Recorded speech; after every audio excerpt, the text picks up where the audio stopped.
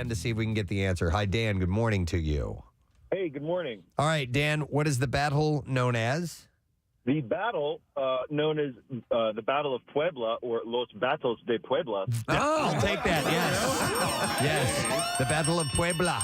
Hang on just a second, Dan. We are going to give you a pair of tickets to see two of the nation's top comedians, Eric D'Alessandro and Vic DiPetito, together for the first time Friday, May 13th, live casino and hotel, Philadelphia. It's the launch of their much-anticipated Funny How Tour. Showtime's 10 o'clock. Tickets on sale now via AXS.com. You have to be at least 21 or older. Gambling problem? Call 1-800-GAMBLER. Let's begin with Amber Heard, Johnny Depp. During her emotional testimony yesterday, Amber detailed the first time she said that Johnny Depp allegedly hit her.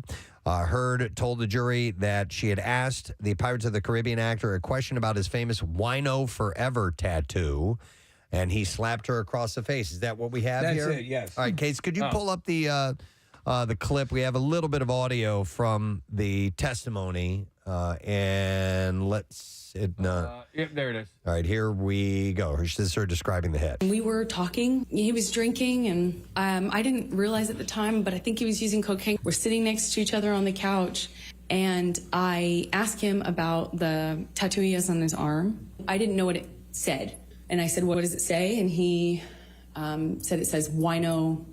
I didn't see that. I thought he was joking because it didn't look like it said that at all, and I laughed and slapped me across the face. He said, "You think it's so funny? You think it's funny? You think you're a funny?" And he slapped me again. Now, that was a tattoo that used to say Winona Forever, remember? Right. It was a cover-up. Yep. He had to change to Wino Forever. I've seen the cover-up. It doesn't look that good. I could see where she was confused. All right, and then she talks about... I still don't understand why, this is just... It's all out there. I mean, there's like a transcript of what both of them did to each other. I don't understand why they're doing this. Well, we go back to the one thing. It is his mission to, quote unquote, clear his name. I don't think this is doing any good. Happening. Yeah. All right, and then we have her speaking of a body cavity search. Yes. Here's that clip. He rips my underwear off, and then he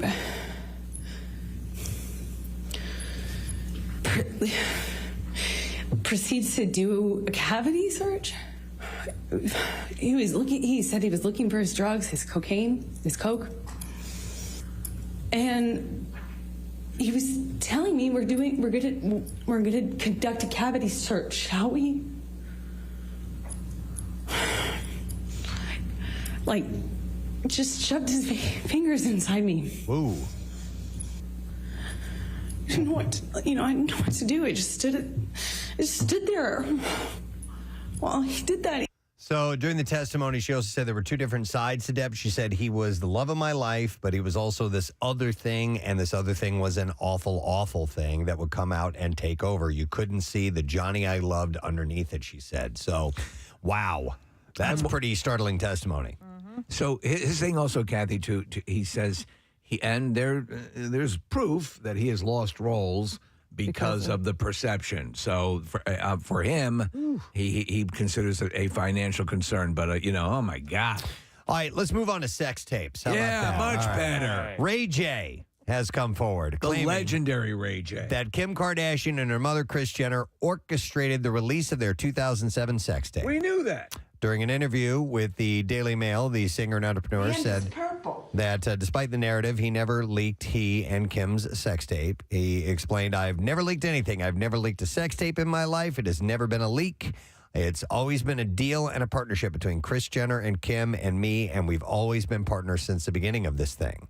Ray J said that he pitched Kim the idea of releasing the tape after seeing how a sex tape made Paris Hilton famous. Ray J said that Kim told her mom the idea, and they signed a contract for two tapes. The one that was released in 2007 that was filmed during a vacation in Cabo San Lucas, Mexico, and the unreleased one created in Santa Barbara, California. Ray J says that all of the tapes are in Kim's possession, saying she kept them all.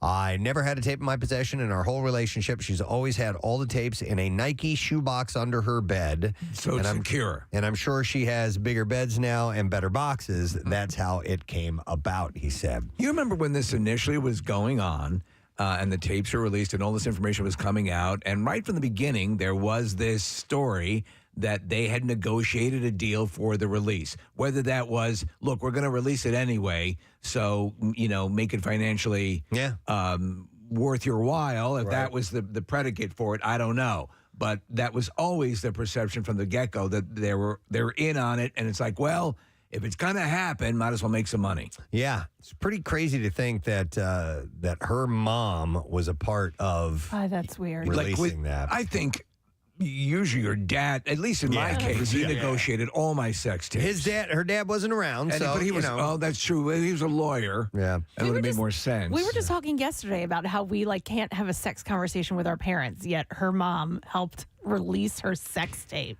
She's a visionary, Kathy. She's a visionary. One level further, she was the set designer. Ray J added that he regrets the release of the tape and felt suicidal when the family built an empire from a lie they've created. He added, as a black man living and working in America, it's hard to get up every day and look out at the water or look at my family. They sit on a throne of lies. And know that they think something about you when you know it's 1,000% the other way. As a result of his involvement in the tape, he said he lost the opportunity to do Dancing with the Stars and America's Got Talent.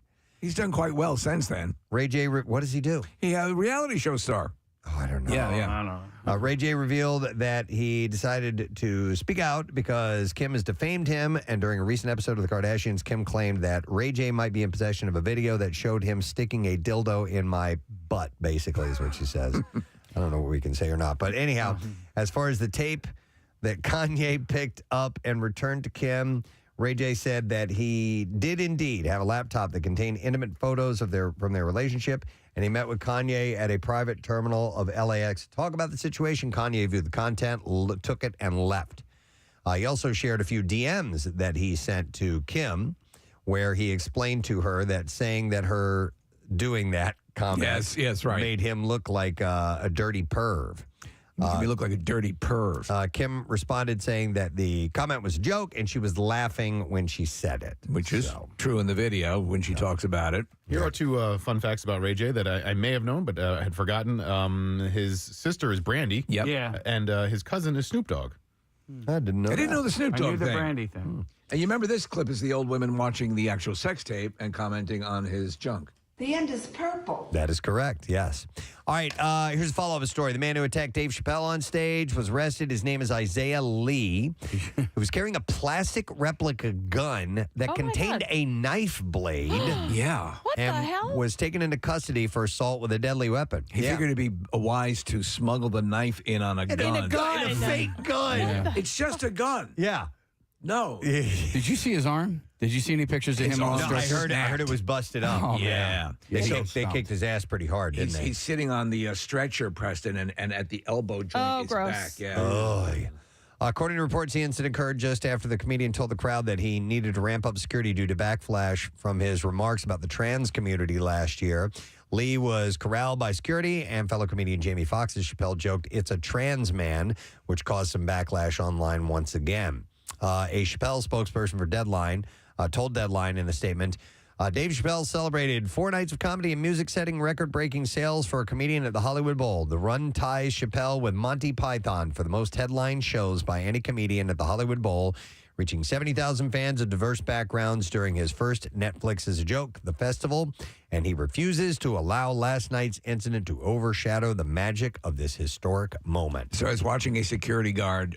They were using him as an expert to discuss the Hollywood Bowl.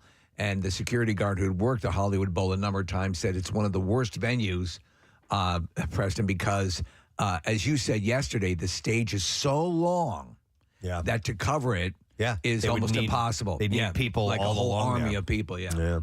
Kim Cattrall is not mincing words. She will never be back as Sex and the City icon Samantha. It's over! Nothing's over. Nothing's over! Nothing is over! Nothing! The upcoming Queer as Folk star revealed after turning down the script for the third Sex and the City film in 2017, she was not approached for the HBO Max revival series. That's right, it stinks! And just like that, I read your script. It stinks.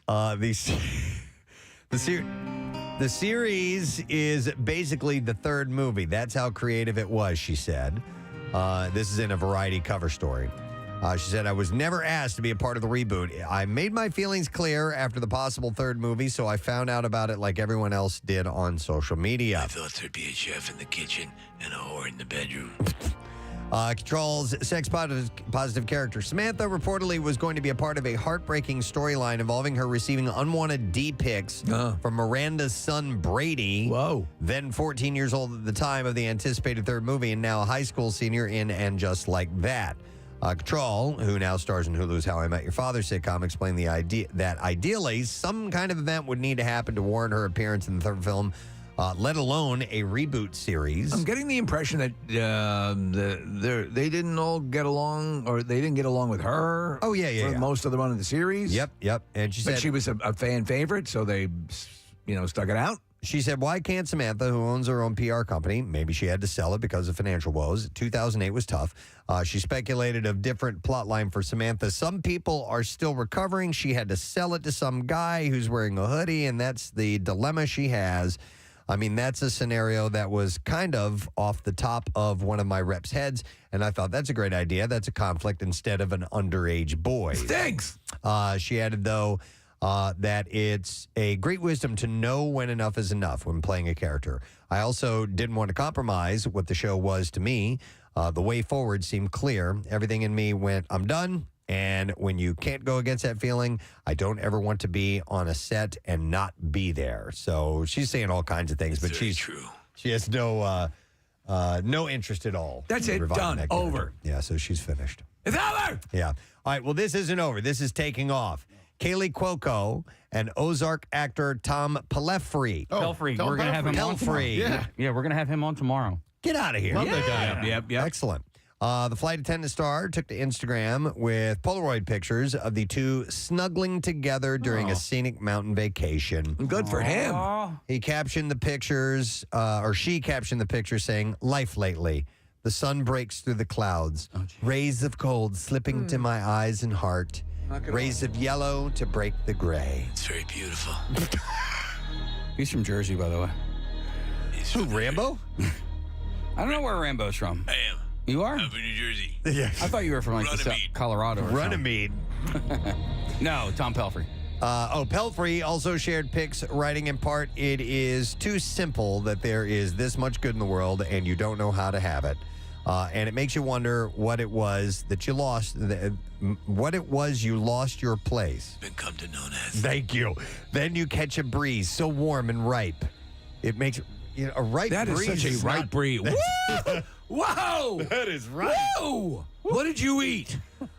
He said, then you catch a breeze so warm and ripe. It makes you hope that someone will come who also cannot save you, but who will think that you are worth saving. Okay. Like it's too early Nick, to post stuff like this. Nick, this will be what you will read to us in about 7 months right? when they break up. Come on, man. And Enjoy it. You can have fun with it, but don't do it to this level on Instagram. Don't go Lord Byron in the first. Right? Come on. Mm-hmm. And I really like Tom Pelphrey. I think he's a great actor. Casey and I kind of fell in love with the dude. Kind of love him a little bit. And when he was on Ozark last season, and he's just a great actor. And now I love her. I do too. I love her. Now I'm a little worried for them both. Steve, that rambling reminds me of you did a parody of The Bachelor one time. Yeah. You are the denim in my sails. The wind in my pants. Unbelievable. So yeah, Cuoco filed for divorce from Carl Cook last September after the sun farts over the horizon. Wait, what? What? I don't think that's a thing. They're trying. Instagram poetry is the best. Oh my God. Yeah. Are they trying to capture them? Cans on that bimbo. I like Kaley Cuoco a lot, and this guy seems very talented. But I think, don't you? Isn't it like when you find out you're pregnant? Don't you wait till like the first trimester? Yeah, after that's Pause. Right. Make sure you Before hit the you start safety getting zone. that gooey. And she just had two relatively public divorces. Yeah. So this is in very recent history. So, But he's like Elf. He's like, I'm in love. Yeah. I'm in love. I don't care who knows it. You're the wind in my pants. How about if you want to declare this? Why don't you say let's be more practical and say something like, "We're trying it out." Yeah. Hey, I'm having fun. We're trying this out. I hope it goes the distance. And text, wouldn't that be nice? Text that to your friends. Don't post it on Instagram for the entire world to see. Or you could just say, life lately, the sun breaks. How's the quote go again? Life lately. The sun breaks through the clouds, rays of gold slipping to my eyes and heart, rays of yellow to break the gray. Whatever that means. Is that okay? And look, for a second there, it looked like it was in quotation marks. I didn't know if she was quoting somebody else. I like this music, though. Where did this come from? It's Paige McConnell. Rambo. Yeah. I don't know. I'm feeling a little frisky today. I'm not always trying to kill Charlie in the bush. Some mornings I like to go for a walk. Yeah. Is this you tickling the ivories at home? Nice. Yeah. Makes me feel it's sort of my Zen moment. Now a little Henry Mancini. Cuoco filed for divorce from Carl Cook last September after 3 years of marriage. She was previously married to tennis pro Ryan Sweeting. For 71 seconds? No, for 3 years. Okay. Or 2 years, 2013, 2015. So, yeah, she kind of, but there's some people, listen, we know people. Yeah. Who dive hard at the beginning and they go a little too deep, too quick. And it's okay to be passionate. But I think that's in the nature of some people, Maybe that's what makes a good actor or actress. I don't know, maybe. Speaking of good actors or actresses, Elizabeth Olsen recently told Harper's Bazaar UK that it's amazing to be the younger sibling to twins. She said of her older sisters, Mary-Kate and Ashley Olsen, if I was spoiled by one, the other one wanted to match it, and I loved it.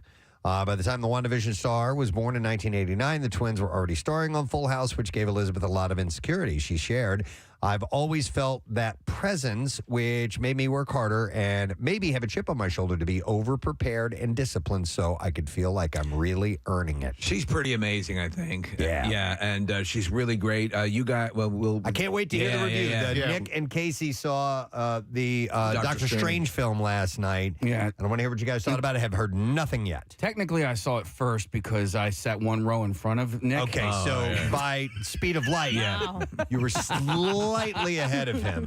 I by understand the way, she is as close to perfection as you could possibly get. She's just great. Yeah. We'll hear about that in a little bit. This is interesting. General Hospital alum Steve Burton. Yeah. He has a real life soap opera thing going on. His own life is better than General Hospital. He announced on Instagram Wednesday that his wife, Cherie Gustin, is pregnant with another man's child. Now, that sounds like right it's out of a soap. Who's the father? He wrote, I wanted to clear something up. Cherie and I are separated. She recently announced she's expecting her 4th child. The child is not mine. That's all he wrote. They've been married since 1999, and they share 3 children, but they are an estranged... I have something to ask you. Who's the father of this child? It's you. It's not me. Who is it? His name is John Rambo. I'm sorry for knocking up your woman. And then they go on Maury and John Rambo. He's got to be there with him. I told you, bitch. Rambo, what do you want? Oh, he starts running around. In your face. I want what they want. Paternity tests with Maury. All right. So anyhow, that was announced officially. He is, he's and he's got that soap star look, and the wife has that soap star look, and there you go. Oh man, I was the other day, just in the middle of the day, I was home and flipping around, and I came across. I have no idea what soap opera it was, and it is just so funny to watch the dynamics. It's been in soap operas forever of the older rich woman and the super younger hot guy boy toy thing. Right. They still play that up like crazy. Like and who was the queen for the longest time was Lucci. Susan Lucci. Oh, yeah. She had Erica guys, Kane. Erica Kane. Yeah. All the guys were then she started to gravitate towards people more age appropriate. But that stuff still exists on those shows. I remember she went years without winning an award. It wasn't an Emmy. Yeah. Did she ever win? She did. She got more heat off of not winning than she did off of winning. Yeah, it was like 18 years straight nomination, never won. And then when she did win, it was a big. I mean, that was her career. Like, she had a full career on soap operas. My favorite mechanism that every soap opera employs is the revelation. It's not I'm not the father. All right, they go to the commercial. They go to another story. They go to 2 more stories. They come back, and they're still standing there looking at each other like, Yep. are you going to say anything? Steve used to play a clip we used to have of Susan Lucci. Was you get away from you, you disgusting beast. Yeah. I have that. Do you still have that? Yep. Because from me, you disgusting beast. yeah, that was Susan Lucci. She was Yeah. probably talking to whoever she was in love with. It was out in the wilderness. It was a bear. Yeah. That's her yelling at a bear. We saw it, and we're like, You disgusting beast. we just thought it was so stupid. She's still alive, right? Brought you a salmon. Oh my God! I plucked it out of the river with you in mind. I know we're not the same species, and I know this is going to be tough. But if you would be my wife, you'd make me the happiest bear in this cave. And she wasn't having it, man. She thought it was disgusting. So it's a sad moment for the bear. She had that power, though. Yep. She's alive, right? Yeah, I believe so. Her Yeah. husband just recently passed away, though. Yeah, the bear. Okay. The bear. The bear. I want to tell you something. I've always loved you. That's him on the deathbed. From the first moment I left my spore at the foot of your bed. My spore. Get enough spore references on this. Oh my God! All right, a couple other quick things. Janelle Monáe, who I love, Very talented. is going to be embodying legendary entertainer and French Resistance agent Josephine Baker. That's really good casting. That's a hell of a story. It's been done before, but it's a pretty riveting story. It'll be in a series called De la Resistance. And it's produced by Monet under the company Wonderland. The TV series will center on Baker's role as a spy for the Allies during the French Resistance, helping defeat the Nazis, and on her experience as one of the world's most iconic, talented, and glamorous entertainers. Born in St. Louis, Baker gained recognition for her performances in the chorus lines on Broadway. She achieved more fame when she started dancing in the 1920s in Paris, making a name for herself at the Folies Bergère. Baker's dance Sauvage, where she wore only a small skirt of bananas and a set of long pearl necklaces, became one of her most well-known acts. Didn't Halle Berry play her as well? Not sure, but she would be a good choice as well. Janelle seems to be a little more statuesque. Well, also like Josephine Baker was, but she can sing too. Which yes, Halle Berry. Yeah. So anyhow, she went on to be the first black woman to star in a major feature film in the 1927 silent film Siren of the Tropics, and during World War II. She joined French intelligence as a spy, becoming a key figure in the French resistance as she used her entertainer status to gather intel on the Axis countries. I remember of that time, and it was such an amazing thing. And she would play at these resorts and these places that she couldn't actually stay at. Yep. Yeah. Yeah. And she was one of the most famous people in the world at the time. Let's see. How about this? The Peacock revival of 1990s teen comedy series Saved by the Bell will not return for a third season. It was announced yesterday. The cancellation comes just a month after the reboot of the classic NBC sitcom won Outstanding Comedy Series at the GLAAD Media Awards. The second season of the show debuted in November, with all 10 episodes dropping the week of Thanksgiving. The updated series was set at the fictional Bayside High School, with the show featuring a bigger and more diverse cast. The new series did bring back original cast members Elizabeth Berkley and Mario Lopez, but adding new cast members, also Mark Paul Gosselaar and fellow original series stars Tiffany Thiessen and Lark Voorhees made several appearances on the rebooted show, but they have canceled it. I liked it, but I kind of, left it after a couple episodes. Marissa, you're the biggest Saved by the Bell fan. Have you been sticking with it? It was cute. I really enjoyed it. I think it's in this weird grasp where it's appealing to the audience of people who watch the original show, and it's hard to build a new audience of people who don't know it. I think you're right. If they'd have gone more full, here's the old cast. Yeah. Because they weren't quite doing either of those any service. We've seen it a million times. It goes back to, I think of Jaden Smith playing the Karate Kid. Right. Was that for a new audience of people who they thought would enjoy the Karate Kid, or was it for people who love and grew up on the Karate Kid? Or fondly remember, and then judge this based on the one they knew. It's tough. All right, so they bailed on it. It's gone. It's over. Yeah, the 2 seasons. That one is over, Johnny. Sorry. Nothing is over. All right, we're ready for the clips. It's time for clips. And It's time for clips. Jeez. Calm down. The dinner's over! Preston is even in the morning! The kitchen ain't going right! Will you? All right. True crime drama. 10th color when you hear, oh yeah. Oh, yeah. Will you? True crime drama, The Ravine, is based on true events. And in this clip, Eric Dane explains the hope and life lessons that he has learned while filming the faith-based film. Here we go. Whether you like it or not, whether you want it to or not, life keeps moving. And there is a lot of hope in this.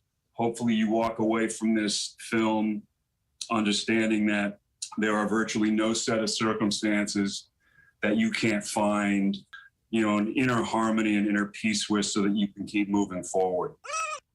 Eric!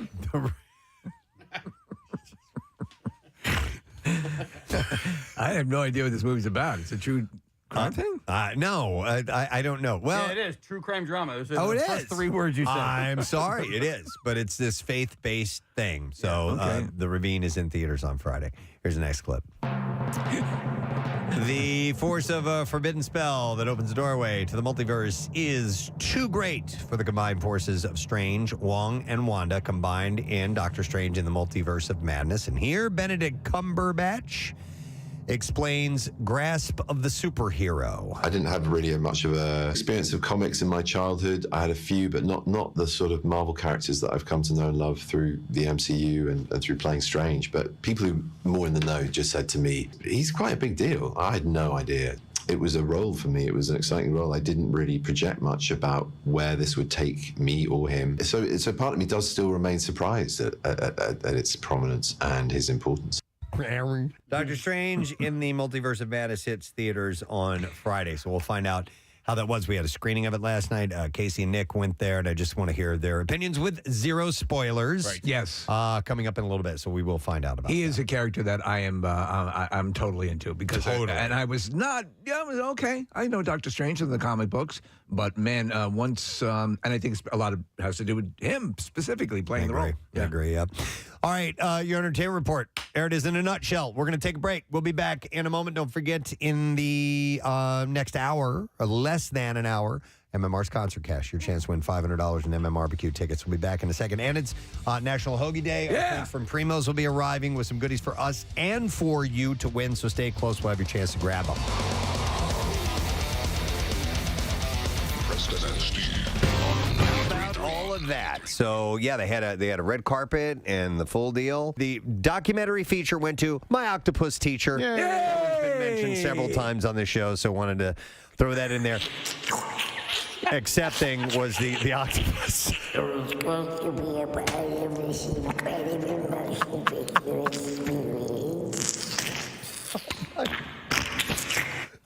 Wow, great. And there was no wrap-up music. He just kept sucking and clicking and doing that whole thing for a long time. So,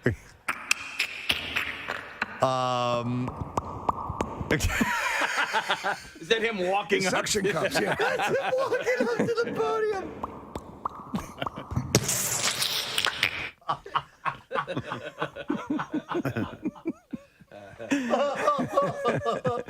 It was awkward, but listen, I mean, he was the star of the film. So. It is a hell of a movie if you get a chance to see it. Think of a Nomad Land, but with sea creatures.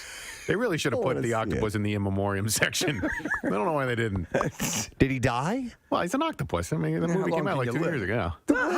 How long does your average octopus live? I'll bet the length of a documentary movie. I'll bet they live longer than you think. No, they don't. They live like a year. They don't. Really? Yeah, watch the movie. Oh, Wait, you saw it too, Kathy? Yeah, I saw the movie great. and I don't remember that shocking piece of That's news. sad. What? Poor thing. All right, well, maybe I'm it was a check thing. it out. 3 to 5 years. 3 to 5 All right, years. see, they're already getting longer lives. See, he can still 1 year. He could have accepted the award. I wouldn't have wasted time with this dickhead then if I was an octopus. I got a little living to do, baby. All right, Yolanda Hadid I know Yolanda. is in love with. Thank you, Casey. You're welcome. In love with her daughter Gigi Hadid's daughter Kai. So she loves her granddaughter? She does. Oh, my Steve. God. I told So you. who got the scoop on this The one? news is big here this morning. Wow. Don't go to press yet. Yeah. I've got something. She shared a tribute. Yolanda Hadid, granddaughter.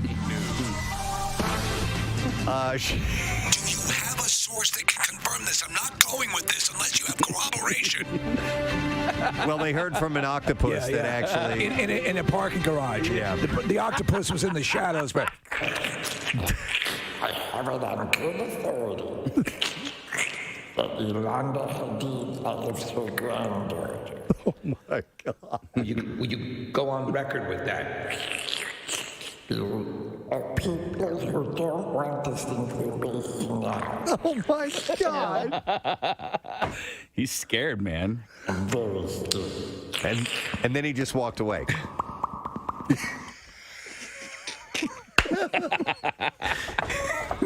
That's my new favorite thing. The octopus walking away in a cavernous room with lots of reverb so you can hear it. I can see you're an octopus. Even in shadow. He's got a trench coat on. He doesn't even need a trench coat. He's got like this amazing camouflage. Listen, he's running now. Oh, man. Yeah, Casey, he just blends in with the floor. It's amazing. A dove formerly owned by Prince has passed away. Yeah. Well, he was big into the doves when doves cry. Of course. But I didn't know that he had, this particular dove was named Divinity. Yeah. Female white dove owned by Prince. She died on Tuesday following a recent decline in her health due to her age. She was 28 years old. That is an exceptionally old dove. Yes. Yeah. I had a cat that lived to 22, and that seemed like an eternity for a pet lifespan. Yes. But listen, I know that some birds like African greys and so on can live for like 80 years. Absolutely. But They usually outlive their owners. But I didn't think a dove had that kind of a shelf life, for lack of a better I bathed term. in the purifying waters of Lake Minnetonka. And That must have been what what I did attribute it. my longevity to.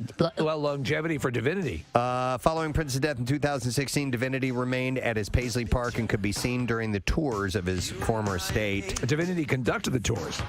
According to the executive director of the Paisley Park tours, said Divinity's beautiful coo has welcomed visitors since Paisley Park first opened its gates to the public in October 2016. She was one of the enduring links to Prince for thousands of fans. She will be missed. I would love to go to Paisley Park. Me too. I read there was a really fascinating article. Prince started writing an autobiography, and he hired a writer to help him write it. And so a year or so before he died, the writing process began, and the writer spent a lot of time in Paisley Park. And I've gained so much more of an appreciation for Prince after his death, which makes me feel guilty for some weird reason. But just everything that went into Paisley Park and his life is really amazing. I was just watching a replay of yesterday of him at the Super Bowl when he did the halftime. It was awesome. Yeah, and his version, along with Danny Harrison and Tom Petty of While My Guitar Gently Weeps from the Rock and Roll Hall of Fame induction ceremony years ago, is just unbelievably great. The outside of Paisley Park looks like a school or a warehouse. You would not. You would have no idea. What I haven't seen are pictures of the inside. It's pretty amazing. I mean, it's like a modern Graceland. Like it's Prince through and through. Our old boss has been to parties there, Jim McGuinn, because he's a program director in Minneapolis, and that's where it is. That's cool. So yeah, I would love to Elevator go inside and all the whole deal. So in addition to Divinity, Prince also owned a dove named Majesty, which, according to reports, were quiet. Both of them were quiet in the immediate days following his death, but they perked up after hearing his music. I don't want to talk. And a new generation of doves will continue to live on. This is what it sounds like when doves cry. I'm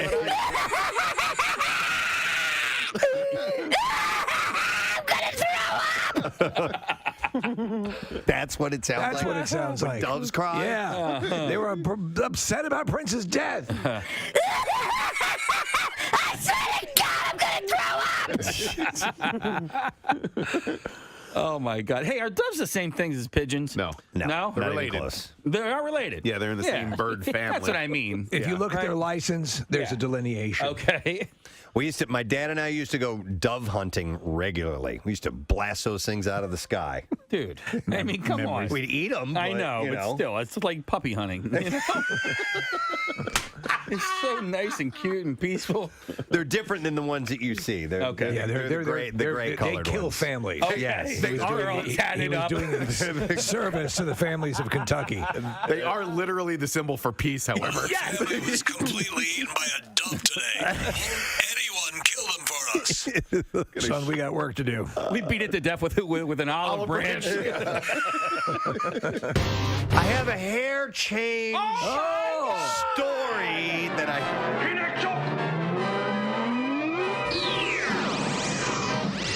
That's a cool sound effect.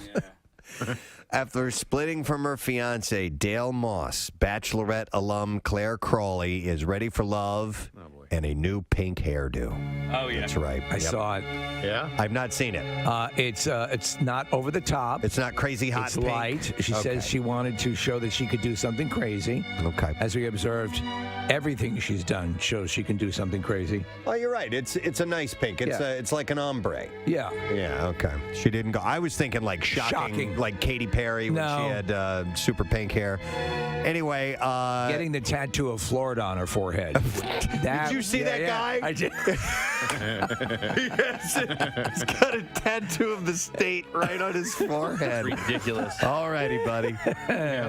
Source tells us she sees her time spent with Dale as something of her past and is ready to move forward. It helped me to learn about myself. So she has pink hair now. Okay, the ombre's good. I kind of prefer the Ganon, bro.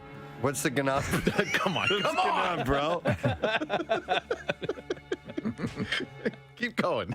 Do it. Finish it. I'm not finishing Come on. It's Ganon, bro. I like the up dog. Personally. Yeah. It is. Yeah. Here's the tattoo of the Florida, by the way. That looks good. Oh, Man, what is going on? I know. We have a monitor that's normally in front of us. It doesn't work, and I can't see the photos when they come up. But yes, that's just brilliant. Best performance by an actress in a motion picture drama went to Andra Day for The United States versus Billie Holiday. And overall best motion picture drama went to Nomadland. So there you go. That's our first foray into a very strange awards year. It was. You know what was one of the weirder things, Preston? At certain points when they were going into a commercial and they had the nominees, they'd put the nominees up and they'd bring up their microphones so that they could sort of like talk and like. And there was, did you see Case? I don't know, because there was a point where Pacino was up for something and they were all, hi, Mr. Pacino, I'm a big fan of yours. And there's this cross talk that's not, no one was overseeing it. It was just like you were listening in on a Zoom call. Wait, so the crosstalk was between the fellow nominees? Yes. Yeah. Okay. So they did that a couple times. If they ever do this again, they should not do that again. Yeah, that's kind of weird, right? It's very weird. And I'm like, is something supposed to be happening? What was great, though, is when Soul won for best, I think it was best animated, who do you call it? Tracy Morgan pronounced it as Saul, right? He goes, and the winner is, and he goes, Saul. And then there was no reaction because there was no movie called Saw. Right. And then he realized that he had made the mistake. And then they had cut to the, it was for best original song. But either way, the actors, it was Sudeikis, it was the people that were up for the next award. Right. They were having a ball with it. They were cracking up. Don Cheadle was making fun of them, and it was really, really. I think Pacino didn't realize that he was still on the Zoom call because he was standing in the doorway pleasuring himself. Oh my God! Yeah. Oh no, you How don't do awkward that. is It feels so good. Right. Well, I didn't see that clip. But I did see. I saw a clip. I'm gonna shout!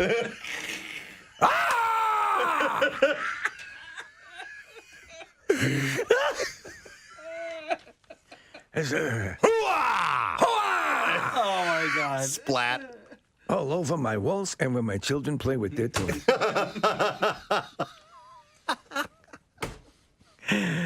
You were expecting something like that. There were a few people who clearly were not quite up to speed on the tech. I'm gonna shoot over here. That was good. Oh man! Right after that. Yes. Sorry, Nick. No. This is also comedic. He fell asleep.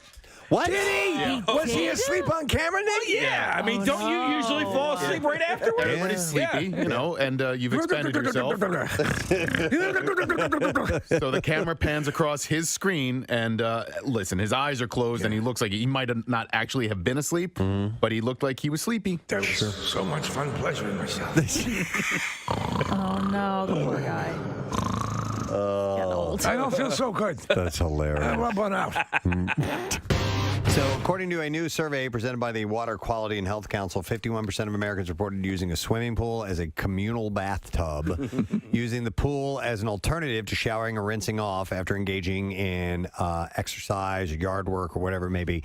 Even though 64% of Americans know that pool chemicals don't eliminate the need to shower, people continue to do it anyway. By the way, the survey comes as experts from the council, the U.S. Centers for Disease Control and Prevention, and, which I didn't know existed, the Pool and Hot Tub Alliance. Oh, that's great. That's what Darth Vader faces off in the second movie. Work to educate the public on healthy and safe swimming. We shall crush the Pool Alliance. Yes, my name is Mortimer Sanchez, and I'm with the Pool Alliance. And we think you're a bad leader. The survey also revealed. Nick and Casey went there. So, I loved it. Opinion? Yes, I loved it. Steve asked, and I hate it when you ask me like to give it like a stars because like I don't want to not give it 4 out of 4 because I really loved it a lot. But it is pretty close to being 4 out of 4. It's not what I expected. It was the scariest Marvel movie I have ever seen. Yeah, Sam Raimi as director was, and what I understand, he was brought in to, The Evil Dead, and obviously he did the original Spider-Man movies for Sony. So, and I'm glad I kind of went in there with expectations and of something else. Yeah, that's cool. And it was not met.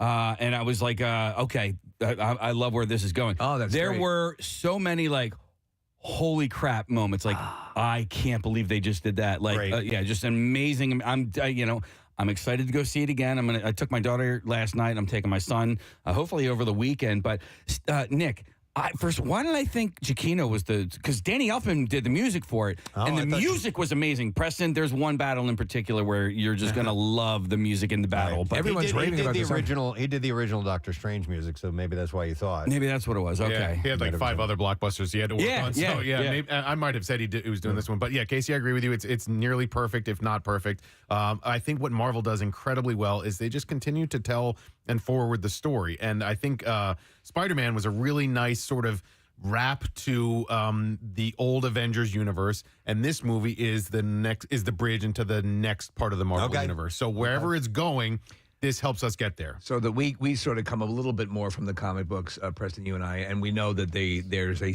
synergy that occurs in this timelines, and I believe this movie gets us there. I don't want you to tell me anything. Yeah, we've heard some rumors. No spoilers, but it's great. You're gonna love it, and the only thing that I ever say about like spoiler wise or whatever, there are post credit scenes like there are in most Marvel movies. Okay, there's two of them. Very impactful, or just the first one is good. The second one you don't have to. Okay. The second one is just it's more comedic. Okay. It has it doesn't. It's the like second a shawarma one scene. Yeah. It doesn't further the story at all, but everybody laughed at it. So it was funny. I was like, I could have been home 5 minutes earlier. You know what I mean? All right. Okay. But I think you guys are going to be completely and totally on board with this. Love it. Happy to hear that. Yeah. Movie opens tomorrow. We had a screening last night. It's great to do screenings, man. It's really cool to be in the audience with a whole bunch of other people who are there for the same reason. Yep. All right. Well, listen, I got some stuff to sell. It's time to open up the store. Let me flip the sign over here. He's the rural Doctor Strange himself, Preston Elliott, proprietor of the general store. Yep. And let's peruse through here and the multiverse of produce. See what we can find. No, we're gonna go to the personnel section. Oh, the personnel section. I saw this story, and I'm gonna bring it down off the shelf. There is. Wait a minute. This is. What is that? Put these out of order. Who did this? Oh man. And where are those pictures I was supposed to look at? There's an order to them? Well, no, there's an order to these height pages. order. There's an order to these pages. This story's 6'2". All right, here we go. A probate court judge Tuesday took under submission a Florida man's assertion that he is the grandson of Charles Manson. This guy's been trying to get this through for a while. A claim that's being challenged by a former Manson pen pal, as well as Manson's professed sister, who are also vying to administer the late cult leader's estate. So there are these people. Kids want to go out for ice cream? These people. I love you, Grandpa. Fighting with each other to be lay attached. claim that they are his heirs. These are my favorite times playing catch with my grandson. It's so bizarre to see that these people really want everyone to know that they were related to Charles Manson. Meanwhile, like the ones that were probably directly related or closely related. Don't want anybody to know. Yeah, they are not saying anything. Well, does this girl like you? During Tuesday's virtual hearing, Ruben Garcia said that he will decide by May 20th whether 45-year-old Jason Freeman of Bradenton, Florida, is indeed the son of Manson's late son, Charles Manson Jr., who was also named Charles J. White and who committed suicide in June 1993. Remember the fight that was going on for bone fragments? He was cremated, I guess, had to be. And so there was this huge legal battle over who had ownership of those bone fragments. And it's who's entitled to his estate. Like, what did he have? Or is it? He was on Lifestyles of the Rich and Famous, Brett. And this palatial cave. Yeah. Can they trade off his name now? Like, is there money to be made in 2022? That's what I'm curious about. Is what kind of money can you make off of Charles Manson's name? So the Ghost Adventures guys, Zach Baggins, you know this guy who owns the Museum of the Damned in Las Vegas. He's got like stuff from John Wayne Gacy, and he's got Kevorkian's furniture from Kevorkian's waiting room. He has a couple of the Manson fragments. So there is a whole group of people that live in this realm and love to collect this stuff. That's bizarre. Yeah. Marissa wrote down that rights and money from books and movies and NFTs may be what he's after. But here's the deal. Okay. The guy hasn't taken a DNA test. No. Wouldn't that be it? You would. That's the determining factor, right? And he's not. So he either knows that he's not related I'm into crypto. or doesn't want to find out the truth and be wrong about it. I don't know, but I would think you could take care of that real quick. Yeah, absolutely. But maybe someone doesn't want to do that because they know it would prove they aren't related. Yeah. Charles Manson. It's my grandfather. Yeah. It's wild how things have changed. How's it going, Scooter? I remember seeing, like in earlier days that if you were related to a nefarious individual, you yourself, just by relation, could be, boycotted and treated poorly. People would distance themselves. I remember it was Harvey. Dude who shot Kennedy. Jesus, Lee Harvey Oswald. Lee Harvey Oswald in movies depicted as like his family, his brother who had like nothing to do with him was treated very badly because of their, just their relationship. Things are different now. Actually, you can make money off of somebody who was infamous. I watched a documentary, Preston, about the daughter of Amon Goth, Amon Goth, from Schindler's List. Yeah. And just beyond evil, just the absolute beyond evil. Let's just put it that way. If you've seen the movie, you know the character, and it rings pretty true in the movie. And she's trying to make things right. And she had nothing to do with it. Yeah. But she's trying to get in touch with people who were there, and the whole documentary is her trying to make amends for something that this evil man. He was did. just evil. Yeah. He just liked killing and torturing people. Horrible. All right, let's go somewhere else lighter than that. So this guy's trying That's to a serial killer. prove that he is the grandson of Charles Manson. All right, so how about this? The island of Nantucket, off the coast of Massachusetts. What were you thinking of a dirty limerick?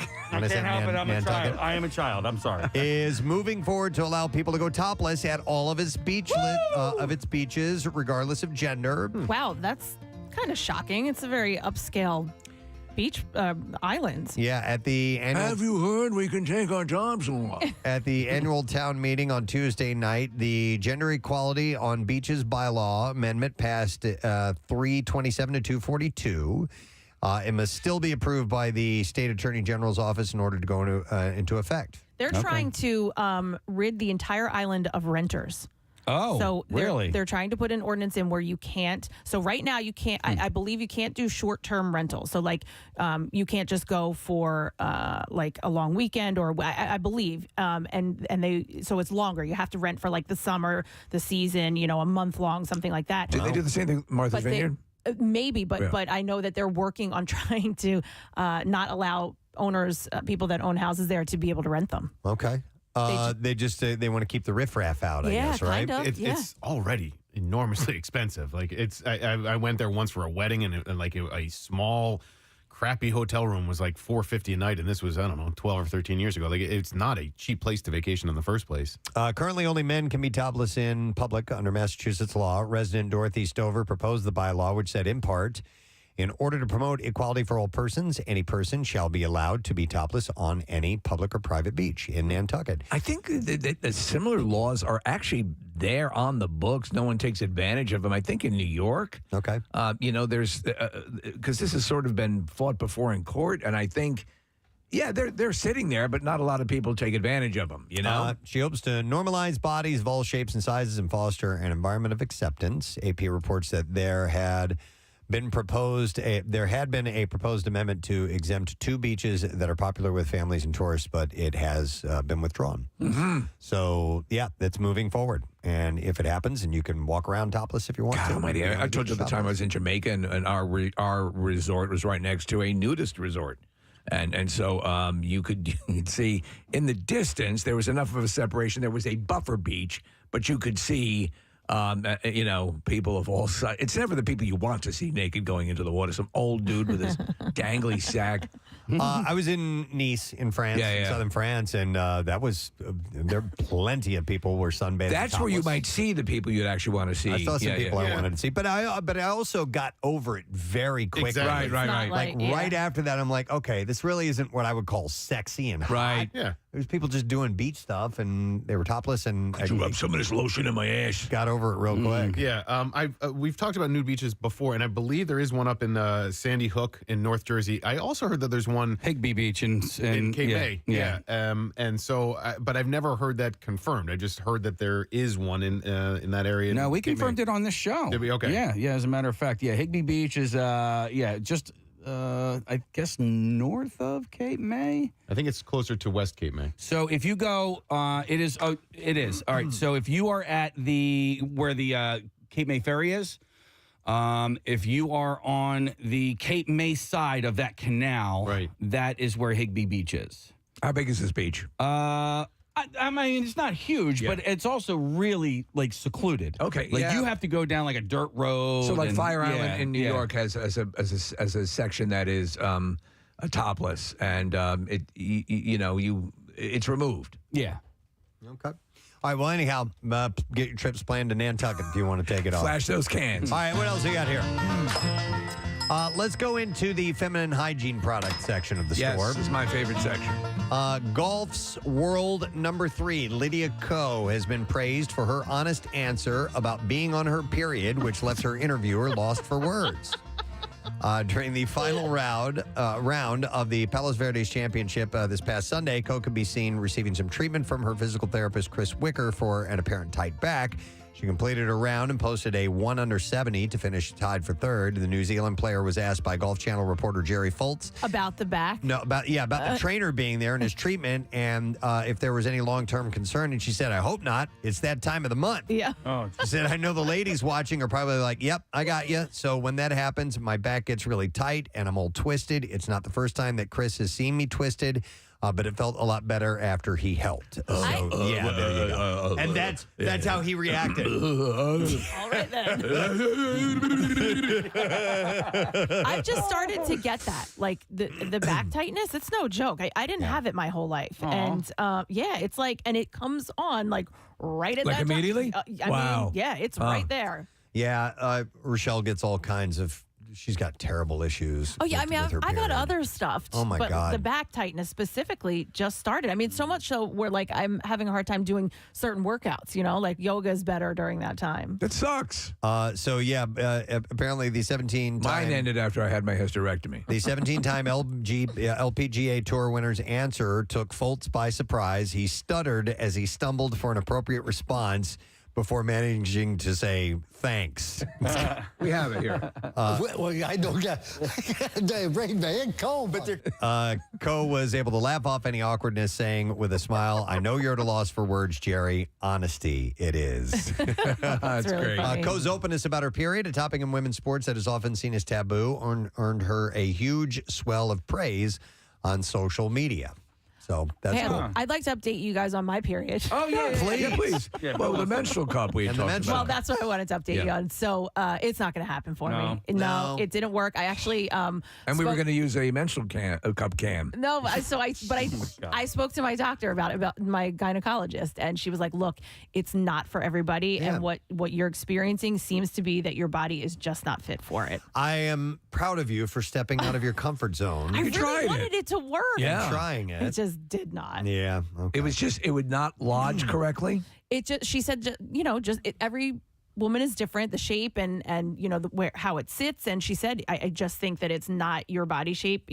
Is just it's not working. For Could you use, because it's a malleable cup, right? It bends, Oh, right? yeah. Could you use circus peanuts? Oh, my Stop God. it.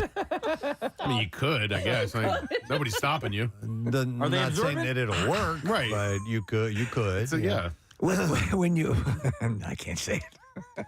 You So don't. back to the old cotton pony for you, huh, Kat? Yeah. Everybody keeps telling me to try the disc. I queefed and it smells like cotton candy. That's different. So I don't know. Maybe I'll try. Wait, to that. try the what? The disc.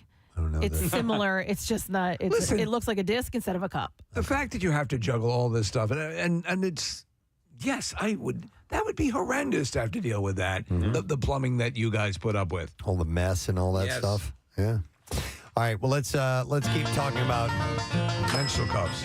No, ladies, Mother's Day is coming up, and when deciding to get something for your mom this weekend, a new poll suggested all depends on what kind of mother she is overall. Oh, okay. So is his ideas on what to get them? This might be a way out. Sort of. You so, suck. The one poll survey of 2,000 adults found that foodie moms would unsurprisingly like edible gifts. This is stupid obvious. Wow, that's a great. Your mother really likes food. So Get her food. But wow, she would man. also like a getaway or a gift card. Sports or soccer moms prefer homemade gifts or household gifts. Wine moms like heartfelt homemade gifts or ones that they can eat. Do any of the moms like a burning paper bag filled with poop? Oh, sure. Yeah. no, I do like actual ideas though. I thought it was going to be like specific ideas. Among far too generic. But this is no. But it's saying if she's this type. So if she's a sports person, other than getting you sports things, you might want to consider menstrual cups. No. You might want to make a homemade gift, yes, or a household gift. I as made well. this cup for you. Among some of the best Mother's Day gifts they remember receiving, named were things like having the house cleaned and dinner made. Oh, that's got to be a home run, That's right? anybody. Yeah. A handwritten poem and a vase with porcelain roses. At the same time, 62% admitted to pretending to like a gift in the past, such as a plant mud flaps for their car or dish towels. Mud flaps, huh? I got my mom, I made for my mom a list of, I forgot how I worded it, but it was a list of things that she's done for me over the years. Oh, that's just nice. things that I appreciated. Yeah. So, yeah. When did you do that? It was a few years ago. Oh, you made her cry, didn't you? Oh, big time. Yeah. Oh, So I that's framed what you it. want. You want to make your mom cry on Mother's Day. I put it in in like a shadow box, and we put little flowers in there, and Aw. I put it on some nice stationery. Is it prominently displayed in her house? Yep. That was a big one. Are you the favorite now? Yeah, clearly. Kathy, let me ask you this, because I don't like this trend, and it's been trending for the last few years, but sporting events that you have to attend on Mother's Day. On Mother's Day, yeah. I feel like, and it happens all the time. My son has a rugby game on Sunday. It's like, dude. Oh, like, they play sporting events on Mother's Day. Last year, my son had a baseball game on Mother's Day, and it was miserable. Like, first of all, we got 10-run ruled. Okay, so we got our asses handed to us. Sucks. Oh, and it's going to be gross this weekend, too. And it was rainy. Yeah. It'll probably get canceled this Yeah. year. Dude, we played in the rain. Like, it sucked. And, but I'm like, listen, there are some mothers out there who love being on the sidelines or in the outfield or whatever watching, but like, you're making that decision for us. This is what we are doing on Mother's Day. And I feel like it's there are so many other days. Are games always on Sunday? Not always. Well, I mean, rugby, yeah, but like baseball games and stuff like that. Like I remember Casey had a soccer game, like spring soccer. It's Mother's Day, and I feel like it's Mother's Day, so let's not schedule anything for that day. What all days throughout the year should not have sports scheduled on them? Because there are some other ones that could conflict with that, too. Well, Arbor Day.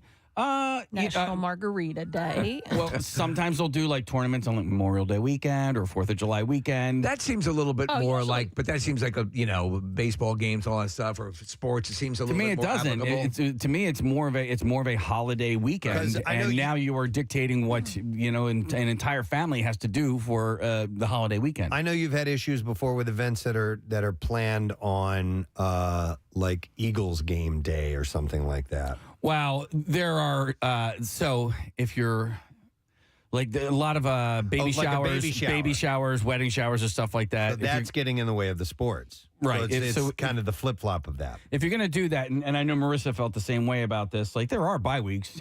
Like you can pick a bye week for that. Charities pick bye weeks on purpose. Yeah. Like if there's a walk on a Sunday in the fall, charities specifically go into the Eagles schedule, and they're like, we're going to get more participation if we do it on a bye week. But when you're trying to plan something for your wife or your mother for Mother's Day, whether it be a brunch, a lunch, or a dinner, and there is a sporting event around that, then you have to sort of plan around said event. Yeah, it doesn't bother me.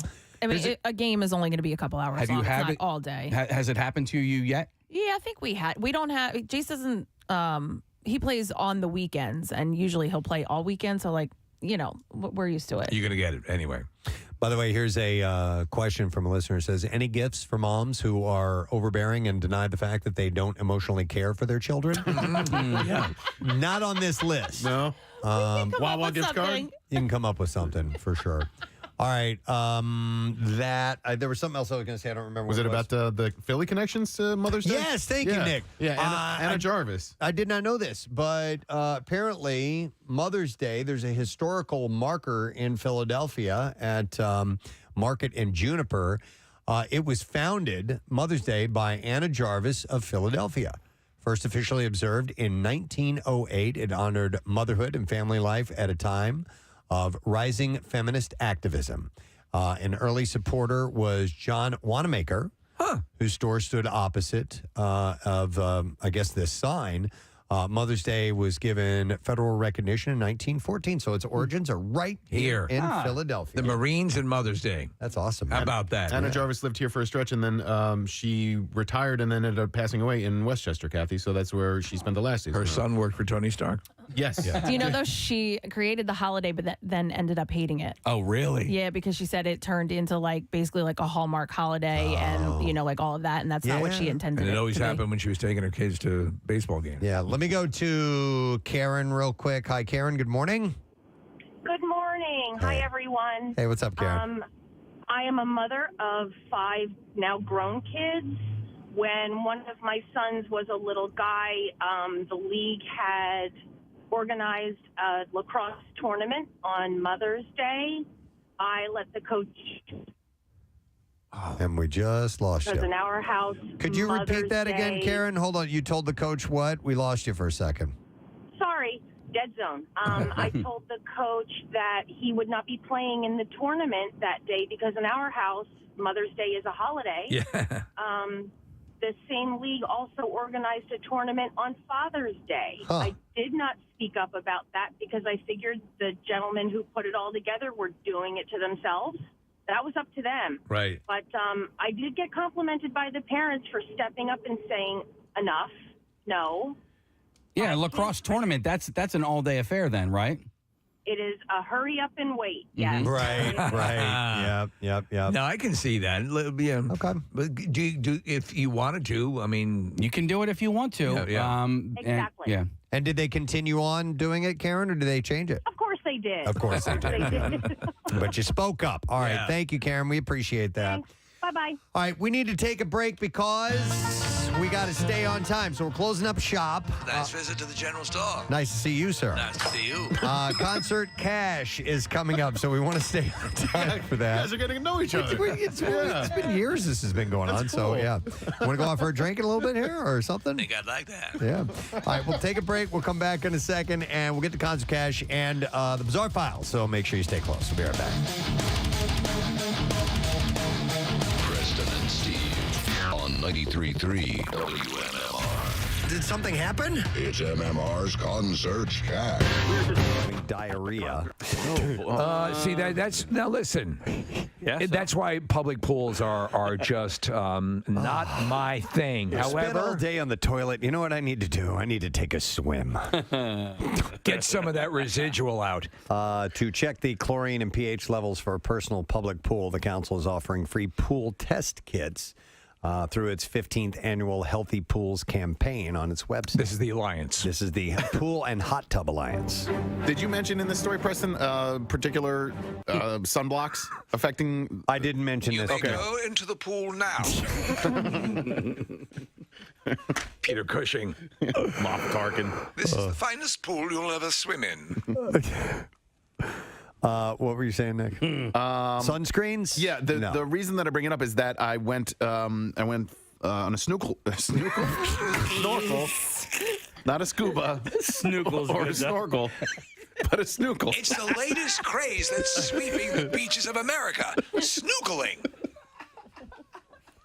Get some Beach Boys. Yes! Yeah, that'd be Going great. outside, hanging tan, snookling all day long. Yeah. Serpent USA, please. Oh, sorry. I know what the snookle is, if I may suggest. Have a snookle. Oh my God. Ladies and gentlemen. Snookle USA. Like California. I'm such an idiot. All right, anyhow. Snorkeling. Oh, yeah. I went snorkeling, and you weren't allowed to wear. You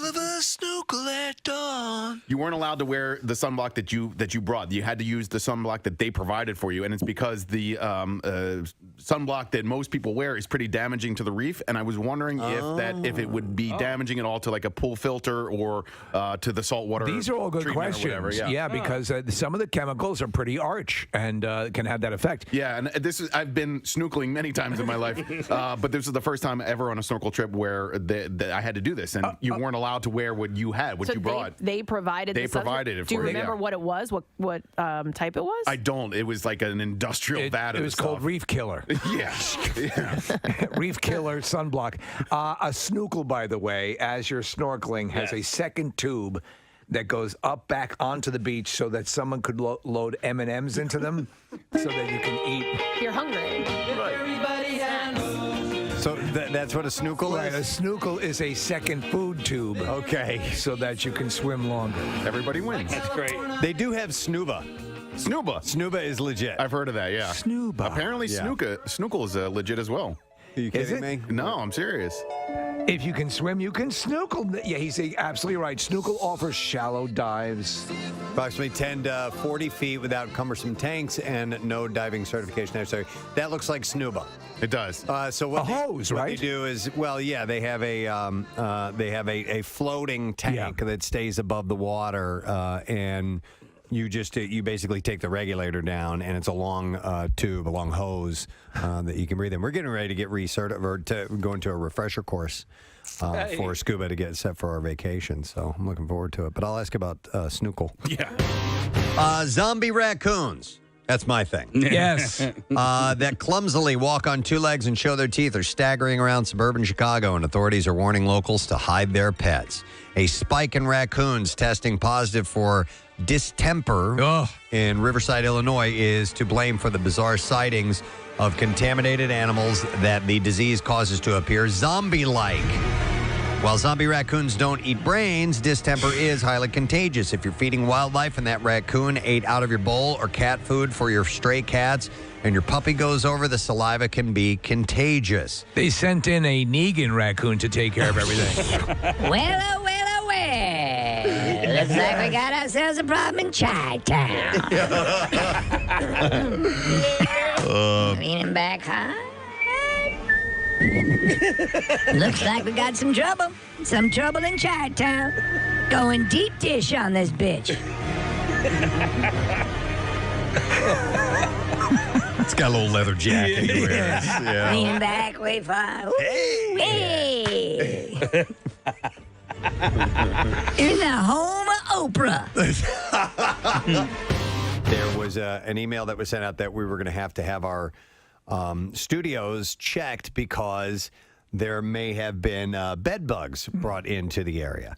And we've had everything checked out. They actually just brought a dog in to sniff. Yeah, I think it was Jack Russell is what it looked like. Josie was her name. Josie is the dog. And there's no bed bugs. Well, no, that's not true. There were on a chair. Oh, was there? Yes. Oh, okay. Yes. Or yeah, it was sort of like a warm zone or something. A warm like that zone. They call those. That's So- what I call my chairs at home. Yeah, my warm zone. I think what everybody was worried about was an infestation, which I guess is not the case if it was just on the chair. I don't know. Just on the chair. The rest of the place is apparently clean. Josie scoured our studio and nothing. And I'm never coming back again. You would have thought there was a radiation leak here. Yeah. So I never told my wife that there was a bed bug. She wouldn't have let you go to work. No. That was the first thing I told my wife, and I started laughing. Yeah. Because, listen, I'm surprised that's all we have. They're ripping the entire building apart, walls that haven't been opened up in years. Yeah. I imagine at night there must be a big vermin hoedown when we leave. Because you walk around, there's these cavernous, like a wall will disappear. Yeah. There's a big opening now. Yeah. You walk down one hole, it's 11 degrees, and on the next hole, it's 1,400 degrees. It's a whole new environment. It's like you're on some spaceship that's just, morphing all the time, and that's what this is here. Well, I'm just glad that they alerted us to it. Yeah. Because during some of the construction, apparently they were removing asbestos, and nobody ever told us. Well, that's when that wall went up down at the end of the hallway. Yeah. Because, and I almost walked into that wall. That's how quickly it went up. I started to turn down to go down to what I thought was Chuck's office down the hall that used to exist. Like Looney Tunes. And there was a wall. So my wife will, when we go check into a hotel, it's always the same situation. We open the door, we shut the door, we leave our bags right at the door while she goes and strips all the beds and looks through all the furniture for bed bugs. She's like definitely She's fanatical. So before you guys even enter the room, we have to leave our bags at the door. There's an inspection. I really wanted to come in a hazmat suit or some sort of bubble, but I couldn't find anything. That would have been awesome. Yeah. I'm going through our text chain, and I'm like, hey, by the way, this is going on. I'm not going to tell my wife. And then Kathy immediately goes from 0 to freaking out. Oh, yeah. Get the F out of here. I'm not coming into work tomorrow. Who the F has bed bugs? Holy F, no, like 1,000 exclamation points. And then she says, do you know how hard it is to get rid of bed bugs? What's the company going to do about it? And when? And then Preston sends a gift. A GIF, of like a bedbug jug band. Yeah, playing music. And then Kathy fires back, that's not funny. It's not funny. I think I said F you to anybody who's not taking this seriously. And then I think Nick said, read Joe's email. And then Kathy says, F the email, F the bedbugs, and F whoever doesn't think this is a big deal.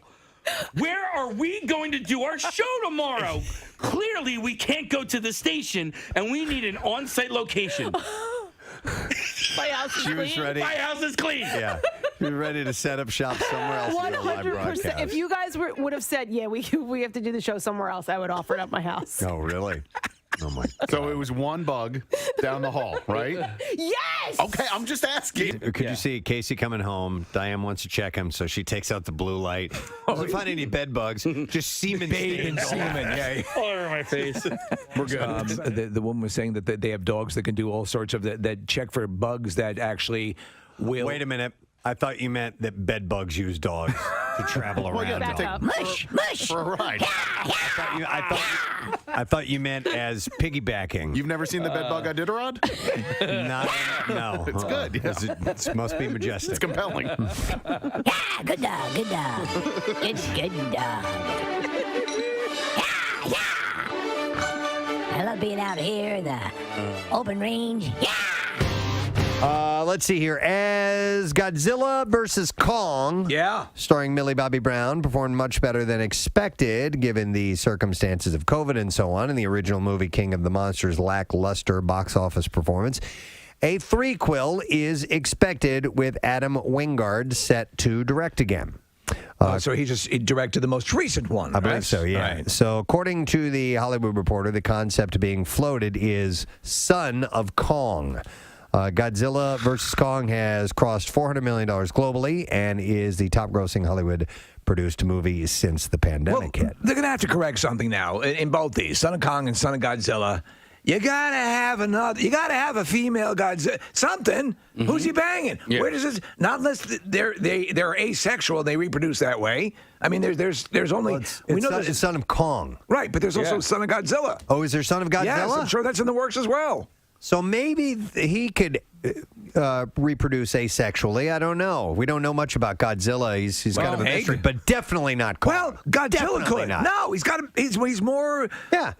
He's a simian. He's a mammal. Why do we assume that Kong is a man? Wouldn't We see know it. He's all man. Well, I don't know. Wouldn't he be Queen Kong? Yeah, he'd be Queen Kong. Okay, fair point. But I didn't see any low-hanging fruit, so to speak. Yeah. Yeah, they left that out. In fact, can you on apes or do they? I've never. Is there junk external? That's a good question. Apparently, it's pretty small. I remember. We talked one point about animal genitalia. Yeah, but even on Kong, it would be big enough. You're right. But it'd be the size of a proportionally VW, you know. Yeah, it'd be the size of me. Be as tall as Steve. I want to see King Dong. I want to see it. There actually was a movie called King Dong. Of course, yes, there it was. Yeah. Well, maybe it's a rom-com. Like he's romancing this lady, and that's about how they have the baby together. Oh, the next Kong the movie? next one, yeah. 4 Weddings and a King Kong. That could be. It could be something like that. We'll have to see. An inspiring story. Giant ape walked into her life.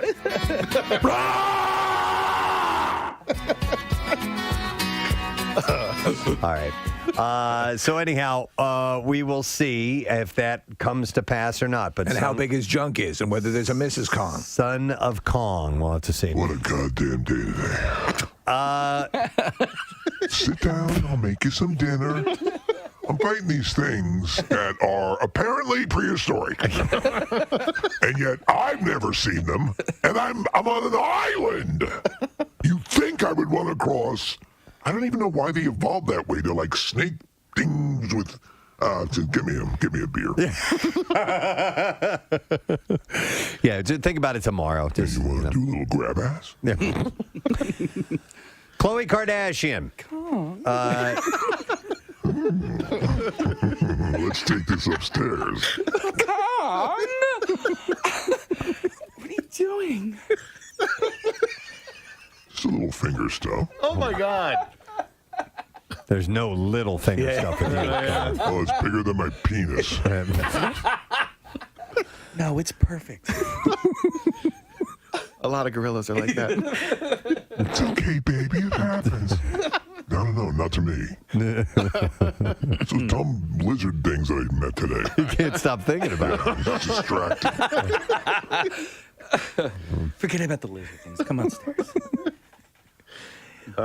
Let's have some oysters. Okay. Should I move on to Khloe Kardashian now? Okay, thank you. Same size. I have the floor now. Maybe that. There you go. King Kong marries Khloe Kardashian. Today, it was, I guess, 25 years ago today or recently within the last week or so? I think it's today. It's a magical day, or at least a magical time. You can sort of feel it in the air. Yeah, you even look outside and the trees are swaying, I think, in honor of the fact that it is the 25th anniversary of the movie Twister. Yeah. A legendary film. Oh, my God. Legendary, horrible film. I remember looking forward to going and see I took my mom. She was visiting in town, and I took her to go see the movie. And the big hook were the effects. Because at the time, the effects were kind of groundbreaking. The CGI depicting these tornadoes. And they were amazing for the time. They did a great job. Yeah. It was such a stupid movie. The whole concept. It was just piss poor. Yeah. The rival storm chasers. Yeah. There's the corporate storm chasers and the more grassroots in it for the love of the storm. The whole background story on Linda Hunt's character, Helen Hunt's Joe Harding. Not Linda. Yeah. Very, very different. Yeah. So the Helen Hunt's story about her dad being sucked away in a twister while they were in the storm cellar, and she's always had this love-hate relationship with the storms. But it's horrible. But again, at that time, the effects-wise, wise, you'd never seen anything like that. No, effects wise. So here's my vivid memory of this movie. Because if it was 25 years ago today, I was just getting done my junior year of college. I was a lifeguard, and I was at my boss, the guy who owned the company. I was at his house getting all the supplies ready to clean out pools. We did apartment pools. And he talked like this, like his voice was like this, right? And so it's me and my little brother, and we're power washing all this stuff in his driveway. And he goes, I saw Twister last night, and those tornadoes. Now, here's your concert cash keyword. Word is video.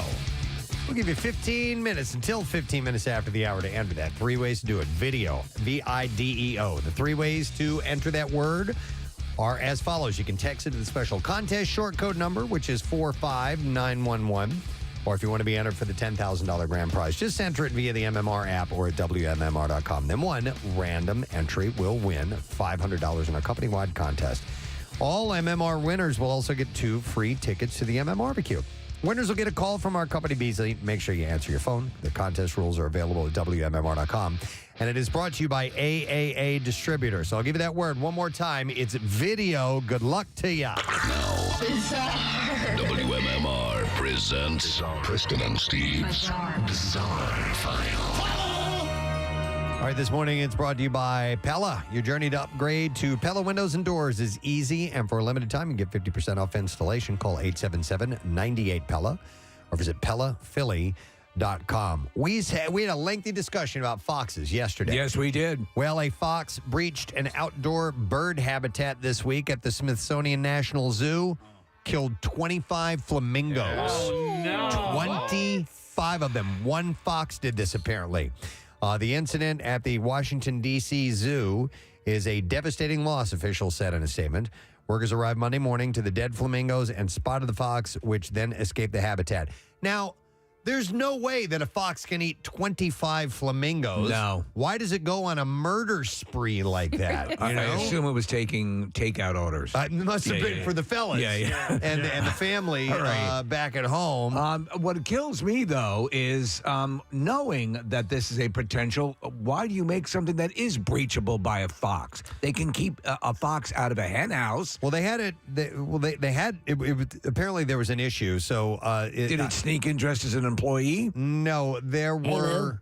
An inspection revealed on Monday a softball-sized hole in the heavy-duty metal mesh that surrounds the outdoor yard. So they weren't, they took precautions. Yeah. All right. So in addition to the dozens of dead animal flamingos, a northern pin-tailed duck was killed, and 3 more just to cover the tracks. 3 more flamingos were injured.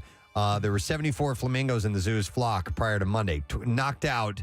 Like a third of them. That's crazy. And the bitch of it is that they're locked in there. It's like being in with Rorschach. Yeah, you're in with me. The surviving flamingos were moved indoors while the ducks were moved to a covered outdoor space. The incident is under investigation. An unwanted reptile guest helped itself to one Florida family's stash of drinks after busting into a garage last week. Karen and Jamie Dobson were at their home watching TV on Wednesday night when, as they explained, they heard a loud crash, and it was so loud, in fact, that they initially assumed that it must have been a car crash. Karen said the crash was so big, like wicked, she said. Wicked big. What they found after checking the garage was something that the Chicago natives were far from accustomed to. She said, I opened the garage door about a quarter way to peek my head in, and there's this alligator. Very quickly, she closed the door and said, Jamie added, Karen, we have an alligator in our garage, something that coming from the Midwest, we really haven't experienced before. The 8-foot-long alligator was quick to notice that it had been spotted as it reportedly began to back away from the couple and flash its teeth. So the Dobsons called a local wrangler known as Ray the Trapper, who was able to get the situation under control. Can I help you? Even though it was now out of their hair, however, the alligator was still making life difficult for the couple as it had gotten into a box of Diet Coke and made a mess in the garage. The couple said that they were preparing for an upcoming party and had drinks banked up for the occasion. I gotta tell you, it tastes exactly like regular Coke. Karen said that there was Diet Coke spewing everywhere because the gator was interested, tore open the box, had a few cans, she said. Probably thought it was beer, but people have sent me texts, she said, and emails with Gator Girl, and they have all these comments like "Crikey, mate," and "What a great birthday present, Karen." The alligator has since been safely relocated by the Trapper Service. People in Langdon, Essex, England, have reported seeing a gang of people in clown masks driving around in a van that were blasting creepy music in the early hours of a recent morning. The music has been heard by residents in Langdon, and most residents who reported it also reported feeling confusion and concern. People have also taken to local Facebook groups to warn one another about the strange clowns with loud music. No word if the police are investigating, but nobody knows who it is or why they are doing it. It's a little troubling. To be fair, nobody tells you how long you're supposed to drink the wine in church, but a family from Brandon, South Dakota went viral after filming their 7-year-old daughter's first communion ceremony. Stephanie Heidbrink was attending her daughter Brinley's first communion on April 23rd at the Risen Savior Catholic Church in Brandon. The video shows her daughter receiving communion and then drinking from a chalice containing consecrated wine that Catholics believe to be the blood of Christ. Brinley appears to take a sip and then continues drinking for about 15 seconds in total. I mean, she's slamming it. Jeez. Stephanie shared the video to TikTok where it quickly went viral and has more than 15 million views. She says that her daughter was nervous before going up and kept asking how much she should drink. And she advised her, listen, just let it touch your lips. Just tip it back. You don't even have to take a sip. But the child drank more, and the whole church can be heard laughing in the video. Stephanie chalks up the long drink to Brinley's nerves, as the child also told her mom she wasn't particularly fond of the taste of wine. Wow. But she went for 15 seconds? Uh-huh. Yep, that's a long pour right there. This is wild. After there were 7 deaths on board the aircraft carrier USS George Washington in the past year, including 3 suspected suicides in 1 week. Yeah. In April, 260 Navy sailors are being moved to a location installation on shore in Virginia, where the aircraft carrier has been dry docked since 2017. Something's up. Yeah. So they're just getting them off that boat. Yes. For whatever reason, it's happening. Military.com says some 420 sailors currently live on board the George Washington. A Navy spokesman told the outlet the move on shore will continue, quote, until all sailors who wish to move off the ship have done so. In addition to the 3 suspected suicides, one of the other 4 deaths was a confirmed suicide. 2 were health-related, and the cause of the other death was undetermined. I wonder if there are ships that are known for, like bad luck ships or I'll bet. Yeah, right? I'll bet, yeah. With all the maritime history out there? I would think so, yeah. All right, and we will wrap up the Bizarre File right there, my friend. We are going to take a break, and as we do so, a reminder, you got yourself about 7 minutes roughly left to enter the word video. That is our concert cash keyword. So the word is video, V-I-D-E-O. Make sure you do that because we want your chance to win that money. Speaking of winning, today, May 5th, it's National Hoagie Day. Hey! Primo Hoagies is offering fan favorite Primo size hoagies for $6.99 all day. You can choose from Italian ham and cheese or turkey and cheese. And I have a $25 gift card for Primo Hoagies for caller number 14 at 215-263-WMMR. So let's get it and set you up, and you will be good to go for National Hoagie Day. We'll be back in a moment.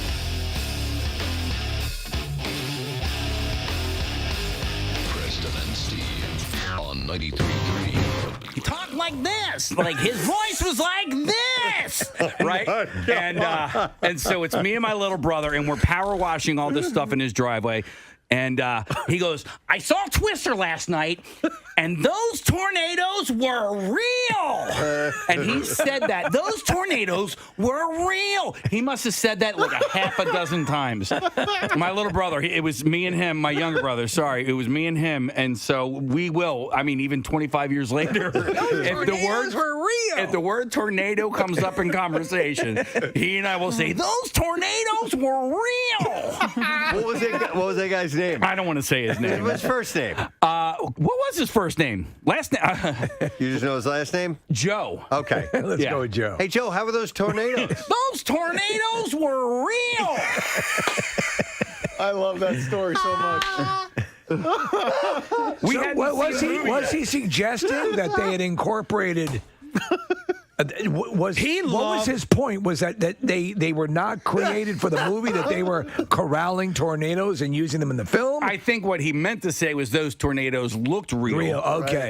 But he said that they were real. And he had like a real affinity towards just weather. He loved weather. He was a weather guy. Yeah, he loved weather. It was like Philip Seymour Hoffman in the movie. Well, I mean, listen, he owned a pool supply and lifeguarding company, so weather was definitely... What I really love is weather. Yeah. Weather's important to that line of work. Absolutely. Yeah.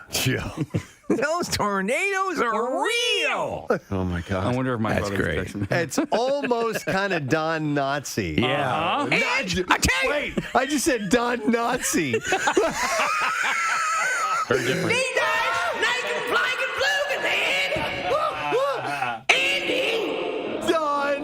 Nazi. Citizens of Mayberry, I find nice and gloomy. Oh my God, I didn't even mean to do that. Wow. Okay. In here, I have something for him to do. We got to talk about this Jewish thing. All right. But you guys would be surprised how many people are texting in on how this is their favorite movie. What?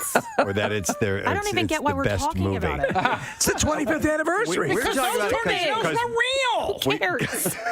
I mean, come on, Cap. it was real. By the way, when Casey says that, he puts his hands by his sides. Yeah. I'm trying to like he pushes them into his sticks his elbows out and goes, "It was real. Those tornadoes were real." Primal Fear. Ed Norton has them as a very diabolical character, right? I remember he's completely psychopathic. A good twist. In It's a that movie, twist. too. Yeah. It's a twister. It was real. Those tornadoes were real. Dude. I can't believe we just met this guy. I can't believe I never took. You've never brought it I up. love that. Dude, that guy, man.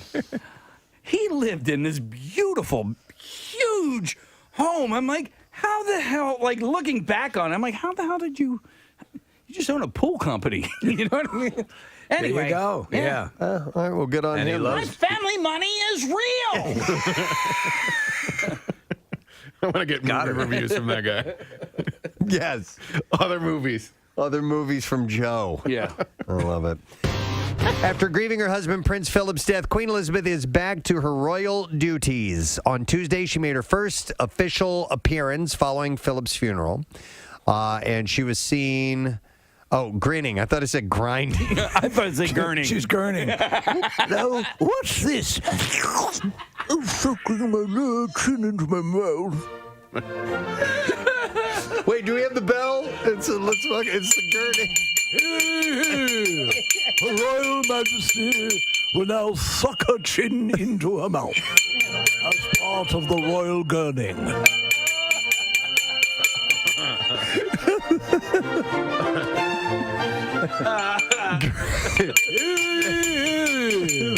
Her Royal Majesty will contort her face by sucking her chin up into her mouth. If you're not familiar with gurning, it's when people like take their false teeth out and suck their lips into their mouth. If you know what bitter beer face is. Yeah, that's gurning. So she was seen gurning during two virtual audiences with Windsor Castle. So yeah, Prince Charles will gurn simply by standing there. No, it was grinning is the word I read incorrectly. So. By the way, this very bell came from England. No. Really? Yes, it did. I ordered it on Amazon, and it came, and there was the parcel information said from England. So maybe it's the one the Queen uses. It might be. Might be. Where's my goddamn bell? the gurning. I sold it on Amazon. There we go.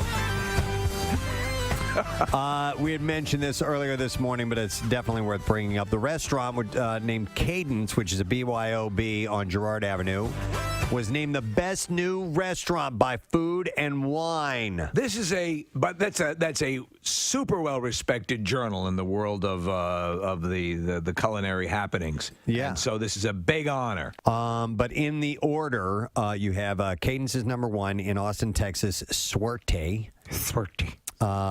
Frenchette in New York, Conby in Los Angeles, Kumiko in Chicago. These are all one-word names. Manny's Chili Dogs. Ah, that's on there. No, Pat's Chili Dogs. Pat's Chili Dogs. Yes. Definitely the best theme. Yeah. Voted #1 in Food and Wine magazine. Yeah, baby. That was from the band Cinderella when they were big in the area. They did Hi, a. we're Warren. We were in town. We want some good chili dogs. We always read through Food and Wine magazine to see who won. They did a commercial for Pat's Dogs.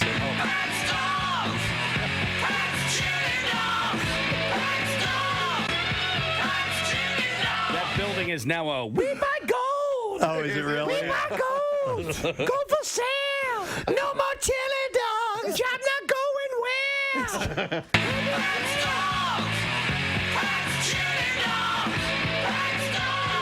Next step, selling blood. Yeah. So number 6 on this list is Ada, which is Ada Indian Canteen. Ooh, I love canteens. When you go in that, you need water. Fox and the Knife in Boston. Boston sucks. Hey, we beat Boston. Yeah. Love me some good Fox. There you go. Suck at Boston. How's the Fox at this place? Indigo in Houston, Nightshade in Los Angeles, and in New Orleans, a place called Piece of Meat. There you go. You know, it's I think one of the most difficult parts of a restaurant would be a name that means something and pops to people. Yeah. You know, like Pat's Chili Dogs. Right. That's.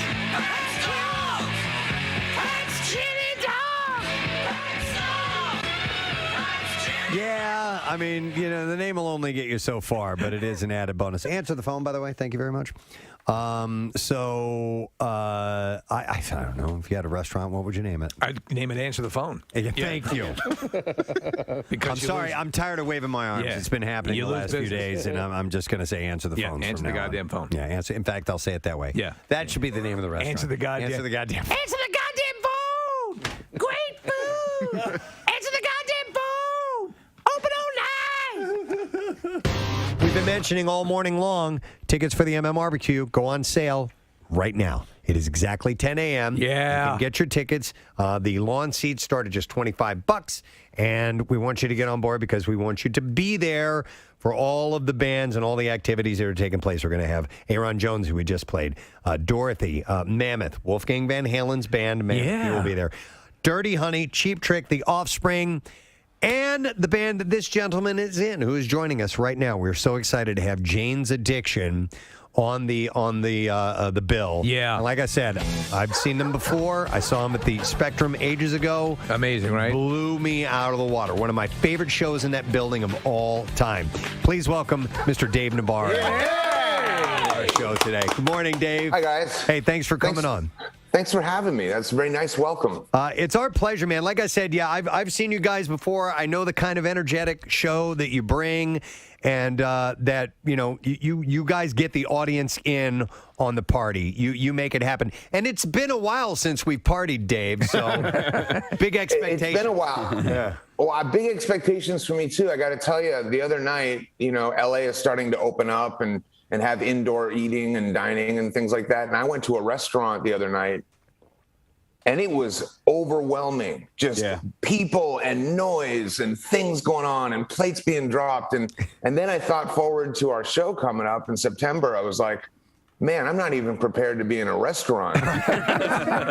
Baby steps. But you know what I mean? Like, what is it going to be like walking out onto like a festival audience with you guys? But I'm excited to do it, man. It's been a long time. So, well, the way we're pretty psyched. The way it's progressing is that the show is it's at the end of September. So again, everyone's sort of feeling their way. It's like the cobwebs are lifting and the doors are opening and everyone's looking above ground.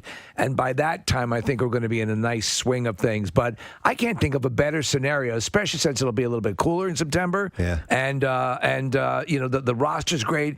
And Preston's seen you guys a number of times, and I've always wanted to see Jane's Addiction, and people are freaking out. Oh, that's great. Thank you for that. Yeah, I'm also super excited to see Wolfgang Band. Yes. Yeah, we've been talking quite a bit about that, David. I want to get your take on this because Yeah. The music that we've heard so far, very impressive. He had a lot to live up to, and that's another thing. And I'm hoping for the best because not only is he a young musician trying to make his way, but I need somebody to carry on that Eddie legacy. Legacy. The mantle? Thank you. Yeah. And that's got to be a tremendous amount of pressure on him. I assume. I'm sure he's gladly going to take this on, but it's got to be a weird position to be in. Yeah, I would imagine the best thing for him is to acknowledge that and be aware of it, but to just do his own thing, man. Yeah. He's his own human being, and like he's got his direction musically. And from what I've seen, it is very different than Van Halen. It's a little bit more, more modern rock, I suppose. Yeah. But he's fantastic, and I want to see him. I want to check out the band, and I'm going to do everything in my power to not tell him how much your dad meant to me. It's hard though, right? It's going to be impossible, but you know how hard that's going to be to not do. But yeah, I mean, I hope the best for him, and I typically don't get to when we do these festival shows. I typically don't get to them early, but I'm definitely going to come down and check out Wolfie, and I'll probably check out Cheap Trick too, because Xander's a friend and I played with him a bunch of times. And a weird side note for me is that I think the first concert I ever went to was Cheap Trick opening up for Kiss. Wow. Oh my God. Yeah. Like in the 70s. Yeah. And so to be on the same bill with them as Cheap Trick and as Jane's Addiction is a pretty big deal for me. Just in terms of having a little personal clash with my own history, I suppose. Well, Dave, I have to tell you, I had my upper thigh felt at a backyard barbecue to a Cheap Trick song in the 70s. So, yes. I don't know that we can top that experience for you. I mean, that was good. Hey, if you don't mind, for an event that I have coming up on June 12th, it is the Take Steps Walk for 2022. It is the Crohn's and Colitis Foundation. My daughter has Crohn's disease, so it's very personal to me. This is going to be at the Link, 10 a.m. to 3 p.m. A lot of great things happening. Eagles cheerleaders, Swoop will be there. Lots of live music, photo stations, food. They always have magicians and superheroes and all kinds of auction items. It's the return of the full deal, yes, which everyone loves. You've kind of done it in sort of a hybrid version. Yep. But this is the big thing back. And they're giving me an honor this year. I am being named as this year's Media Honored Hero, which is very nice of them. So thank you, please. But here's the deal. So we have my team that is going to walk. And I'm going to officially unveil this now. Casey, help me out. There are wonderfully creative team names at this event, and it's one of my favorite things because of the nature of this. It has to do with gastroenterology and stuff like that. So it's your plumbing. Yeah. And so everybody does a gas or a poop themed team. So I'm like, Casey, I need some help. So he helped me come up with the name of my team. Oh, boy. The team, we will be called the Shart Breakers. Yeah. Preston and the Shart Breakers. I like it. So that will be the name, and we will have a team T-shirt. We're working on concepts of that right now. So, yeah, I'm a Shart Breaker.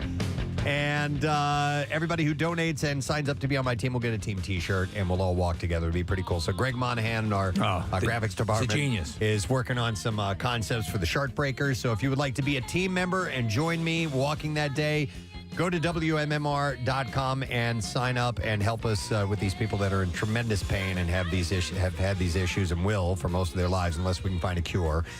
So click events at WMMR.com and become one of the Shart Breakers. Yes. With me. Dream Taker. And the game. We will be there. Yes. I'm a Shart Breaker. And if this doesn't go anywhere, that's fine. But I'm just curious. There's a place that I've driven by for years. Is this Preston's Queries? This is Preston's Queries. Oh. Another? Do I have something for that? We got another. I don't know. Maybe the Brady Bunch House of Cards. How about we're query, we're heary, get used to it. Get used to it. We're query, we're heary. No, this is my. I'm pondering this. Wait, did we do the ponderer? We did do the one time? ponderer, but this is, I thought this, is this a query or a pondering? This is actually a question. Okay. So, anyway. I've always wondered. So I drive by this place regularly in my area, and of course, me, typical, I couldn't tell you what road it's on because I don't pay attention to the name of roads. My wife could tell you. It's either on Allentown Road or Cowpath Road. I'm not sure. But anyhow, it's roughly in the Hatfield area, okay? All right. It is an RV park, okay? Like full-size RVs there. Oh, yeah. Right. Here's the deal. I know what you're talking about. Why? There's nothing around there. I mean, it's from what I can tell, it's not very big.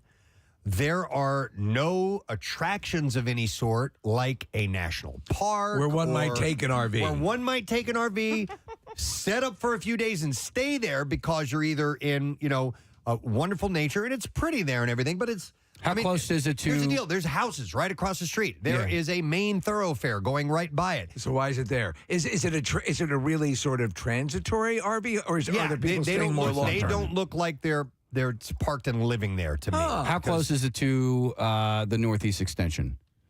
Not close enough. Okay. Definitely not close enough. It's closer to 309. Mm-hmm. It's Bethlehem Pike, right?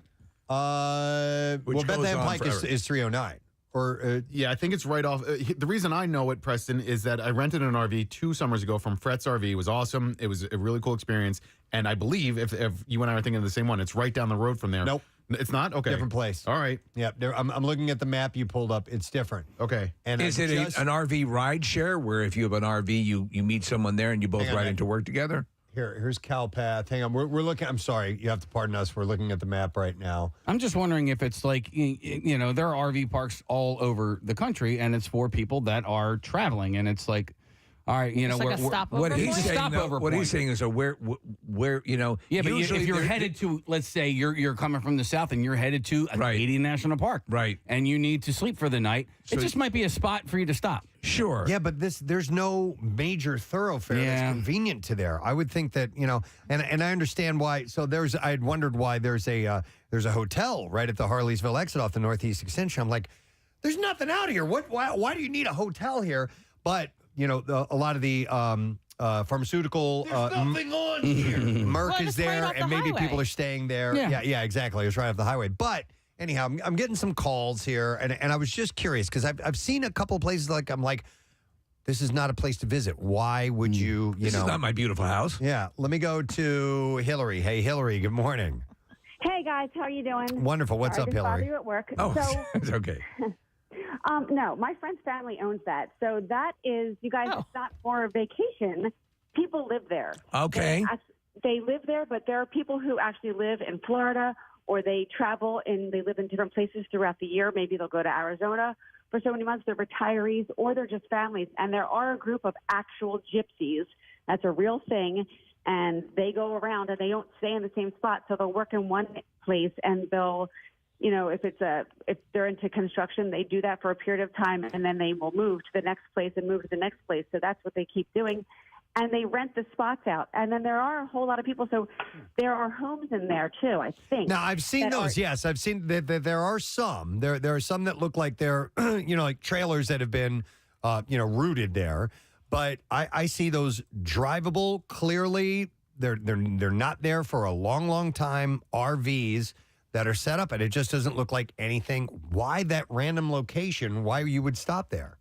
So they've had the property forever and ever, and it was farmland. So if you can imagine, people came up here and worked for a period of time, and then they would just sort of like stay there and work during the season, and then they would have to move on to the next place where they could work again because it's winter here and they can't work. So they have to keep going. So, Hillary, you're saying that people will, and even in those vehicles that Preston is describing, they're there, and they're not there for 2 or 3 days. They're actually there for a little while. Oh, yeah. No, they're there for like months. And it's a nice park. I mean, it's beautiful inside. And there's another one that's out more towards Quakertown.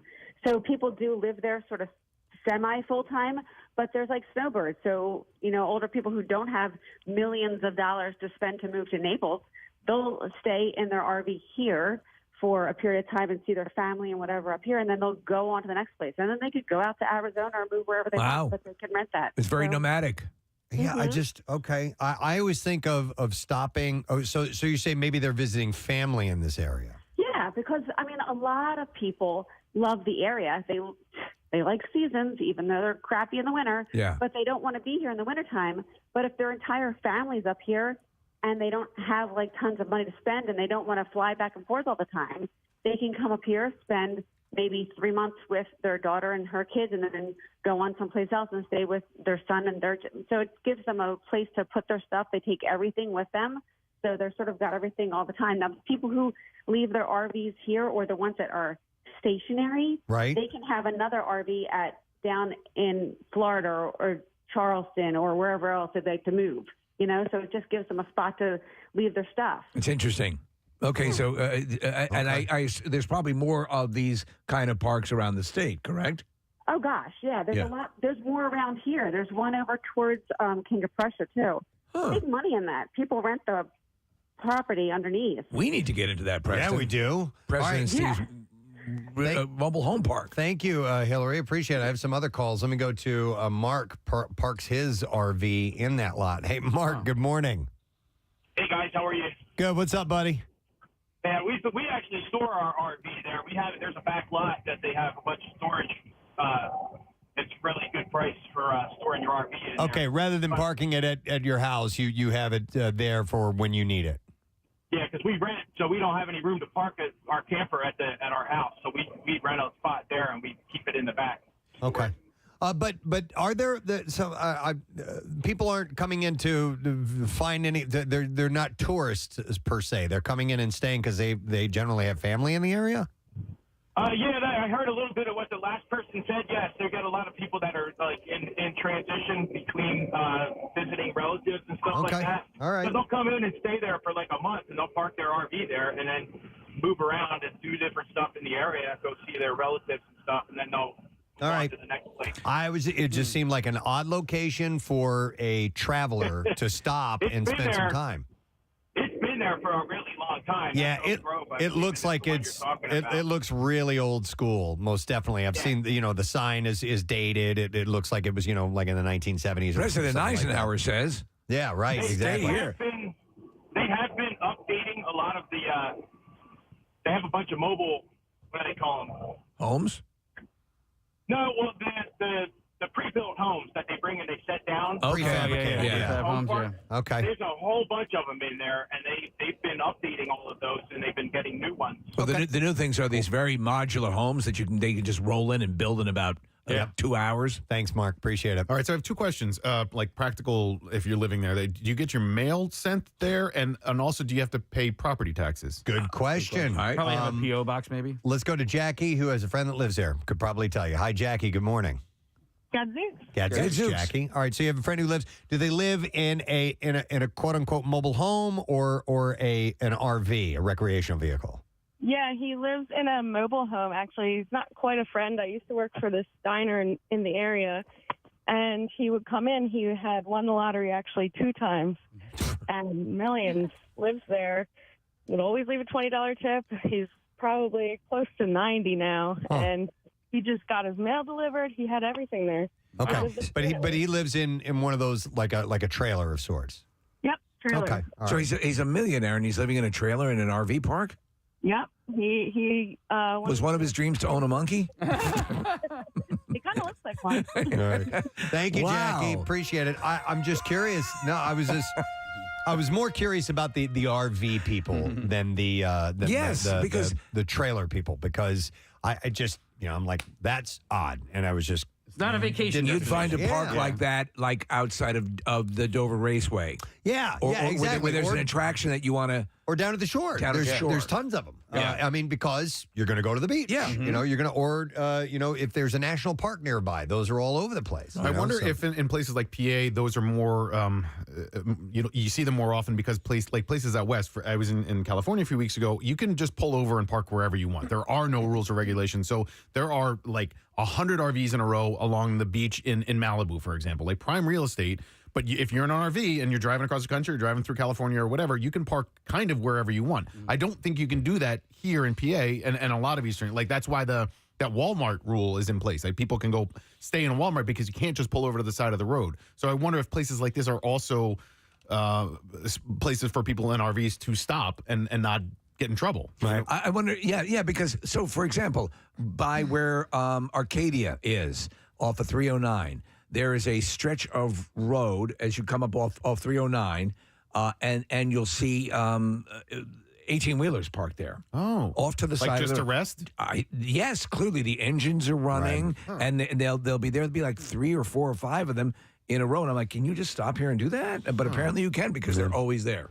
I'm intrigued, and we talked about this before. I'm intrigued by the RV life, but not enough to actually pursue it. It's a romantic notion that would probably fade quickly. To be able to pick up and go anytime you want, pretty cool. I do like that idea. And man, I saw one time. Michelle, I'm in Albuquerque. I forgot we were out driving around, and somebody I saw, they had the setup. They had it was either a fifth wheel or it was an RV. Yeah. And behind it, they were towing a Jeep with kayaks and bikes on it. I'm There you like, go. there you go. All right. So you park the home part of it, and then you go grab this, and you can boogie around and go wherever you want to and do all the things you want to do, and then you just come back and you have your place to stay. And then you park it outside your apartment in Manioc. Yeah.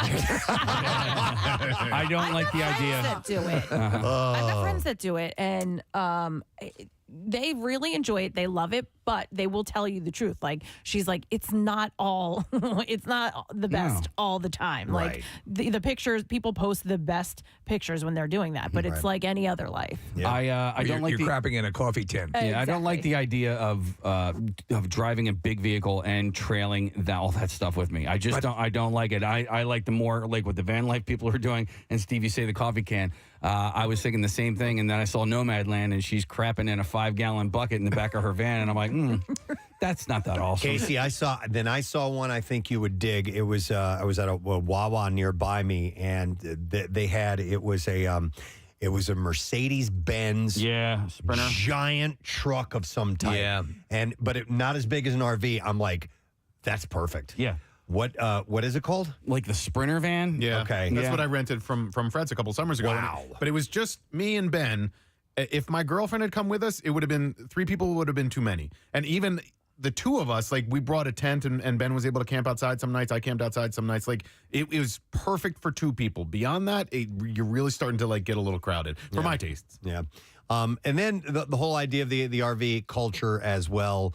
The part of it seems like a bit of a turnoff. Did you ever see? It wasn't a good movie, but Robin Williams in RV. Yes. Yeah. Yes. And he meets Jeff Daniels and that family. Yes. That's what I wouldn't want. Yeah. Is all the interaction with a ton of people, and then you realize Kristen Chenoweth is the wife. Yeah, and you realize after 5 minutes after they've already invited you to dinner, like, I don't want to hang out with you guys anymore. You know what I mean? Oh God. Lost in America has Albert Brooks. They live in a trailer park for a while, and it's kind of funny about the people that they're all very nice. It's a nice community. Yeah. But you don't want to end up like The Wrestler. Speaking of which, I saw this article, and it was from a Reddit thread, and as far as meeting strangers, right. And the thread is, what is your go-to small talk topic with strangers? Yeah. And so people all answered this.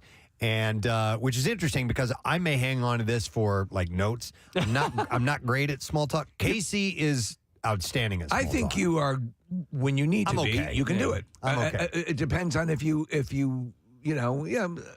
have some people have good game, as they say, with that. I think I'm pretty good with it. Yeah, I mean, listen, and there are some really easy like start off points, right? Like if you're both wearing, I don't know, an Eagles hat, right, or something along those lines. You can talk about the Eagles, you can talk about sports or whatever. But and I don't mind small talk. Sometimes when it gets a little bit deeper, you're like, oh my God. Well, the start's not bad. Yeah. It's when the stall happens. Yeah. And then you're standing there, and for whatever reason, it's not the time to leave. Like either you're waiting for something or whatever, and you have to continue or be in silence. Yeah. That's where I'm like, oh God, I don't know what to talk about. You just say out loud, now you come up with a topic. Yeah. Your turn. Your turn. You go. Your turn. You go. It's funny because I when I went to Disney last week or 2 weeks ago, whatever it was, I purposely didn't wear any Philadelphia-based things, no hats, no shirts, because I just didn't. Yeah. I just didn't want to, do that whole thing. We have a very special guest on the premises today for the Preston and Steve Show. It's Casey Boy. No, it wasn't that. But I think assume actually, also you had a limited amount of time there. Yeah. And you were with your family, and therefore I could see why you wouldn't want to eat any of that time up. But there was a guy who got on the monorail with us, and he was wearing like a Phillies hat and an Eagles shirt. It was the other way around. Yeah. And we're like, oh, Philadelphia, right? And it started off nice, right? Yeah. There was going to be a nice little small talk. Oh, no. This guy. He then proceeded to have a conversation that the entire monorail car could hear. Oh, no. You know? And I was like, oh, my God, I don't want to, you know? And he just talked the entire time. He got off at the same stop as us. And in my mind, I was like, if he turns right, I'm going left. If he turns left, I'm going right. I don't care. I'm like, this conversation needs to end ASAP. Was it an uncomfortable conversation? Was he talking about things that you didn't want other people to hear? No, it was just like a lot of like TMI. He was like, my friend Smitty died. And, he ended up leaving me a lot of money. I don't... Let me tell you something. When he orgasmed, his anus whistled. His anus whistled? Yeah. Like stuff like that. You folks are great. Have a good one. Big ups to Smitty. Right? Yes, it's like what they call in Wedding Crashers a stage 5 clinger. Yeah. And so somebody becomes that. You know, you need the right you have to be able to read the person. Yeah. Well, so here are a few of the topics on this Reddit thread of things that are go-to small talk. You pay attention. If you're not good with small talk, you might find something here to go to. Now, a few of them are you're going to kind of roll your eyes at. Like the first one says, "We sure are having a lot of weather." Oh my God! Wait, what? That's when once you get into weather, I'm like, oh no, here we go. News for you. We have weather all the time. Leave me alone. This other person posted and said, usually people love to talk about themselves. So a few questions about them and some follow-up questions to their answers usually does it. That's actually my main go-to. I'm genuinely interested in other people. If I get in a cab, that's why I'm like a massage therapist or something. I always end up asking them about what's going on and what they're doing. Mm-hmm. And if you get someone talking about themselves, unless they are very reticent to talk about themselves. Well, or if they throw out a subject that I have no idea or interested in whatsoever, like if somebody throws you that they're, a claims adjuster or something like that. I'm an actuary. I don't know what to ask. I don't want to talk. If you don't know, so what do you do with? I mean, is that explain the minutia of that? What is your day like? Yeah. So you can do that. Here's another one. It says, make an observation. Literally anything.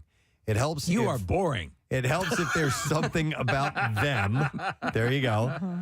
It can be something in the environment that is drawing both of your attention, too. So, did you see that meteor crash? Man, if I don't want to talk about that. I'd kill myself. Right. Oh, yeah. You're an actuary? Yeah. Another one says... Did you see that?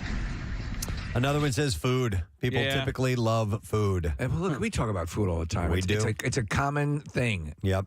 Is this like small talk with people you actually know or total strangers? I think people like at a party. This is my scenario, Preston, of strangers. Okay, yeah, strangers. So that would work. Sometimes you're at a party or you're invited to a place where you don't know a lot of people. Yeah. And striking up a conversation. But you know what, Steve? That's the age-old question. What do you like to eat? Yeah. You like to eat, right? It will work, yeah.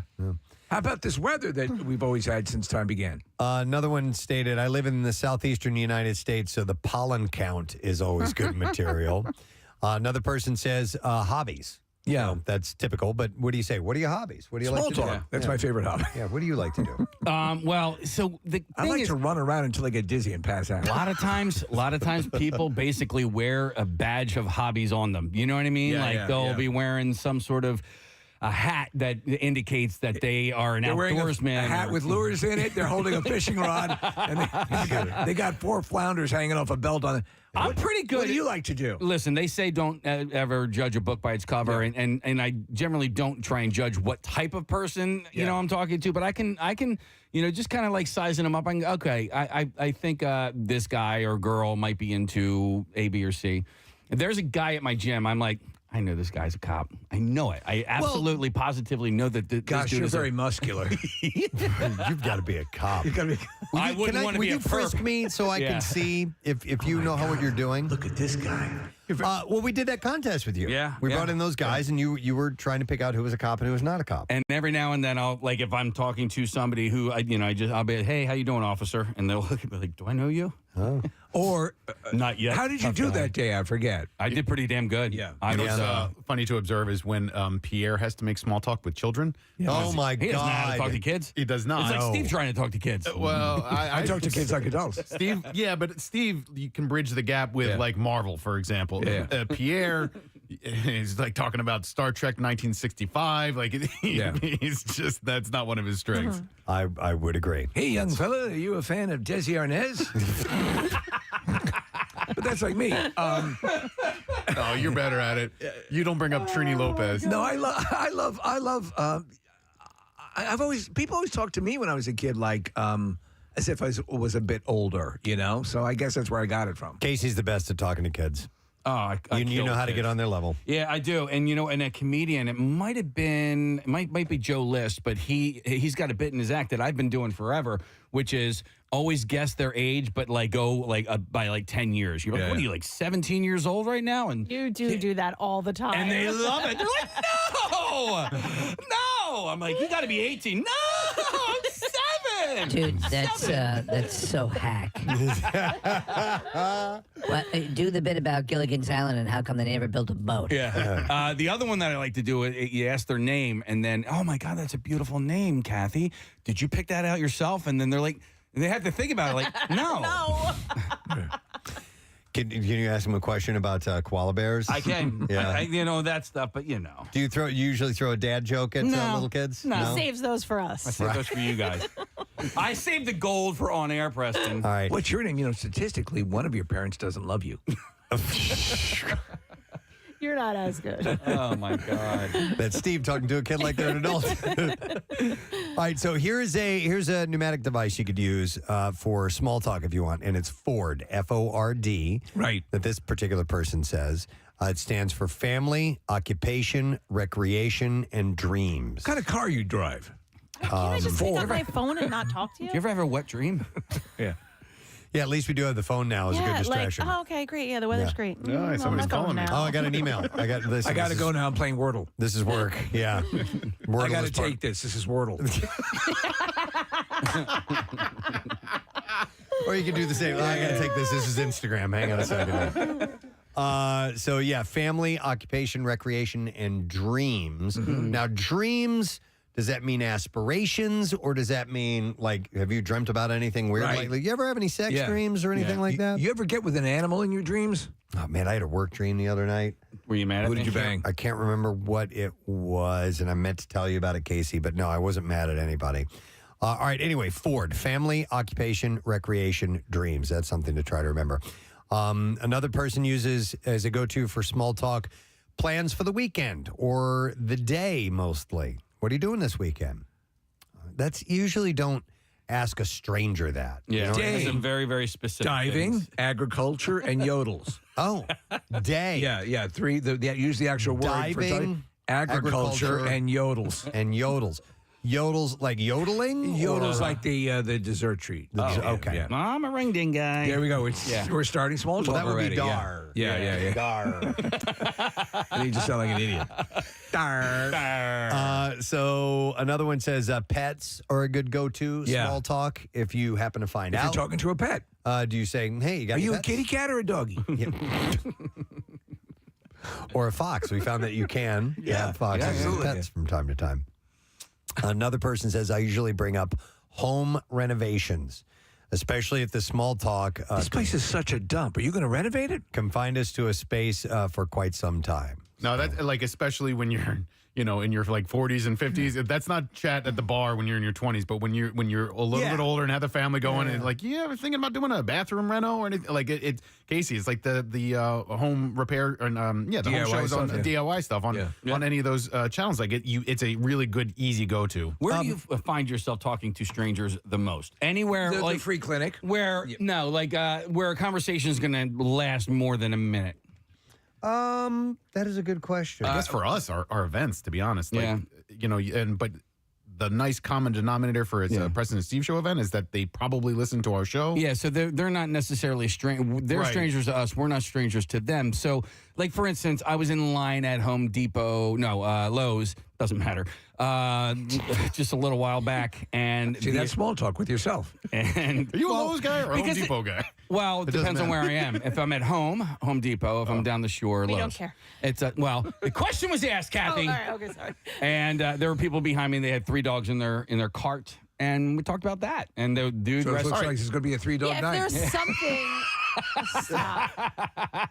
No, but like they had their dogs with them. Yeah. You know what I mean? So that's something to talk Yes. about. Yeah. It's like, It's- oh, how cute, or it's like if there's a baby. Yes, but why in that situation? Like if Because I want to like. No. I'm asking, why do you have 3 dogs? I'm asking Casey, why is a conversation at all necessary in that? Like if I'm in line, we were with in line for a little while. You know? I guess, but I'd rather like in those instances, just for me personally, I'd rather just not talk to anyone and be on my phone and not start up. But your preference is to engage in conversation. Actually, not because I actually usually walk around with headphones in, but the fact that they had 3 dogs on them, I was like, oh, well, that's interesting. And I asked about the one dog. He's like, yeah, we actually rescued this dog in Mexico. And so I got a whole story about how. Does it have an accent? El Bark. See, if it was a cute dog, Nick, I would engage. If it wasn't, I'd be like, no, it's okay. You would? Yeah. I think I share a similar. Like I'm prompted to talk a little bit if we make eye contact or something like that, and I get that need. I love those little interactions, especially when you're like walking around the neighborhood or whatever, and somebody's doing something, and you just a quick exchange is always really nice. By the way, I had a good line yesterday. I was pretty proud of myself. I was walking the dogs, and these 2 ladies were walking the other direction. I didn't know them, and they look over and they go, so cute. And I go, oh, thank you. Nobody said that to me in years. That's really sweet. You guys are adorable. Rape! Stranger danger! Stranger danger! This man is a rapist! It's just a joke. Wait, do you? You made a joke about it, but like, does it bother you all the people that comment about your dogs? No. Oh, you're proud of them. You love them. I like it, actually. Because a friend and I passed, a woman had an infant. I mean, the baby could have been I love your dog. No, a few weeks old. And we both had the same reaction. We were like, oh my God, so little. And there was like no reaction from mom. I was like, I've had that happen too. And I'm like, I'm making a comment how lovely your child is. Say something, you dumb bitch. Something.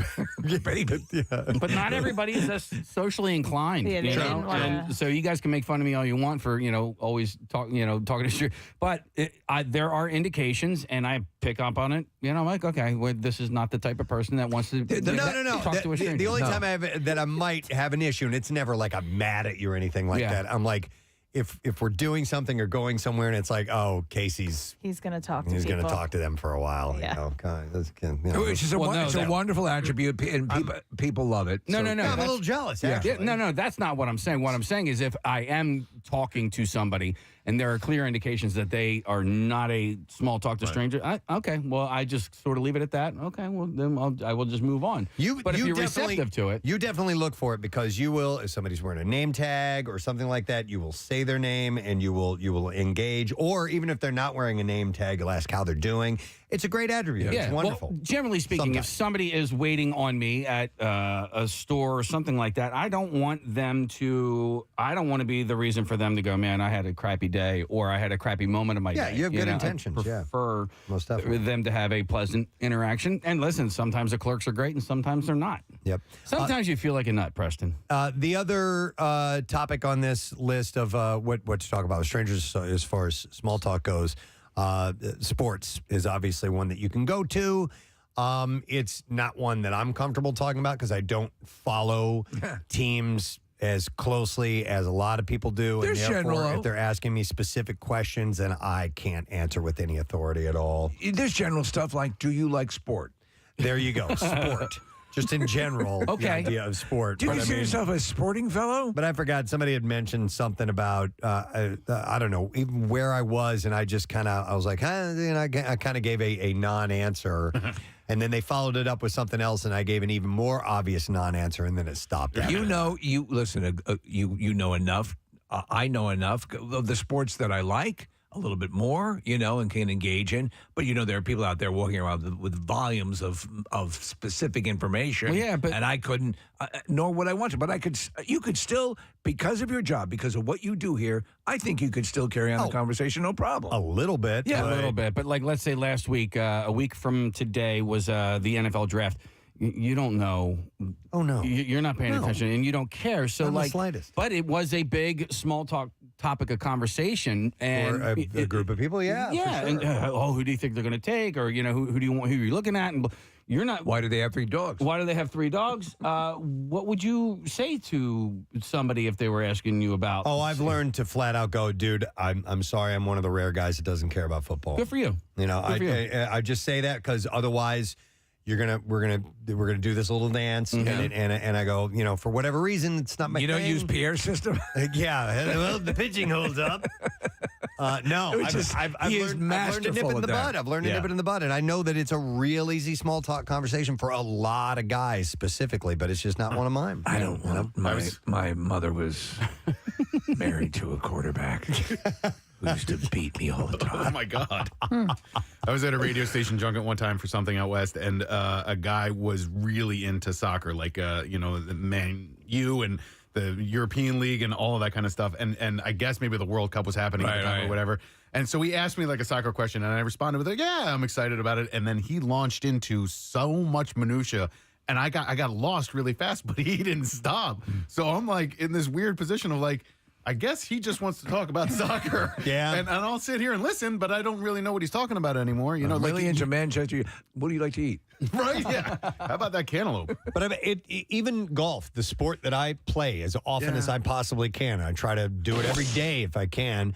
I still don't really follow the sport itself very closely. I know enough to know, okay, these events are going on, but I couldn't tell you who the best. I know who the big biggies are. When you talk with someone who has a more voluminous knowledge of the sport and the minutia of that sport? I will talk about golf? the specifics of playing golf and courses. Yeah. But when it comes to the professionals and how they're playing and who's playing against who and all that, I get lost. You were in here checking the speed of the carpet for putt. You seem to be pretty invested. I brought in a stimp meter here into our into the studio to roll the studio floor, which rolls at like a 14. It's fast. Crazy. You seem to know a lot more than But what I'm saying is I couldn't tell you who who won the PGA last week. Yeah, exactly. And what tournaments are going on around the world. And who's, I see. And who's ranked here and there. And their little beefs that they have and they said about this in the press and so on. When Wahlberg was here and he was talking about courses in the area, like you had played a bunch of them. And so you were able to talk to him about those specific courses. And that's a cool, relatable thing. Yeah. And golf is another spot where I end up having to have a small talk with people. All the time. You get paired up with people you don't know. It's a common topic, too. A lot. But you have the game before you. It's an activity you're doing. So,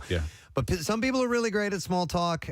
Some others kind of cave, and that's fine too. It's I don't okay to start cave, crying, right? But yeah, if you just cry immediately. Talk to me! It'll certainly end the small talk problem. Don't talk to me! But a handy note is FORD, F-O-R-D, Family, Occupational, Recreation, and Dreams, or RAY, Day. Yes. Which is diving, agriculture, and yodels. Yeah, those are the things to keep in mind if you find yourself around strangers. All right, anyhow, here's what I'd like to do. I would like to give away some stuff from our friends at Primo Hoagies because it is National Hoagie Day, and Primo's is celebrating it with $6.99 Italian, Primo-size Italian turkey and cheese. That's something to talk about. And ham and cheese hoagies all day for rewards members. You can go to hoagies.com for details. Caller number 9, you get a $25 gift card. So we want to thank them for bringing by the goods this morning. But get those now at primohoagies.com. You can sign up for the rewards and take advantage of that today on Hoagie Day. We'll take a break. We'll come back in a second, and more concert cash on the way, and we will return shortly. Stay with us. With the length of time it's been since musicians have had a chance to do live shows, I mean, you can pick up the guitar and you can play it and you can keep your chops going, just doing a little rehearsing here and there and writing and whatever you may be doing. But is there a difference between being, keeping the instrument fresh and being on stage? Or do you have to get your stage legs together, essentially, is what I'm asking? I mean, I think I don't know. We've been doing it for so long, and believe it or not, Jane's Addiction has historically taken years off, years of hiatuses, and so we're just coming out of COVID, and it's been a while since we've been on stage, but we are ironically very used to getting back together after years of not doing it. So hopefully we are experienced in trying to make it look seamless once we get back on the stage. But usually when the first downbeat happens and Perry gets into his trip, it's pretty easy to get lost in that environment and just kind of go back to second nature. Yeah. Fortunately, a lot of these songs have been with us for 30 years, so it should be pretty seamless. Well, I'm sorry to interrupt. Dave Grohl has this special coming out about the van life, that evolutionary period of a band. Was that you guys? Was that Jane's? Were you guys doing that? Okay. Oh yeah. We our first tour was in a van with the entire band and the one crew member that we had, and all of our gear in a U-Haul behind us, and like literally taking turns driving and just freezing and sick and hating each other and in close quarters. And when you do get to a motel, you all share a room. Like it was the early days were rough stuff. Well, I was surprised to find out when Dave is mentioning when Nevermind came out, this album is out. It's starting to hit. They're still in a van traveling to shows. It is, this is a groundbreaking record. This is huge. This is rock and roll history right here. And they're still driving around a van. When Nothing Shocking, were you guys still doing the van thing when that came out? I know that we had a couple of tiers. Okay. So we went from a van to what we thought was a great idea, which was a Winnebago. Okay. So it wasn't quite a bus. It was a Winnebago. It was literally like a mobile home. And we broke out a window. One of the side windows got shattered somehow. So we were literally touring around the East Coast in the dead of winter. Oh, no. With just freezing cold 75-mile-an-hour wind just wafting through the Winnebago. Did you try to tape up like a trash bag or something? Well, you try everything. And then finally at some point you're like, fuck it, we'll deal with it. And we just we just sat there and like dealt with it. But I think that, I think there's something to be said about those old days that like we really, I don't know that we would be the same band without them. We really had to. I mean, there were gigs. We were in vans, and we'd pull up to the club, and we would load out and load in our own gear ourselves. So it would be like a Jane's Addiction show. Thank you, good night, and then start winding up cables and putting guitars in cases and trying to push your amp off the stage to get ready for the next band. I really appreciate having had.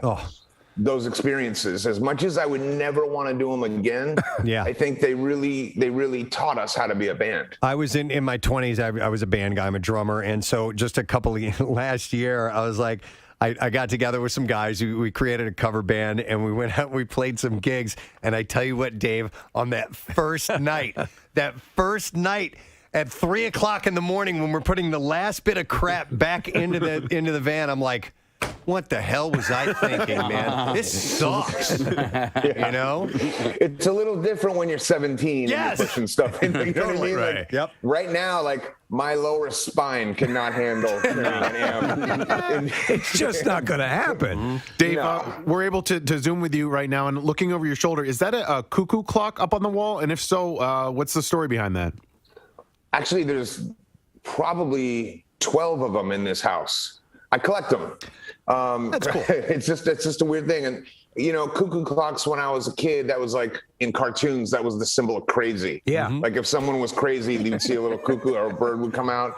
And I just kind of came with this whole embracing. I do a company called Dual Diagnosis, which is it's an art/clothing company that's geared at lifting the stigma of mental health issues. Right. And, there's a whole story behind the cuckoo. I don't know if you know about it, but if you look inside that box, it's all complicated gears and springs and coils and wires. There's this little bird that's trapped in there. It can't fly out because it's held down by these weights. Yeah. You see the weights that hang down? Right. Which could be, its emotional baggage, for instance. And so until it drops that baggage, it can't fly and reach its full potential. Wow. And it's locked in this confusing box that's making it crazy.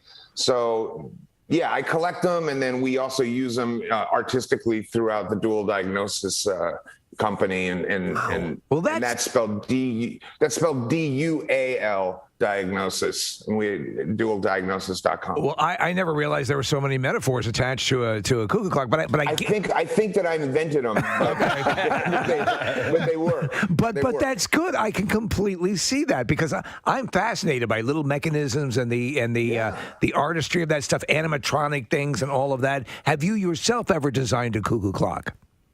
I designed what I called a cuckoo clock wristwatch. Was when I took that clock and I duct taped it on my arm.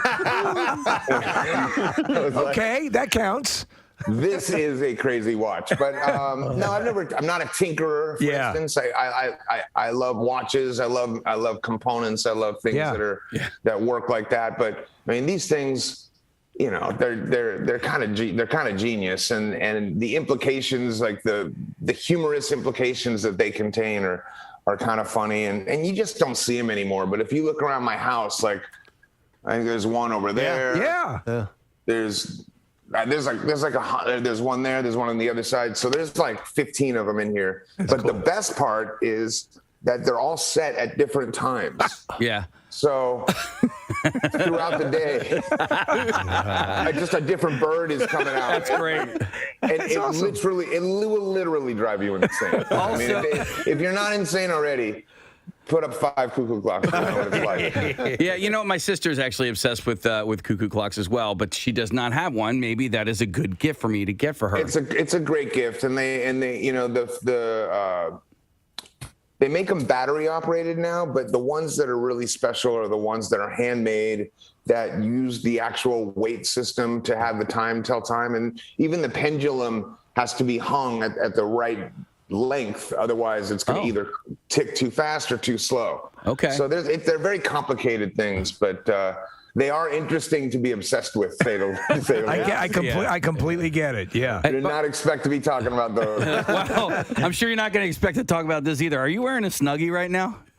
No, right now I am wearing it's like a hooded cape. This is like for outdoors life. That's pretty ceremonial outdoor life, and it happens exactly. It happens to be 7 a.m. here in LA, and I just happen to be freezing. But I will tell you this: I am not opposed to a straight up Snuggie either. No, why would you be? Dave, who would you say between you and Perry? You guys are artists to the core. Yeah. Who's a little more quirky in their personality? Is it you or Perry?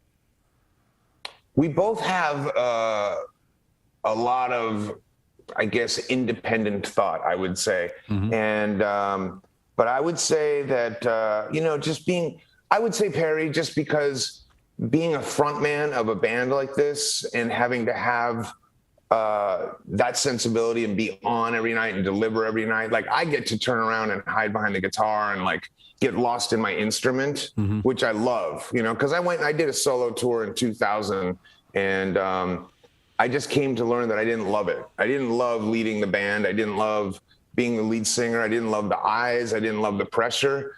And Perry can do that really well, and he, in fact, loves it. So I would say that there is a component to his personality that allows him to be that extroverted on stage and do it with authority and conviction. So I don't know if I would say he's more quirky, but I would say that he has what it takes to front a band. Yeah, better than most, I would say. And I think along with that kind of mentality, you've got to have some walls down, to allow yourself to be that raw in front of people. Totally. And while at the same time having certain walls up. So I think it's a microcosm of some kind of very strange dance that goes into being a lead singer. And, he's, as far as I'm concerned, he's one of the best frontmen that have been around in the past 30 years. Is it hard, speaking to that point about because you let a lot of you out, with your love of the tattoos and artistry and the cuckoo clocks and things that are part of you. Is it hard when you are in the public eye the way you are? And you're talking about Perry being more up front and being the front man, but you are a personality. You are a pop culture personality. Is it hard to know? I'm going to keep this just for me, Do you know what I'm saying? Where you're not always revealing stuff about you. Oh, no. I mean, things that I like and things that are interesting to me aren't really revealing anything. And those aren't like deep personal issues that whether or not I like cuckoo clocks, I better keep that to myself or I feel exposed. It's too personal. Like I don't feel exposed. Yeah. But, I've also taken it upon myself, and years ago, I wrote a book and I put out a documentary that were about very difficult things in my life, and I think that the intention and hopefully the joy of that was to help others feel less alone that were in similar situations, whether it's grief or trauma or drug addiction or any of the things that I've been through.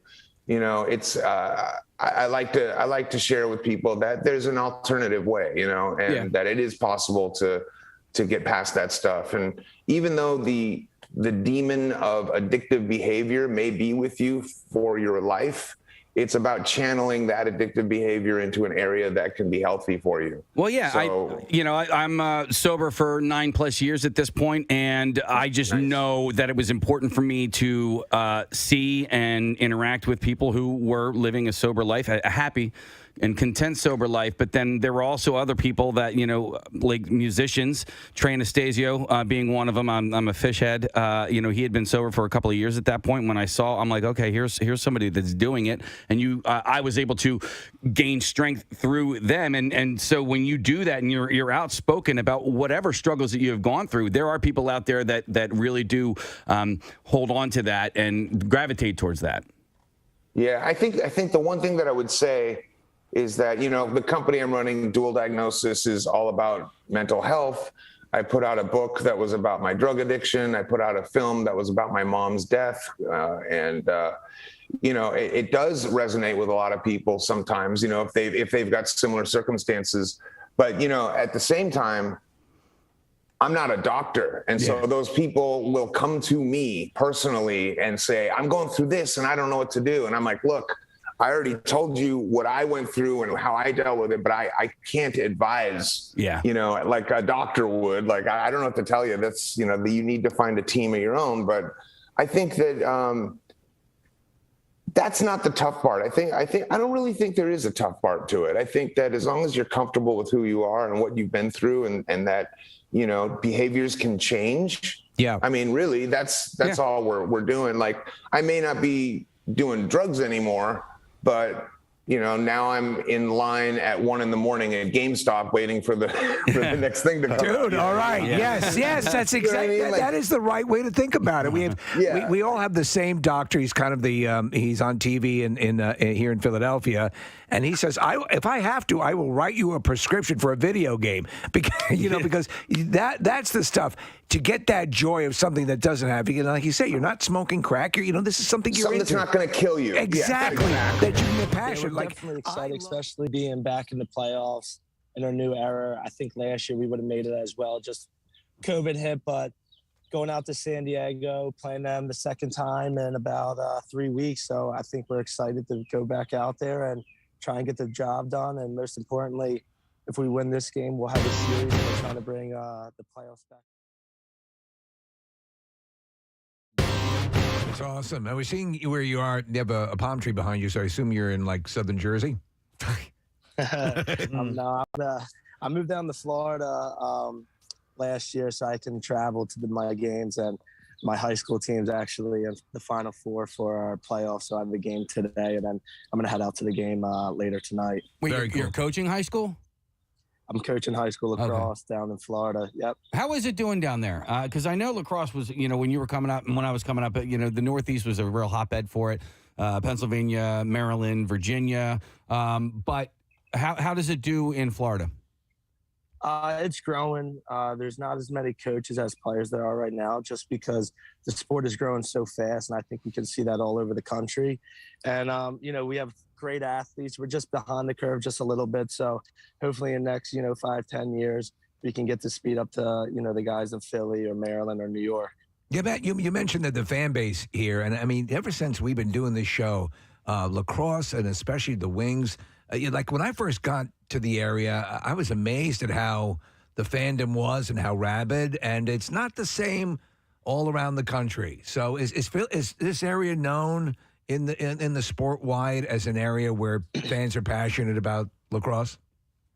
Absolutely. Philly is one of the hotbeds of lacrosse. Hundreds of kids go to the top D1 schools, and some of the best players that ever played the game came from Philly. And it's definitely a hotbed. I think this is one of the hottest spots to live is in Philly to, if you want to be a big time lacrosse, it just has so much history here too.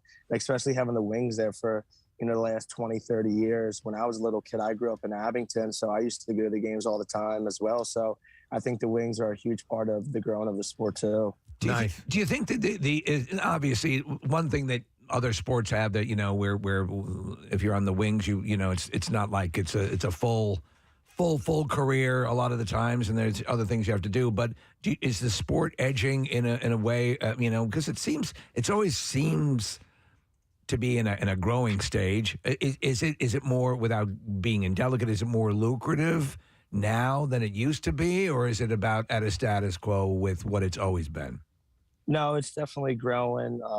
It's definitely growing everywhere, money-wise, more teams, more kids, more players, more coaches. So it's definitely on the rise. And there's two leagues. There's the indoor league, the NLL, which the Philadelphia Wings are in, and then there's an outdoor league, the PLL, that's growing crazy as well. So a lot of people are playing both, and they can make a full time out of lacrosse.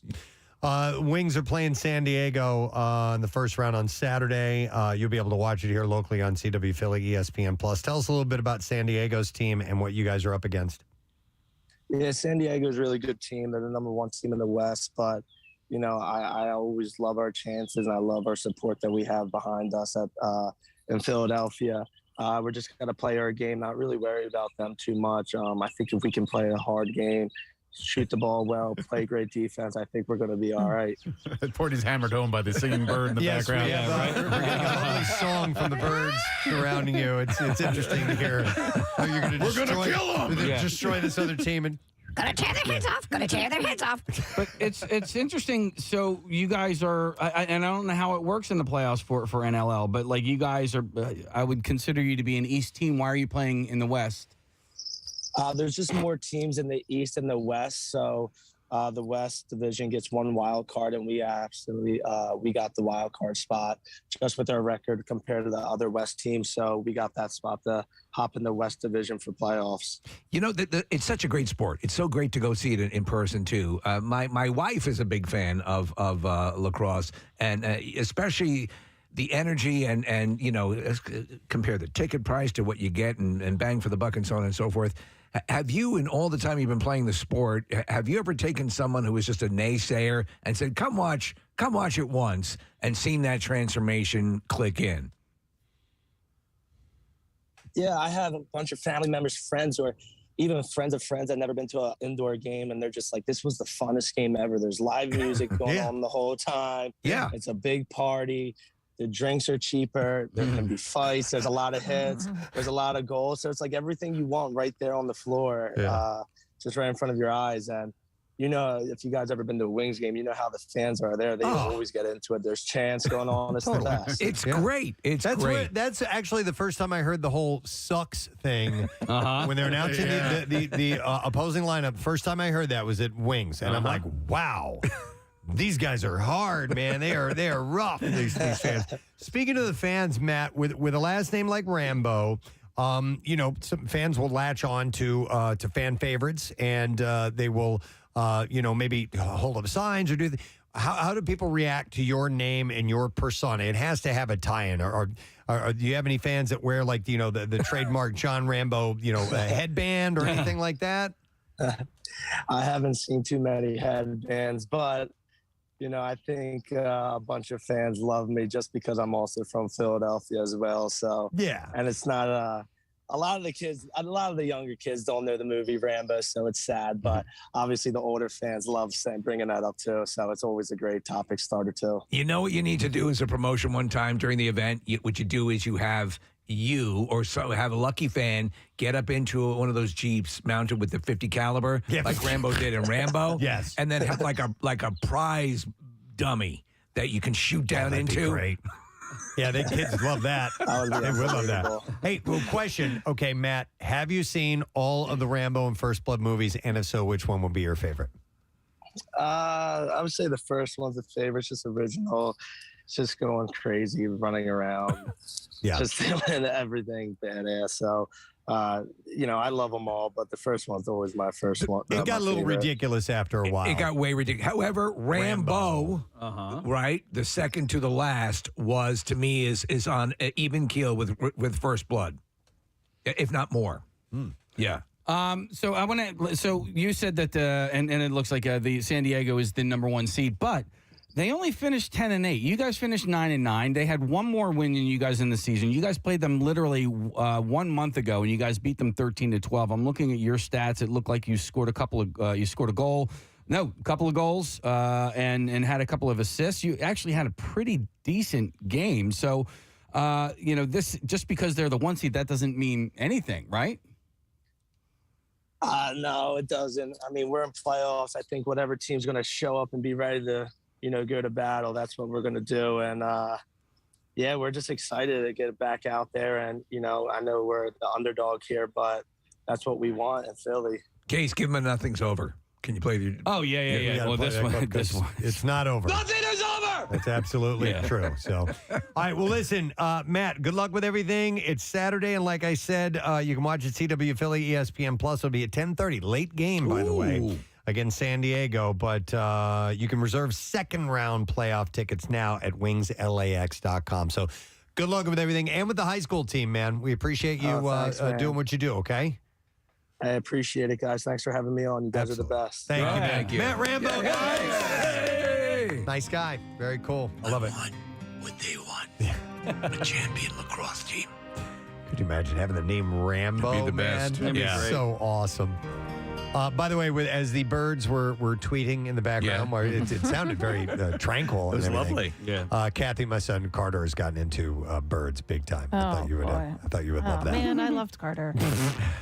Carter is very, he has a lot of hobbies, which is wonderful. That, his latest, besides birds, mushrooms. Whoa! Oh, yeah. Like mushroom finding, identifying. My girlfriend was doing that yesterday at Valley Forge. I said, dude, fine. Don't you dare eat any of them. And he's like, I know. He's like, but he eventually wants to, and he's got the field guide and all that stuff. And I'm like, I don't care, dude. Yeah, I know. Don't do it because one little mistake is not worth it. True. Is he looking for morels, like specific ones? He's looking for right now anything. Like he just runs off into the woods and come back with pictures of, these are turkey tails. I mean, some of them are like very expensive. If you were to buy one in an Acme or whatever, like they're not cheap. And so that's part of the reason why sometimes people go out looking for them. And they're, if you pick the right ones, are edible and delicious. But yes, be careful. If you kill it though, Nick, you got to use the whole thing. You got to use it. Use the all of the like using the buffalo, right? The bones and the heart. Harvest the whole mushroom, the tongue. But he comes back. He gets so excited about one that he found, and cool. I want to hang out with Carter about it. And the same thing is happening with birds now. Are you going to get a truffle pig? Oh, we should. I told him. There might be thousands of dollars out there. You know where his dream trip is going to be then to like the Black Forest, right? Yeah, wherever they have great truffles, I guess. But where's the Black Forest? Germany. Yeah. Oh, okay. But I thought Kathy would appreciate that. Yeah. Good luck. Good luck to him. But I've been watching along with him. Like I took out the binoculars, just looking out in our backyard and looking at these some birds I had never seen before that are that were like ground feeding and stuff like that. It's kind of cool. Sometimes these things that have been like for the longest time, that seems like the dumbest thing. Yeah, I told you my wife's into the beekeeping now. Yeah. I'm finding it fascinating. She got the second hive going now. the whole process, everything. It's amazing. And as I was watching these birds yesterday in the backyard, I'm like, hey, there's this little show going on. Yeah. Back here in my backyard. Every day, and all I have to do is go look It's for it. right there. Nature presents a wonderful show sometimes. All you have to do is go look And this for is it. death of a salesman.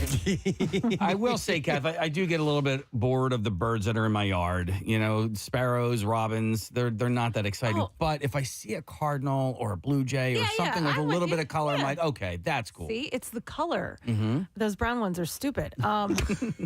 What is the class? What is the classic? As a robin, right? No, not a robin, right? The Classic bird- what? Sparrow. A classic brown bird. The most common brown bird in this area. Doves are kind of a grayish brown, and you'll see them all over the place. No, but like, what's the sparrows? Like the dumb brown ones that we see all over Sparrows, probably. Yeah. Or a bunting. Yeah. Oh, you know what you could do, Kath? Set up like a little hummingbird thingy outside of like your kitchen yes, window. my neighbor does that. They're amazing. Those things are pretty neat. All right, so wait, I do have a bird question. So there's two of the dumb brown ones that are fly into my garage every time my garage door is open. Yeah. Why do they want to come in there? They want a nest. But this is They what I know think. you hate it. That's no, why. I think that there is a nest. Let's screw with this fish.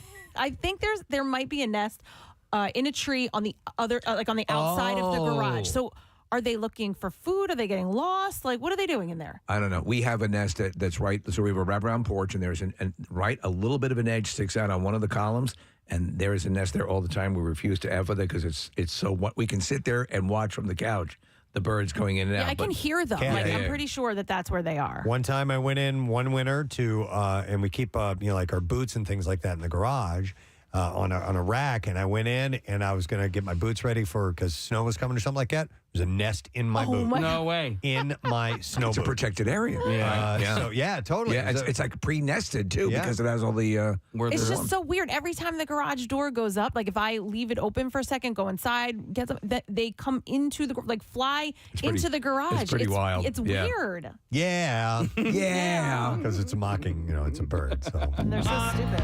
Yeah.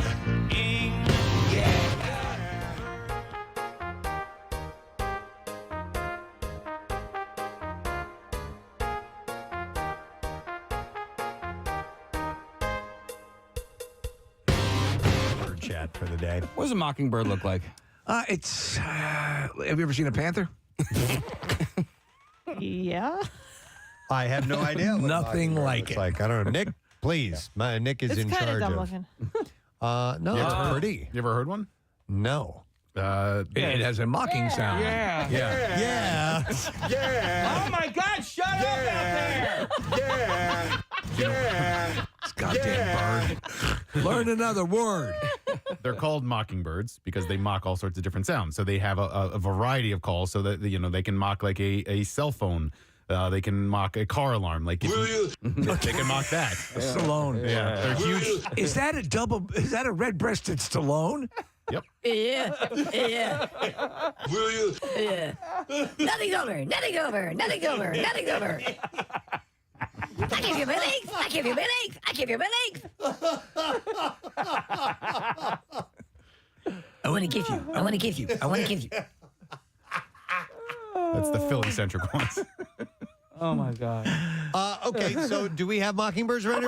Hey, yo. I don't want to bring up part of my Rocky impersonation, which is really bad. Yeah, we have a lot of them. Right.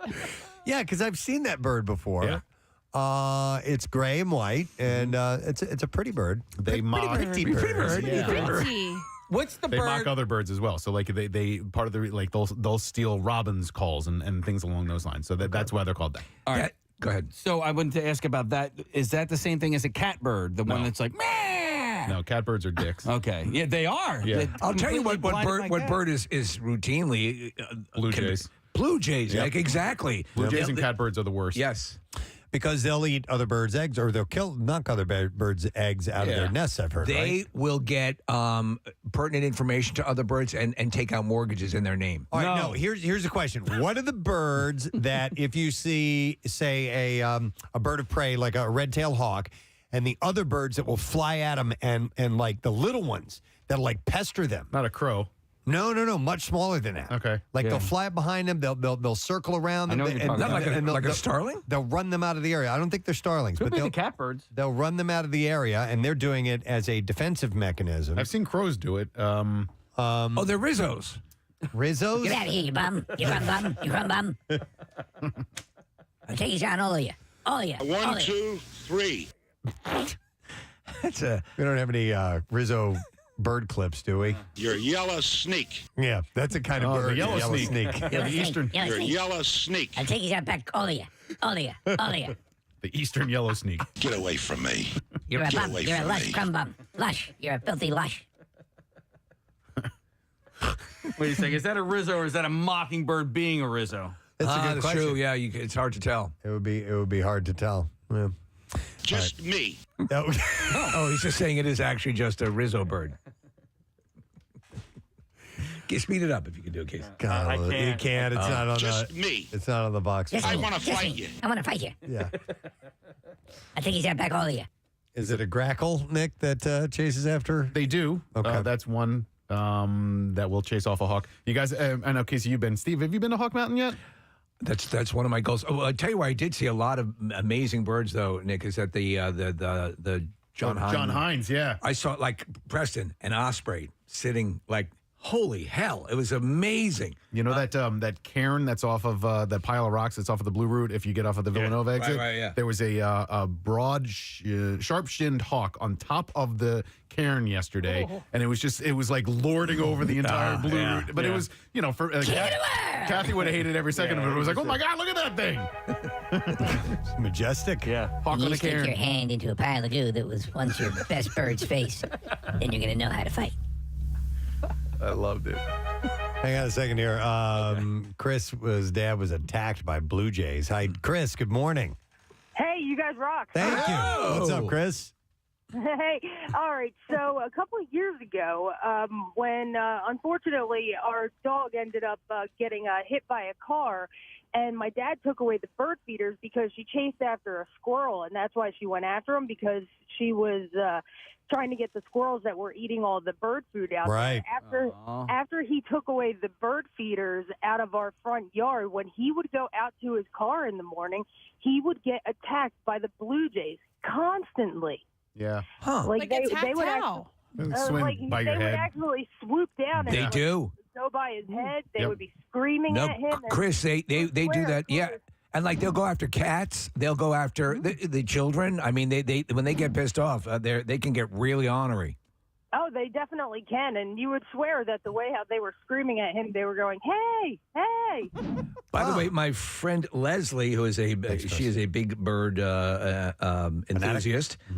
She says that the brown birds you see all over the place are English sparrows, and she refers to them as garbage birds. Okay. See, she's on my page. Let me go to, it says Devich. Is your name Devich? Yeah, it is. Hey, what's up, buddy? Hey, I was just commenting on the birds that are chasing after the hawks. Yeah. Those are typically eastern kingbirds or red-winged blackbirds. I know the red-winged blackbird is. We have a bunch of those out behind my house. Okay, so that would make sense. I just couldn't, off in the distance, I guess I couldn't see those orange and red markings on their wings. Devich, do you know why the cage bird sings? My Angelou does, right? Yeah, yep. All right, thank you, Devich. Appreciate it. Okay. Well, interesting. Very, very interesting. Let me see. What was I going to mention? Well, we're not talking about that. We started to talk about that. A can of worms, the birds will come back. Yeah, I know, right? We talked about mushrooms and birds. What is this? Free bird.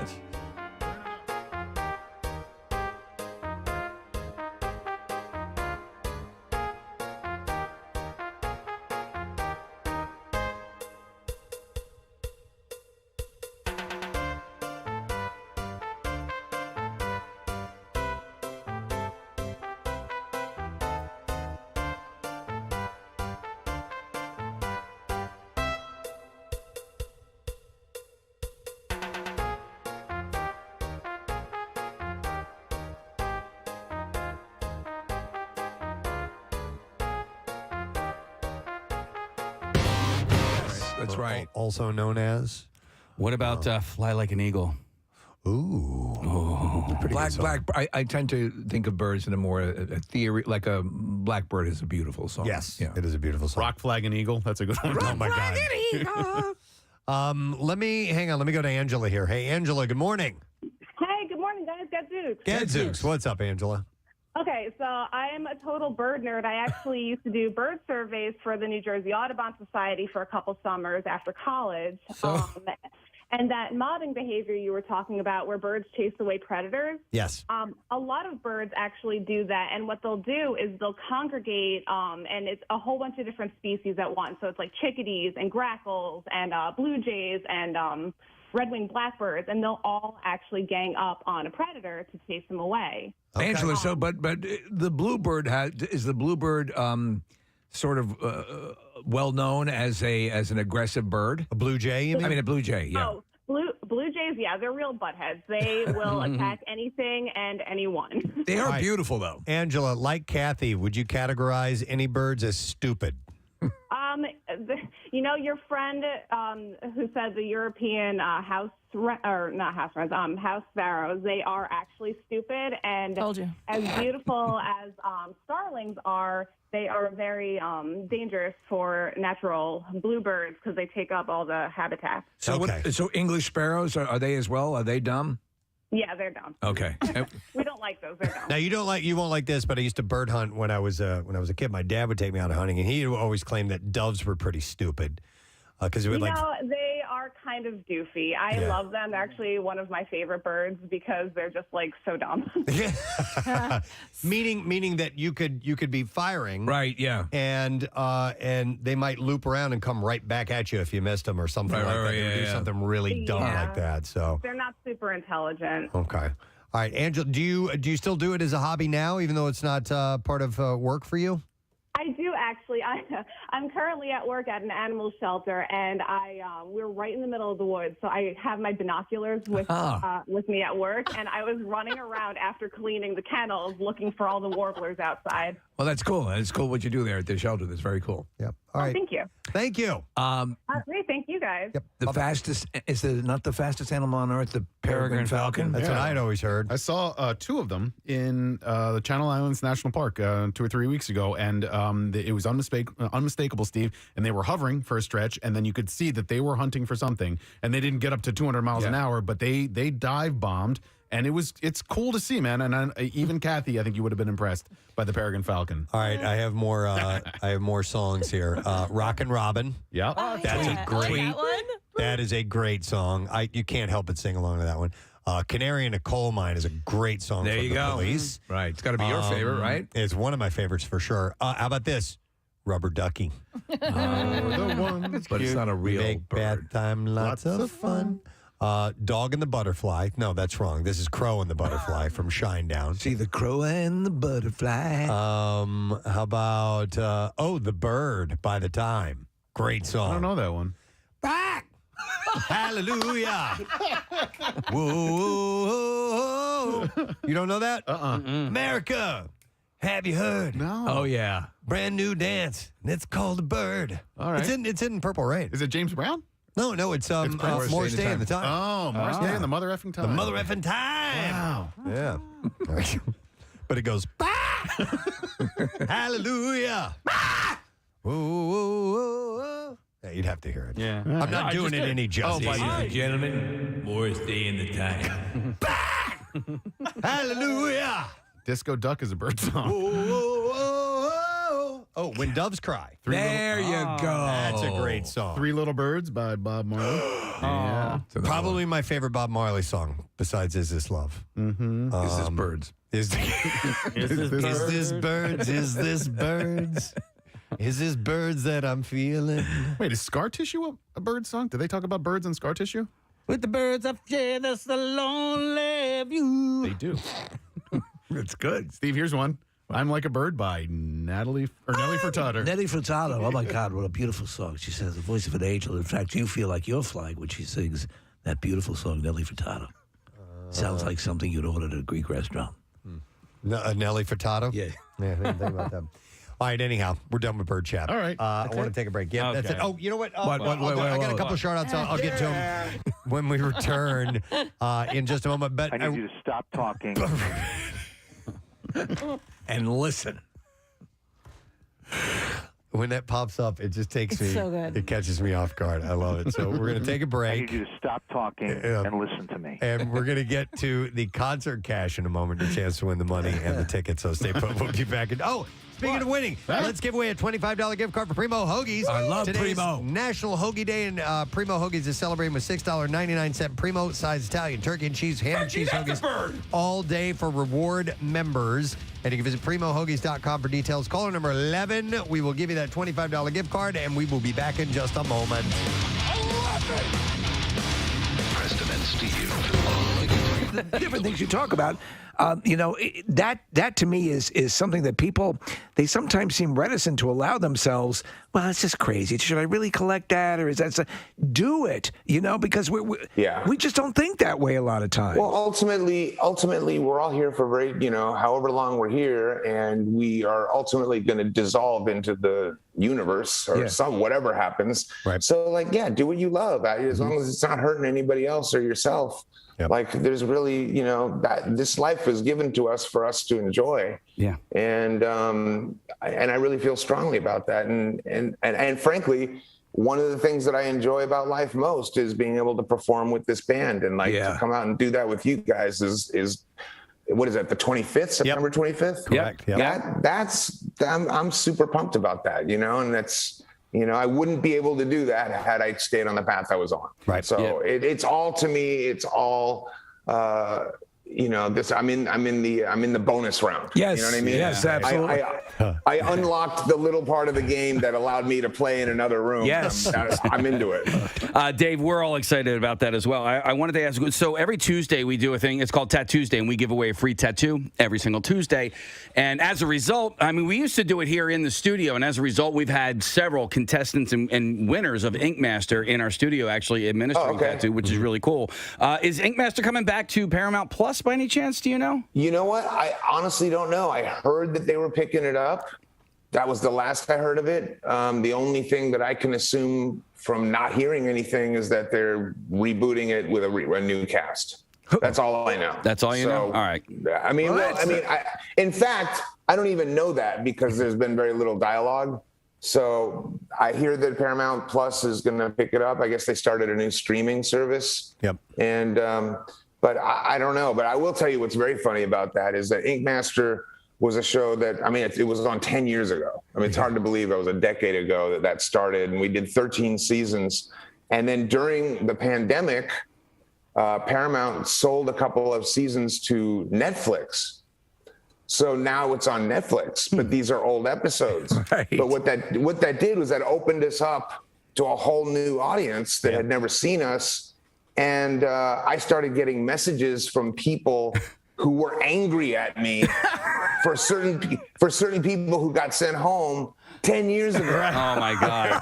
You know what I mean? They thought it's it just was now. Yeah. Fuck you for sending Josh home. He was the one. How dare you? I'm like, oh my who's God. Josh? I don't even know what you're talking about. That's great. But people get very passionate about that. I hope that when you give out tattoos, is there one artist that you use, or is there a resident artist? Or yeah. There's a shop. Yep. Yeah, one shop, several artists within that shop, and there's a guy named Troy here who is he's a big name in the tattoo industry in Philadelphia. Actually, he is responsible for a lot of the tattoo conventions all across the country. Yep. So he has a lot of guys and he's also super generous. So do they get to decide what they are getting, or does it have to be a WMMR? They have to include on the throat. They have to include us in there somewhere, and it can even be very, very subtle. That's all that we ask. So right. Yeah. That's nice. The rabbit in the Playboy cover. It can be very discreet. So yeah. Some are more subtle. Do you want to know something funny about this? Do you see this? Yeah. That's the Playboy. Okay. Yeah. All right. So here's a quick story. I was doing an interview with Hugh Hefner. And Hugh Hefner was talking about how the bunny, well, first of all, it started out, it was a stag. It was supposed to be a cartoon of a stag. Okay, that makes and sense. the night before the release, he couldn't sleep. And he got up in the middle of the night and called the designer and said, I hate the stag. You got to come up with something else. So they scrambled at all hours of the night and landed on this bunny, which then became the most iconic thing, in terms of branding. Wow. Huge. And he went ahead to tell me that it is probably the #1 most tattooed logo of all time. The Playboy Bunny. I believe it. Wow. And so at that moment, I said, has anybody in the history of tattooing this bunny asked you for permission? And he said, no, actually, nobody's ever asked. And I said, well, then let me be the first. Is it okay with you if I get the bunny tattooed? And he said, absolutely. So I have the one and only Hugh Hefner sanctioned. Wow. Like, I wouldn't have gotten this otherwise. But the fact that, what do I care? But the fact that Hugh sanctioned it and gave me the okay, and it's the only one that exists that's like that, was pretty special. That's awesome. That's a great story. Yeah. Wow. Pretty That's cool. awesome. Excellent. Dave, we're really excited. Not only that you guys are playing the show, but that you took the time to join us on the program this morning. We really appreciate it. It's a pleasure, man. I'm looking forward to being out there. And are you guys going to be at the show? Oh, yes. Yeah. Oh, yes. Absolutely. I would not miss your guys' set. So We'll come back and say hello, will you? Okay, for sure. Absolutely. Thank you so All much, right, Dave. guys. We'll see you in September. Dave Pleasure. Navarro, Yeah. guys. How about it? Wow. a nice He's guy. awesome. Super nice guy. And I bet you he could point to every single tattoo and tell a story like that as well. What you're playing right here, I remember, Preston, when I first heard this song, I was like, What's whoa! that? Yeah. Whoa! Yeah. Hey, the Oscars were last night. How about all of that? So yeah, they had a red carpet and the full deal. The documentary feature went to My Octopus Teacher. Yay! It's been mentioned several times on the show, so wanted to throw that in there. Accepting was the octopus. It was going to be a privacy, incredible motion picture experience. Wow, great. And there was no wrap-up music. No, He just kept sucking and clicking and doing that whole thing for a long time. So,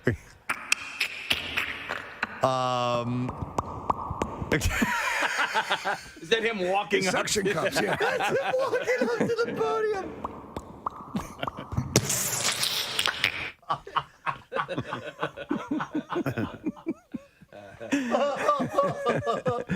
It was awkward, but listen, Yeah. I mean, he was the star of the film. It is a hell of a movie if you get a chance to see I do it. need- I- Think I of really- a nomad land, but with sea creatures. They really should have put the octopus in the in memoriam section. I don't know why they didn't. Did he die? Well, he's an octopus. I mean, the movie came out like 2 years ago. How long does your average octopus live? I'll bet The they length live of a documentary movie. I'll bet they live longer than you think. No, No, they they don't. They live like a year. They don't. Watch, Really? Yeah, watch the movie. Oh, Yeah. Wait, you saw it too, Kathy? Yeah, I yeah, saw it's the movie great. and I don't remember that shocking piece of That's news. sad. What?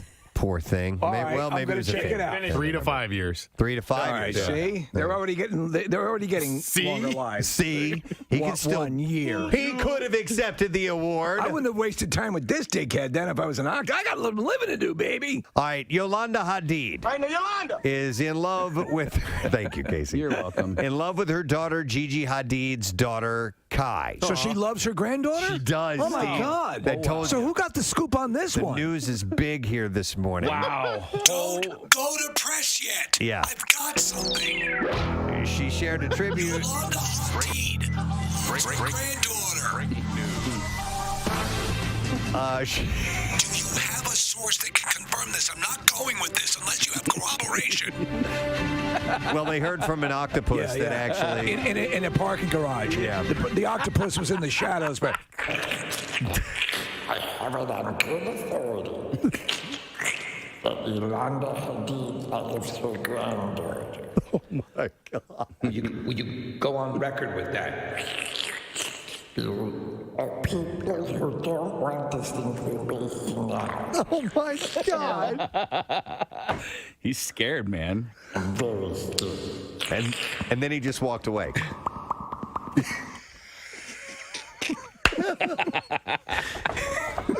That's my new favorite thing. The octopus walking away in a cavernous room with lots of reverb so you can hear it. I can see you're an octopus.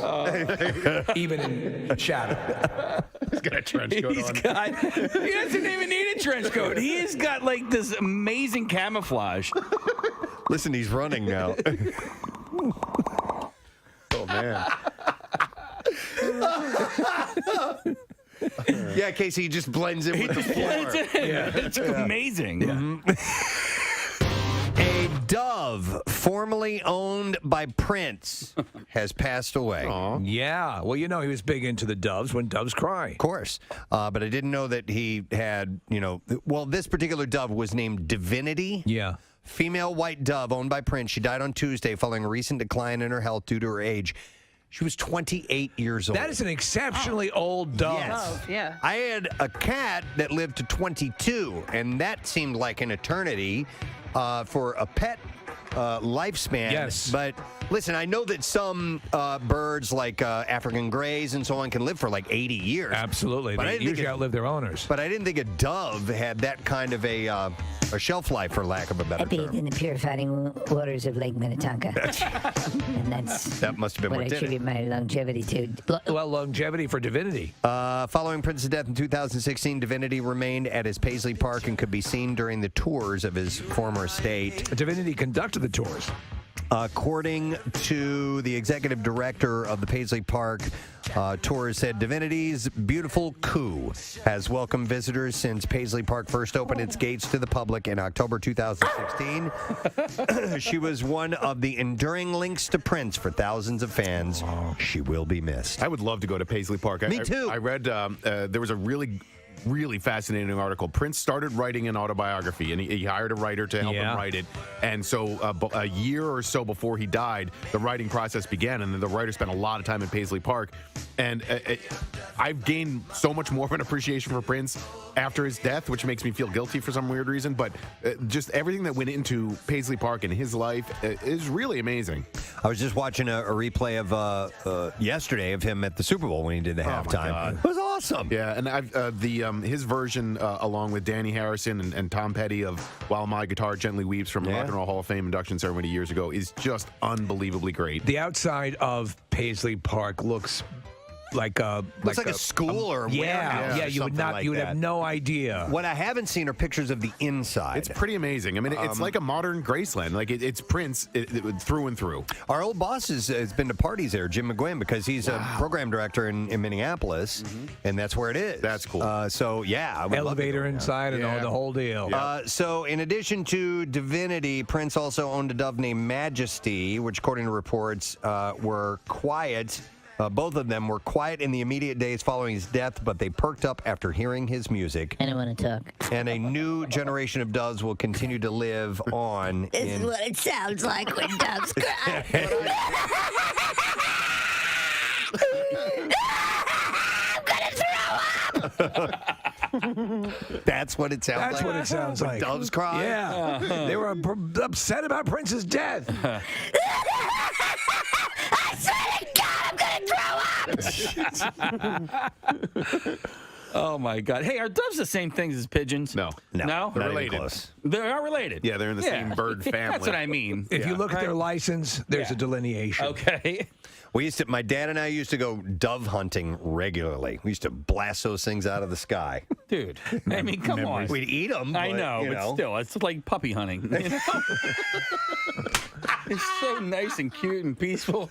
They're different than the ones that you see. They're, Okay. they're, they're the gray they colored kill ones. families. Okay. Yes. They are all He tatted was up. doing service to the families of Kentucky. They are literally the symbol for peace, however. Yes! I was completely eaten by a dove today. Anyone kill them for us. Son, we got work to do. We beat it to death with an olive branch. I have a hair change story that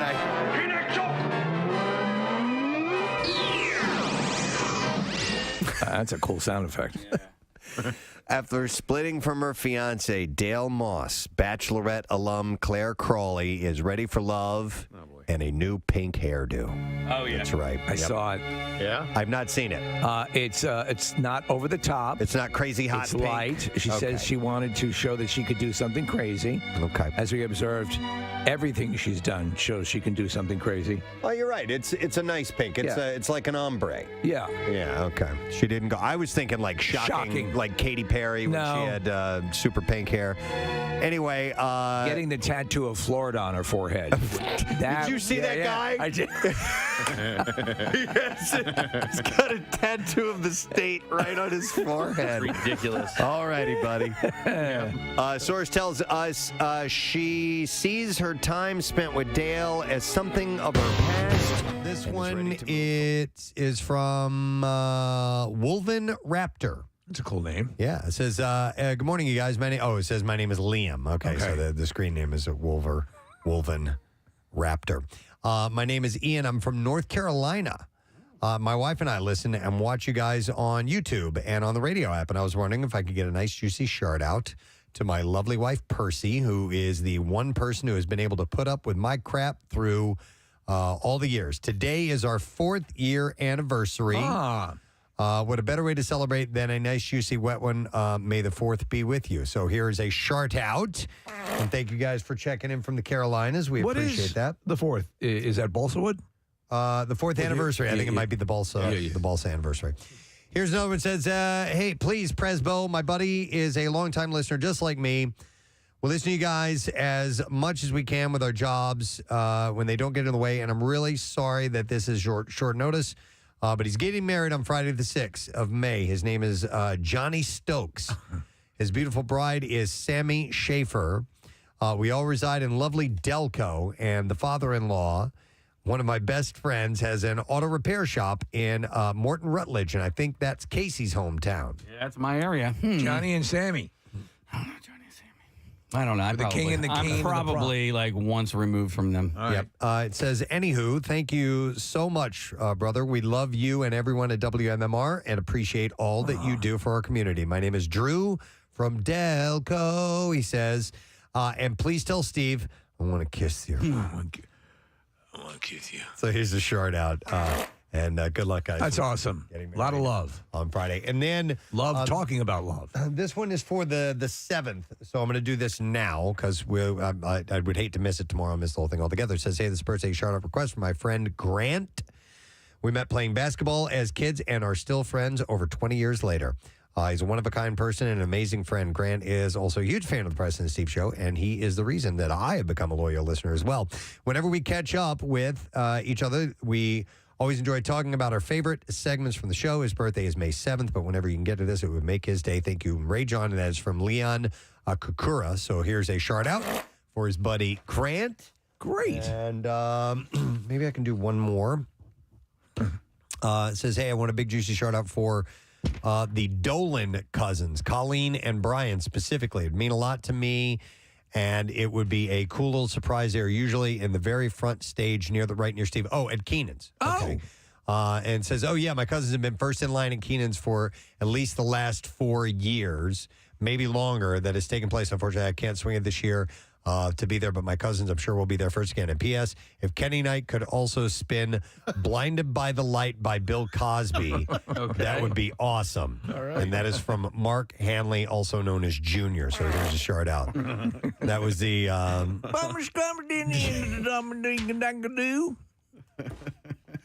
That is one of my probably...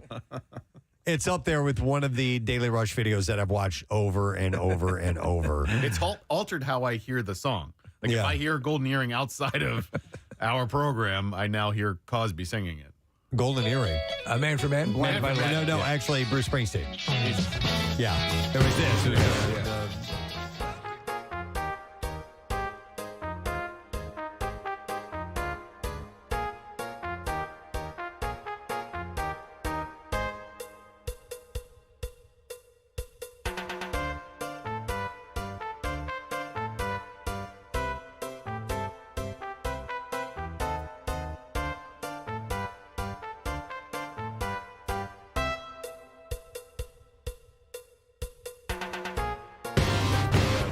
More than probably all the others. So he's out.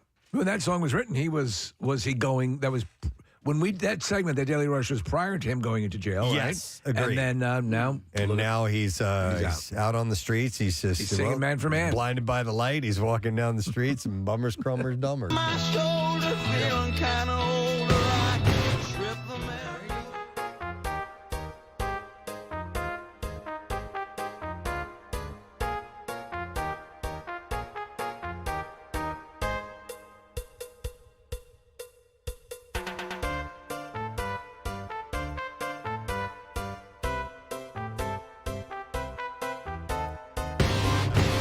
We are going to play the concert cash. Yeah, so let me mention this. Let me make sure that the timing is right on this and I didn't let it go. Saturday, June 4th. Okay. I got this email. It's a butt plug, and it is from Project Healing Hive. This is from Kristen Morris-Yeel, who's the founder and board president of Project Healing Hive. And they are Phoenixville based, and they have an event coming up, I believe. So they improve mental health. It's to improve mental health care by advancing an agenda for evidence-based uses of CAM, which is complementary and alternative medicine. They're the ones that do the beehive therapy. Oh, okay. My wife's going to hold. Yes, maybe my wife can now become a therapist. Fundraiser festival Saturday, June 4th, 10 a.m. to 2 p.m. at their building in Phoenixville, which is called PA Nourish Our Minds.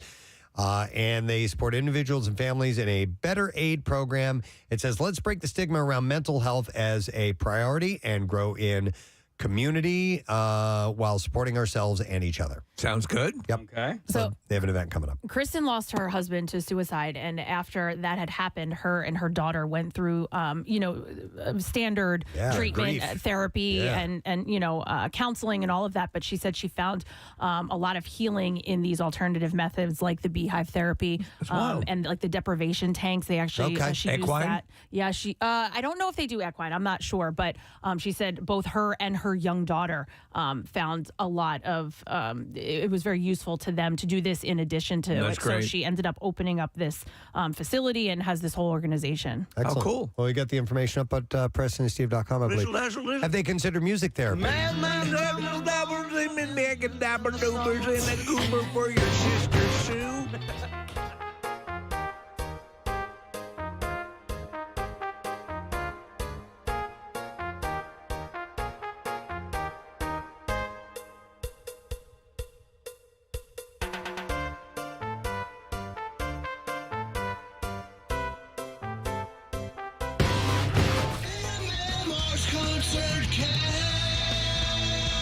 Now, here's your concert cash keyword.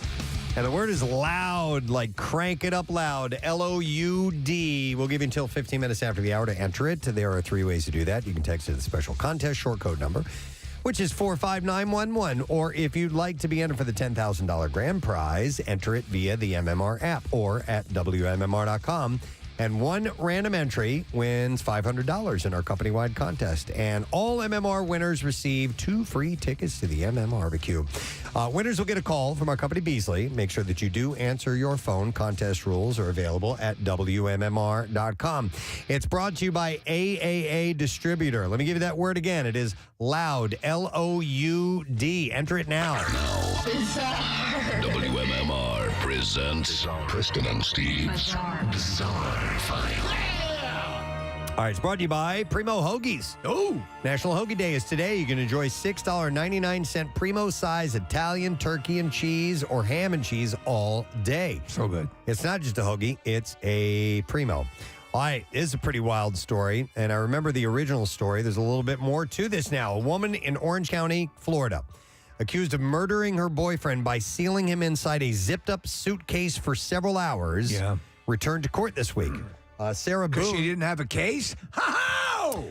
Sarah Boone stands accused of intentionally leaving her boyfriend, Jorge Torres Jr., trapped inside a suitcase overnight in the pair's apartment in February 2020, despite his frequent pleading to be let out. It's just insane. This is just a horrible, horrible way to die. Every level of this. Upon discovering Torres dead inside the suitcase the following morning, Boone called 911 to report the incident. She would later tell police that she and Torres were drunk and playing hide and seek the night before, and that his death was an accident. So what about when he was screaming to get out? Well, listen, but videos discovered on Boone's cell phone during an investigation told a much different story. According to the Orlando Sentinel, which obtained the videos through a public records request, Boone could be heard and seen in the videos taunting Torres while he begged her to open the suitcase and complained that he couldn't breathe. He was saying, "I can't effing breathe." Seriously. He allegedly pleaded in the first video. That was recorded around 11:12 p.m. And then they have video of her saying, "Yeah, that's what you do when you choke me." Adding, "That's on you. Oh, that's what I feel like when you cheat on me, and you should probably shut the F up." So she's yelling at the suitcase. Was there a history of domestic violence with him?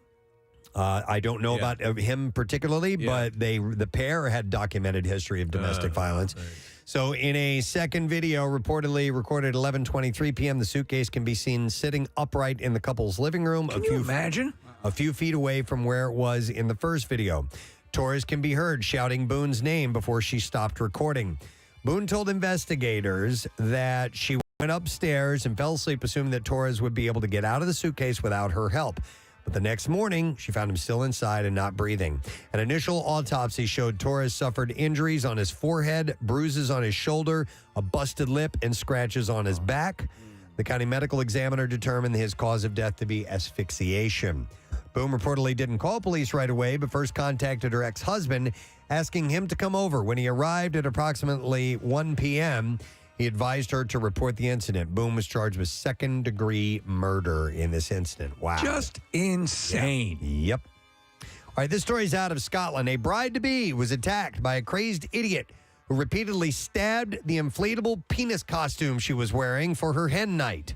Laura Inglis was celebrating with friends ahead of her marriage to Jill Hutchinson. You dress like a penis. Laura. And I won't have it. None of that. Laura. He was just enraged. Looks like a big old penis. Laura was in Eaglesham Pavilion when Ronald McKinnon struck. He charged towards Laura, repeatedly stabbing her inflatable costume. What the hell are you wearing? A shaken Laura. It looks like a pee-pee. A shaken Laura phoned police. Don't need the Glasgow hussy coming in here dressed like a pee-pee. To report the incident, and McKinnon landed in the dock.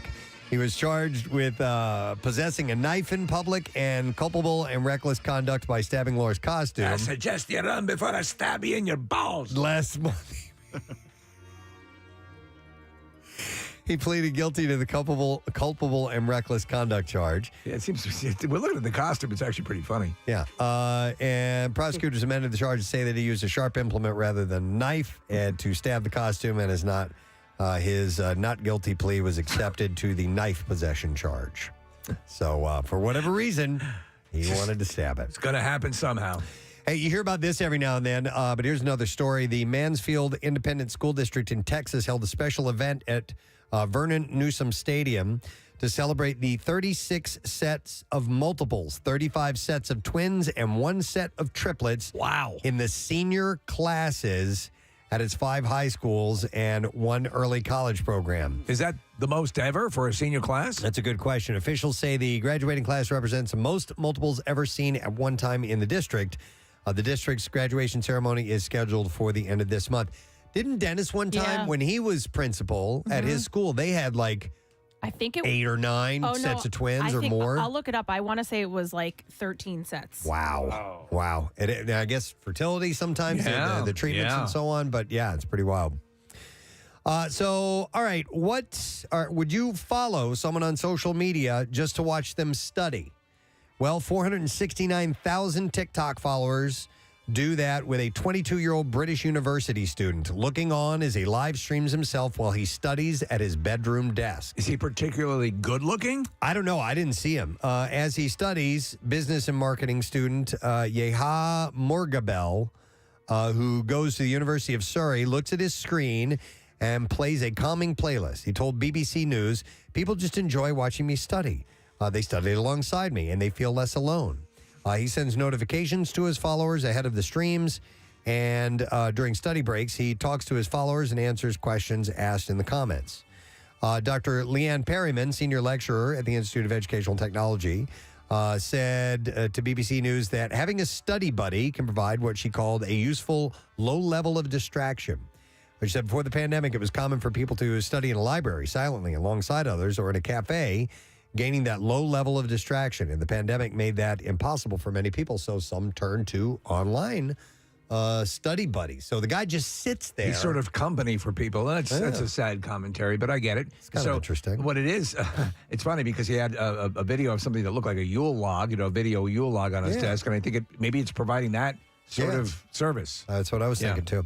All right, one last thing. This is, I don't know why I did, but this is the only place I could find for the bizarre file. But former Chicago Bears center Olin Kreutz was fired from CHGO Sports, the Chicago sports media site, on Monday because he had got into and physically attacked a worker.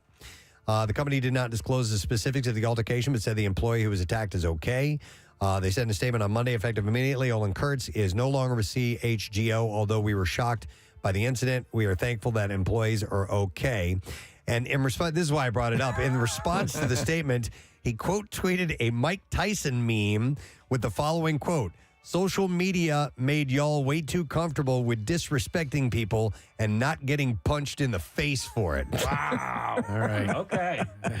So I think he... I would not say he's what you would call remorseful. I don't think so. Well, he played 13 seasons with the Bears from 1998 to 2011. All right, and there you go. You saw how Mike handled that annoying... oh, my God, on the plane? Yeah. The plane. That's the B-File. Let's take a break. Don't forget, you got about 5 minutes left to enter the word loud. That is our concert cash keyword. Loud is the word. So make sure that you do that right now before you lose your opportunity to win that money and those tickets. We'll be back in a moment. Come on, bro. Keep going. Do it. Finish it. I'm not finishing Come on. It's good on, bro. I like the up dog. Yeah. Here's the tattoo of the Florida, by the way. That looks good. Oh, Man, what is going on? I know. We have a monitor that's normally in front of us. It doesn't work, and I can't see the photos when they come up. But yes, that's just brilliant. Best performance by an actress in a motion picture drama went to Andra Day for The United States versus Billie Holiday.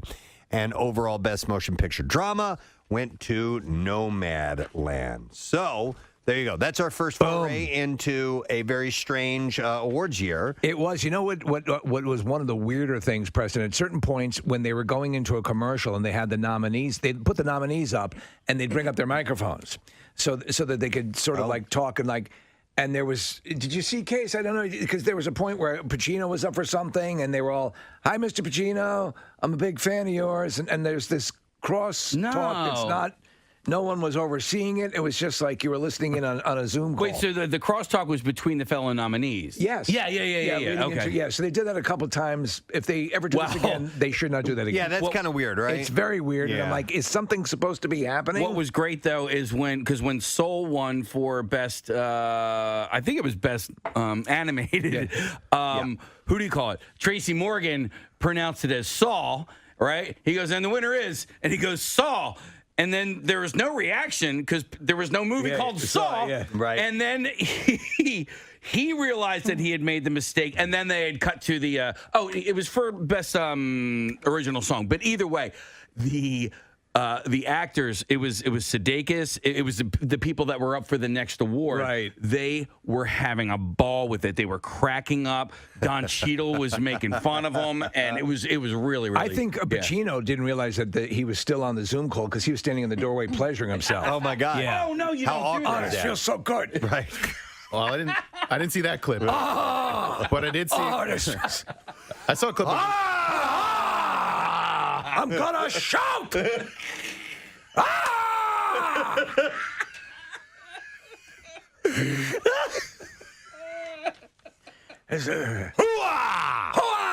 Oh my God! Splat.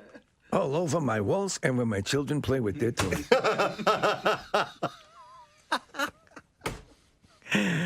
You were expecting something like that. There were a few people who clearly were not quite up to speed on the tech. I'm gonna shoot over here! That was good. Oh, man. Right after that. Yes. Sorry, Nick. No. This is also comedic. He fell asleep. What? Did he? Yeah. Was he asleep on camera, Nick? Yeah. I mean, don't you usually fall asleep right afterwards? Everybody's sleepy, and you've expanded yourself. So the camera pans across his screen, and listen, his eyes are closed, and he looks like he might have not actually have been asleep, but he looked like he was sleepy. That was so much fun pleasuring myself. Oh no, the poor guy. Getting old. I don't feel so good. That's hilarious. I'm up and out. So, according to a new survey presented by the Water Quality and Health Council, 51% of Americans reported using a swimming pool as a communal bathtub, using the pool as an alternative to showering or rinsing off after engaging in exercise or yard work or whatever it may be.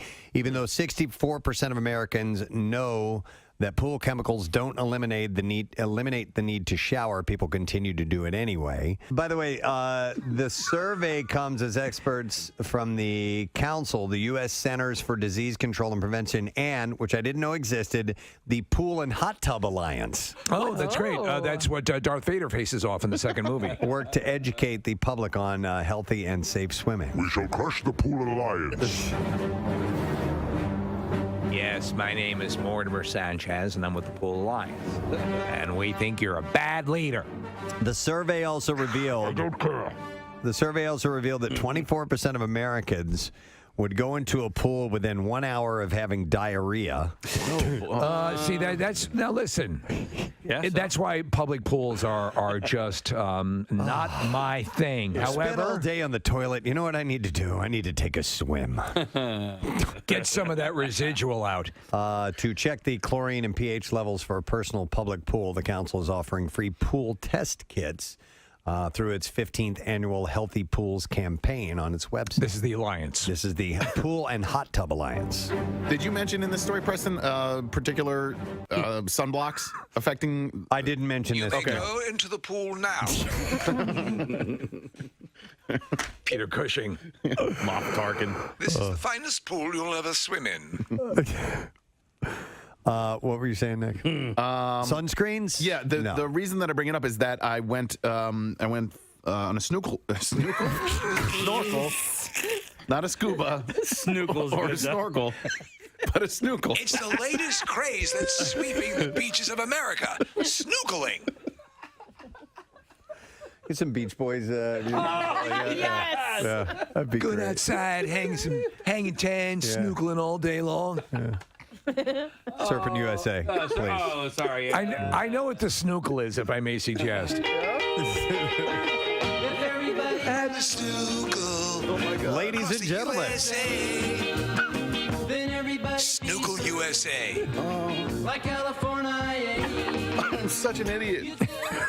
All right, anyhow. Snorkeling. Oh, yeah. I went snorkeling, and you weren't allowed to wear. Feel of a snorkel at dawn. You weren't allowed to wear the sunblock that you brought. You had to use the sunblock that they provided for you, and it's because the sunblock that most people wear is pretty damaging to the reef. And I was wondering if it would be damaging at all to like a pool filter or to the saltwater. These are all good questions. Yeah, because some of the chemicals are pretty arch and can have that effect. Yeah, and I've been snorkeling many times in my life, but this is the first time ever on a snorkel trip where I had to do this, and you weren't allowed to wear what you had, what you brought. They provided. They provided it for you. Do you remember what it was? What type it was? I don't. It was like an industrial vat. It was called Reef Killer. Yeah. Reef Killer sunblock. A snorkel, by the way, as you're snorkeling, has a second tube that goes up back onto the beach so that someone could load M&Ms into them so that you can eat. You're hungry. So that's what a snorkel Right, is? a snorkel is a second food tube. Okay. So that you can swim longer. Everybody wins. That's great. They do have snuba. Snuba is legit. I've heard of that, yeah. Snuba. Apparently snorkel is legit as well. Are you kidding me? No, I'm serious. If you can swim, you can snorkel. Yeah, he's absolutely right. Snorkel offers shallow dives. Approximately 10 to 40 feet without cumbersome tanks and no diving certification necessary. That looks like snuba.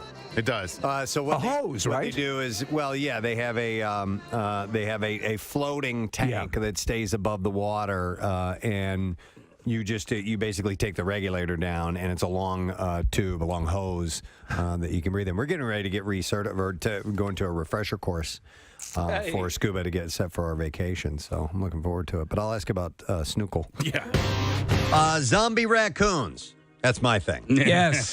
That clumsily walk on two legs and show their teeth are staggering around suburban Chicago, and authorities are warning locals to hide their pets. A spike in raccoons testing positive for distemper in Riverside, Illinois, is to blame for the bizarre sightings of contaminated animals that the disease causes to appear zombie-like. While zombie raccoons don't eat brains, distemper is highly contagious. If you're feeding wildlife and that raccoon ate out of your bowl, or cat food for your stray cats, and your puppy goes over, the saliva can be contagious. They sent in a Negan raccoon to take care of everything. Well, oh, well, oh, well. Looks like we got ourselves a problem in Chi-Town. Leaning back high. Looks like we got some trouble. Some trouble in Chi-Town. Going deep dish on this bitch. It's got a little leather jacket. Yeah. Leaning back, way far. Ooh, hey. In the home of Oprah. There was an email that was sent out that we were going to have our studios checked because there may have been bed bugs brought into the area. And we've had everything checked out. They actually just brought a dog in to sniff. Yeah, I think it was Jack Russell is what it looked like. Josie was her name. Josie is the dog. And there's no bed bugs. Well, no, that's not true. There were on a chair. Oh, was there? Yes. Oh, okay. Yes. Or yeah, it was sort of like a warm zone or something. A warm like that zone. They call those. That's So- what I call my chairs at home. Yeah, my warm zone. I think what everybody was worried about was an infestation, which I guess is not the case if it was just on the chair. I don't know. Just on the chair. The rest of the place is apparently clean. Josie scoured our studio and nothing. And I'm never coming back again. You would have thought there was a radiation leak here. Yeah. So I never told my wife that there was a bed bug. She wouldn't have let you go to work. No. That was the first thing I told my wife, and I started laughing. Yeah. Because, listen, I'm surprised that's all we have. They're ripping the entire building apart, walls that haven't been opened up in years. Yeah. I imagine at night there must be a big vermin hoedown when we leave. Because you walk around, there's these cavernous, like a wall will disappear. Yeah. There's a big opening now. Yeah. You walk down one hole, it's 11 degrees, and then the next hole, it's 1,400 degrees. It's a whole new environment. It's like you're on some spaceship that's just, morphing all the time, and that's what this is here. Well, I'm just glad that they alerted us to it. Yeah. Because during some of the construction, apparently they were removing asbestos, and nobody ever told us. Well, that's when that wall went up down at the end of the hallway. Yeah. Because, and I almost walked into that wall. That's how quickly it went up. I started to turn down and go down to what I thought was Chuck's office down the hall that used to exist. Like Looney Tunes. And there was a wall. So my wife will, when we go check into a hotel, it's always the same situation. We open the door, we shut the door, we leave our bags right at the door. Harry Potter, the exhibition at the Franklin Institute. And I think we have to go with this for today's lesson question to see if you were listening. Again, it wasn't that long ago. We had another one that was kind of late in the show the other day. But this one is the following. When it comes to small talk, Ford stands for family, occupation, recreation, and dreams. But what does DAY stand for? D-A-Y. I'm sure you know, and so therefore you should call us at 215-263-WMMR. Let's see if we can get you that prize. All right, what does DAY stand for? The trash business is a gold mine. 93.3 WMMR with Preston and Steve's Hollywood Trash. All right, it's brought to you by Horizon. It's time to make sure your home's cooling and heating system is ready. Buy a new system only from Horizon and get up to $1,000 off. Book in seconds at horizonservices.com/EZBook. What's happening, Steve? Well, Vanessa Hudgens getting online traction as pictures of her in a very clingy, skin-revealing dress at the Met Gala continue to make the rounds. Hudgens was apparently so hot that security had to repeatedly stop Billy Porter from hitting on her. Wow. 32-year-old Vampire Diaries actress Kat Graham announcing her engagement to 52-year-old producer-director Darren Gannett Graham says she was leery about the 20-year age difference because in Hollywood, it should be at least 30 years. Oh, my God. Oh, my And finally, Brian Dunkelman, who briefly co-hosted American Idol with Ryan Seacrest during season 1, but opted to quit, admits he made the mistake that has driven him into a deep depression. Dunkelman says, though, he's in a much better place now. He's at a place where the walls are made of pillows and the door's locked for the outside. Oh, wow. All right, let's see if somebody knows the answer to this. When it comes to small talk, Ford stands for family, occupation, recreation, and dreams. What does DAY stand for? 215-263 WMMR. I will go to Mike. Try to get the answer. Yo, Mike. Good morning, it. Good morning, it, buddy. All right, what does DAY stand for? That would be diving, agriculture, and yodels. And yodels, yes. Nice job, Mike. Hang on. Got yourself a 4-pack of tickets for Harry Potter, the exhibition at the Franklin Institute. This groundbreaking exhibition celebrates the iconic moments, characters, settings, and beasts as seen in the films and stories of Harry Potter and the Wizarding World. You can they're using best-in-class immersive design and technology. Tickets are on sale now at fi.edu. Now, Preston and Steve's Music News on 93.3 WMMR.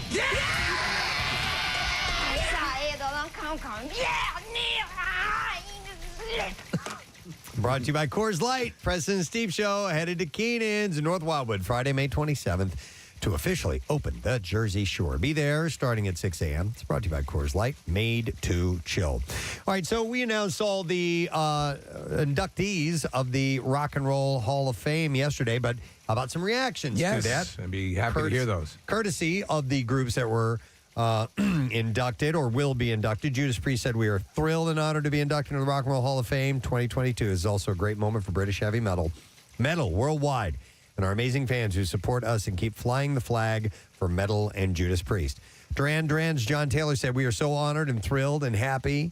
We really want to thank our fans, the people that have been voting for us, really pushing, giving us the people's vote. And we're proud that Nick Rhodes, is working on his speech. We'll see you in Los Angeles." I think he's a pretty quiet guy. Yes, that's true, yeah. Lionel Richie said, "Being elected to the Rock and Roll Hall is an incredible honor. I would like to say thank you to all the voters, to my wonderful fans, and everyone at the Rock and Roll Hall of Fame. Congratulations to all my fellow 2022 nominees." Pat Benatar and Neil Giraldo said, "We're thrilled and humbled to become part of the Rock and Roll Hall of Fame family, and thank you to everyone who voted, especially the fans, and congratulations to all the other inductees." Eurythmics stated, "We are beyond delighted to announce that Eurythmics have been inducted. What happened? Into the legendary Rock Hall." And finally, Dolly Parton said, "I am honored and humbled by the fact that I have been inducted into the Rock and Roll Hall of Fame. Of course, I will accept it gracefully. Thanks to everyone who voted for me and to everyone at the Rock and Roll Hall of Fame. I will continue to work hard to try and live up to the honor." Yeah. So that's cool, man. Good for those guys. All of them. Absolutely. Yep. Absolutely. Lizzie Hale has revealed that she had to rediscover her love for rock and roll while making the new Hailstorm album, Back from the Dead. During an interview, she said that with the world being shut down due to COVID-19, she suffered an identity crisis. She said, "What you don't realize when everything is suddenly stolen from you is how much of those weapons and those things you have, whether it be a live show, your camaraderie with your fans, or being with your bandmates, traveling, you don't realize how many of those tools that you use to combat your own mental health and combat the kind of darkness that can creep in." She said, "Without all of those things, you have to almost look at yourself and be like, okay, who am I without it? Who am I without the band? Who am I without touring? Who am I without the forward momentum? You almost lose your purpose for a second, but now she's back." She's back, baby. We just played some Red Hot Chili Peppers a moment ago. Flea might be adding yet another massive credit to his already diverse acting resume, and this time it's with the Star Wars franchise. The Red Hot Chili Peppers bassist is rumored to be featured in the Disney Plus series Star Wars Obi-Wan Kenobi, according to a fan site, StarWarsNewsNet.com.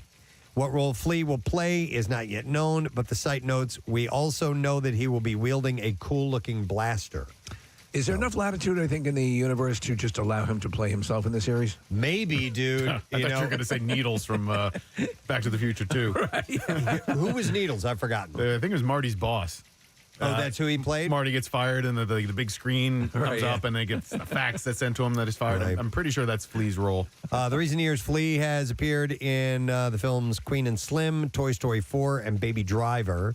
Of course, other notable roles were Back to the Future 2 and 3, My Own Private Idaho, The Big Lebowski, and Fear and Loathing in Las Vegas. The trailer was released yesterday, by the way. Did you guys check it out? Yeah. Oh, yes, I did. Yeah, Yeah, it looks pretty cool. That's the second one. Listen, I have high hopes for this series. I'm very excited about where they're going to take it. I love The Mandalorian, and this seems more linear to that. Yep. So Star Wars Obi-Wan Kenobi begins streaming on Disney Plus at May 27th. Are you going to watch? Maybe. Yeah. Maybe. That one I might be interested in because it's the classic characters. Yeah. And I wouldn't mind seeing and I like Ewan McGregor as Obi-Wan, absolutely. But, you know, Luke as a kid growing up and the things that might have been happening around him that he had no idea of, that's intriguing to me. Obi-Wan keeping an eye on him. Yeah. I mean, do you think Yoda shows up, and if he does, is it Frank Oz that voices him, or is it Kathy Romano? It's Kathy. Good question. Remains to be seen. That's excellent. Dude, it's getting better. It's better as we go along. Yep. As we go along, it gets better. Yeah, that's all you have to do. I gotta get that. I forgot. Yeah. Gotta try it again. I should watch the movie. Yeah. All right, and then finally, watching that little boy over there? and then finally, the Rolling Stones are marking their 60th anniversary with the European tour kicking off in June. But the celebration isn't just limited to performing. Thanks to the wonderful folks at Lego. The iconic toy brand is also celebrating the Stones' incredible achievement with a new set that honors the band's classic logo. Per Lego, the set contains 1,998 pieces, and when fully assembled, the Stones logo measures 22 inches by 18 and a half inches. It looks really cool. How much? I don't have a price on that, Steve. Lego made sure to that the set presented the tongue logo accurately. With Lego Group design manager Fiorella Groves saying in a statement, since the tongue logo is one of the most recognized logos, our biggest challenge was to figure out how that we could get the Lego art design as close to the original as possible. Previous sets have been created with a one-to-one round Lego tiles as a mosaic, but this time, in the spirit of being more rock and roll, we have used the full spectrum of Lego bricks to capture the organic curves that graphic designer John Paschal created. I have to imagine that both Jackie and Pierre will. Yeah, we should get one for the station. Yeah, You know, actually, that would look great have in on our display here, you know? in our lobby. That'd be cool. So the Rolling Stones Lego set officially goes on sale June 1st at Lego.com and all the retailers. Keep Jackie occupied for a while. It would. You're right. Can't put this thing together. And that's all that I have in music news for you. One last $25 gift card from Primo Hoagies. We're going to give that away. Caller number 18, 215-263-WMMR. We want to thank Primo for dropping off the best hoagies in the area to us to promote National Hoagie Day. And today you can get $6.99 Primo-sized Italian, turkey and cheese, or ham and cheese hoagies all day for rewards members. Visit PrimoHoagies.com for details. By the way, the Primos that's a big sandwich. Oh, it's awesome. By the way, so we'll Did it send mention you. what store today's came from? I did not get that word.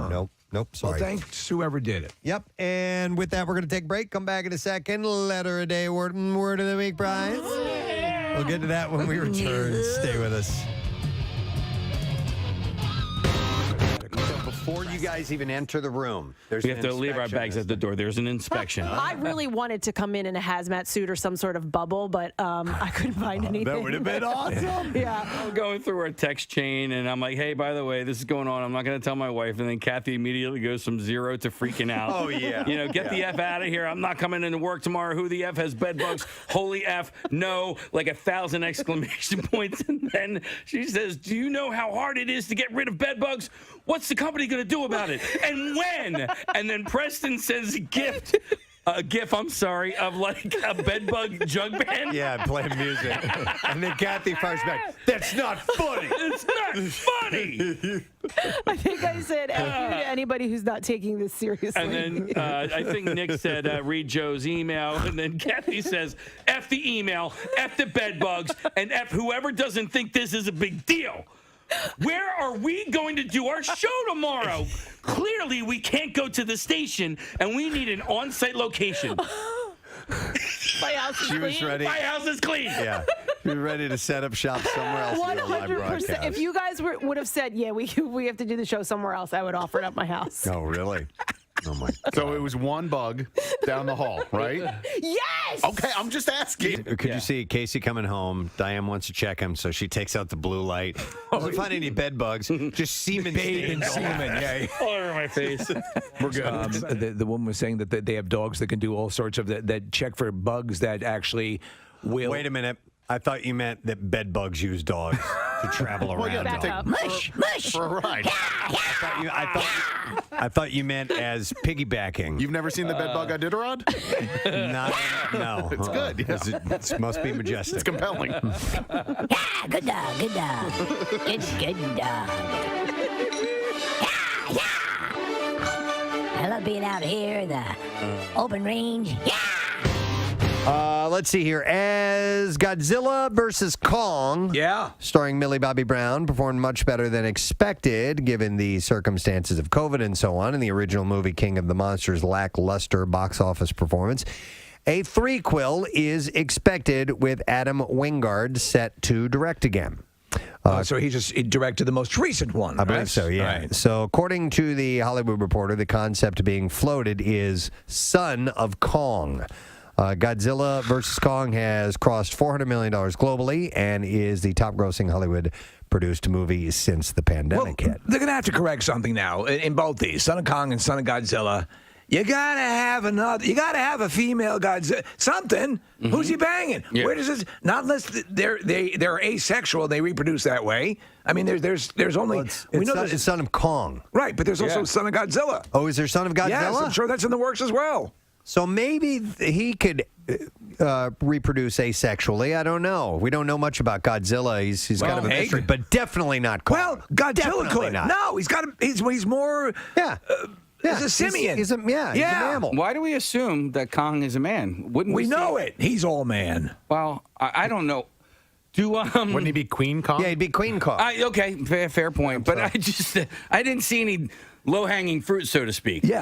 Yeah, they left that out. In fact, can you on apes, or do they? I've never. Is there junk external? That's a good question. Apparently, it's pretty small. I remember. We talked one point about animal genitalia. Yeah, but even on Kong, it would be big enough. You're right. But it'd be the size of a proportionally VW, you know. Yeah, it'd be the size of me. Be as tall as Steve.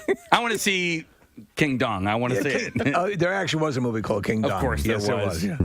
Well, maybe it's a rom-com. Like he's romancing this lady, and that's about how they have have the baby together. Oh, the next Kong the movie? next one, yeah. 4 Weddings and a King Kong. That could be something like that. We'll have to see. An inspiring story. Giant ape walked into her life.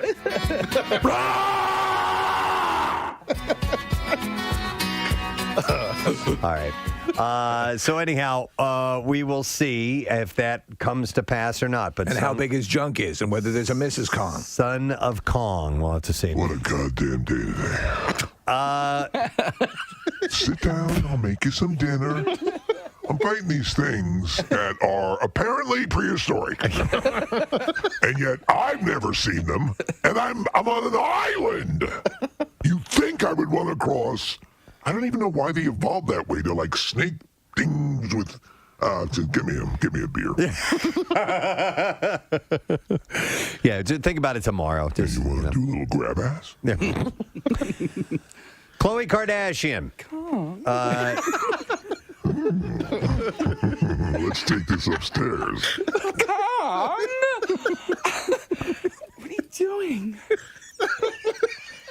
Just a little finger stuff. Oh my God. There's no little finger stuff in here. Oh, it's bigger than my penis. No, it's perfect. A lot of gorillas are like that. It's okay, baby. It happens. No, not to me. It's those dumb lizard things I met today. You can't stop thinking about it. It's distracting. Forget about the lizard things. Come upstairs. Let's have some oysters. Okay. Should I move on to Khloe Kardashian now? Okay, thank you. Same size. I have the floor now. Maybe that. There you go. King Kong marries Khloe Kardashian. Today, it was, I guess, 25 years ago today or recently within the last week or so. I think it's today. It's a magical day, or at least a magical time. You can sort of feel it in the air. Yeah, you even look outside. Yeah. The trees are swaying, I think, in honor of the fact that it is the 25th anniversary of the movie Twister. Yeah. A legendary film. Oh, my God. Legendary, horrible film. I remember looking forward to going see. I took my mom. She was visiting in town, and I took her to go see the movie. And the main, the big hook were the effects. That's it. At the time, the effects were kind of groundbreaking. The CGI depicting these tornadoes. And they were amazing for the time. They did a great job. Yeah. It was such a stupid movie. The whole concept. It was just piss poor. Yeah. Yeah. The rival storm chasers. yeah. There's the corporate storm chasers and the more grassroots in it for the love of the storm. The whole background story on Linda Hunt's character, Helen Hunt's Joe Harding. Not Linda. Yeah. Very, very different. Yeah. So the Helen Hunt's story about her dad being sucked away in a twister while they were in the storm cellar, and she's always had this love-hate relationship with the storms.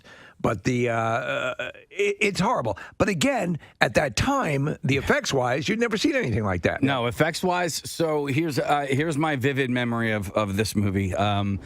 Because if it was 25 years ago today, I was just getting done my junior year of college. I was a lifeguard, and I was at my boss, the guy who owned the company. I was at his house getting all the supplies ready to clean out pools. We did apartment pools. And he talked like this, like his voice was like this, right? And so it's me and my little brother, and we're power washing all this stuff in his driveway. And he goes, I saw Twister last night, and those tornadoes were real. And he said that. Those tornadoes were real. He must have said that like a half a dozen times. My little brother, it was me and him, my younger brother, sorry. It was me and him. And so we will, even 25 years later, if the word tornado comes up in conversation, he and I will say, those tornadoes were real. What was that guy's name? I don't want to say his name. What's his first name? What was his first name? Last name? You just know his last name? Joe. Okay. Let's go with Joe. Hey, Joe, how were those tornadoes? Those tornadoes were real. I love that story so much. Was he suggesting that they had incorporated? What was his point? Was that they were not created for the movie, that they were corralling tornadoes and using them in the film? I think what he meant to say was those tornadoes looked real. Okay. But he said that they were real. And he had like a real affinity towards just weather. He loved weather. He was a weather guy. Yeah, he loved weather. It was like Philip Seymour Hoffman in the movie. Well, listen, he owned a pool supply and lifeguarding company, so weather was definitely... What I really love is weather. Yeah. Weather's important to that line of work. Absolutely. Yeah. Those tornadoes are real. Oh, my God. I wonder if my brother's great. fixing it. It's almost kind of Don Nazi. Yeah. I just said Don Nazi. For feeding you, and it is National Hoagie Day. And you can get $6.99 Primo size Italian turkey cheese or ham cheese hoagies all day for rewards members. You can go to primohoagies.com. That's a great deal. Details. It's a really Great good deal. Yep. All right. Let's do the letter of the day. So we'll fire that up. Preston and Steve on 93.3 WMMR. Now, the Daily Letter. The Preston and Steve show is brought to you today by the letter C as in Casey. or catbird. Or catbird. We were talking about catbirds earlier. We were. All right, so we are going to give away a summer concert ticket passport tomorrow. 4 tickets to each of these 4 shows that are part of Live Nation's Concert Week. That's MMRBQ, Coheed and Cambria, the Black Keys, and the Killers. And you can get $25 off all-in tickets to more than 3,700 concerts nationwide for 1 week only. On sale now through Tuesday, May 10th. And you can visit livenation.com/concert week for details. So we're looking forward to giving all that stuff away tomorrow. I will thank our sponsors as well because they're great people. And I want to thank Primo Hoagies, as we were just talking about them. Excellent. National Hoagie Day today. As I said, you can enjoy $6.99 Primo size Italian turkey and cheese or ham and cheese all day. It's not just a hoagie, it's a Primo. Also brought to you by Acme Markets. From city to shore, Acme has everything that you need to prep for the summer season. Acme Fresh Foods, local flavors. And also brought to you by Pella. Your journey to upgrade to Pella windows and doors is easy. For a limited time, you get 50% off all installation. Call 877-98-PELLA or visit PellaPhilly.com. Pierre just made it in, so what's coming up on the program today, my man? Concert Cash, noon and 2. Blocks, Tom Petty, Coldplay, Black Sabbath. Tickets for The Who. Man's got it all. Yeah. Right there. Tight. Tight. He is tight, people. Tomorrow on our program, Sean Young, the actress. Tom Pelfrey, we're just talking about him. He's engaged to Kaley Cuoco now. Well, he's dating her. Or they're a couple. Are they engaged? They're Insta official. Yeah. And then finally, comedian Jesus Trejo will be on the program too. That is it. We are done. Rage on and have a great day, and we'll see you tomorrow. Bye-bye.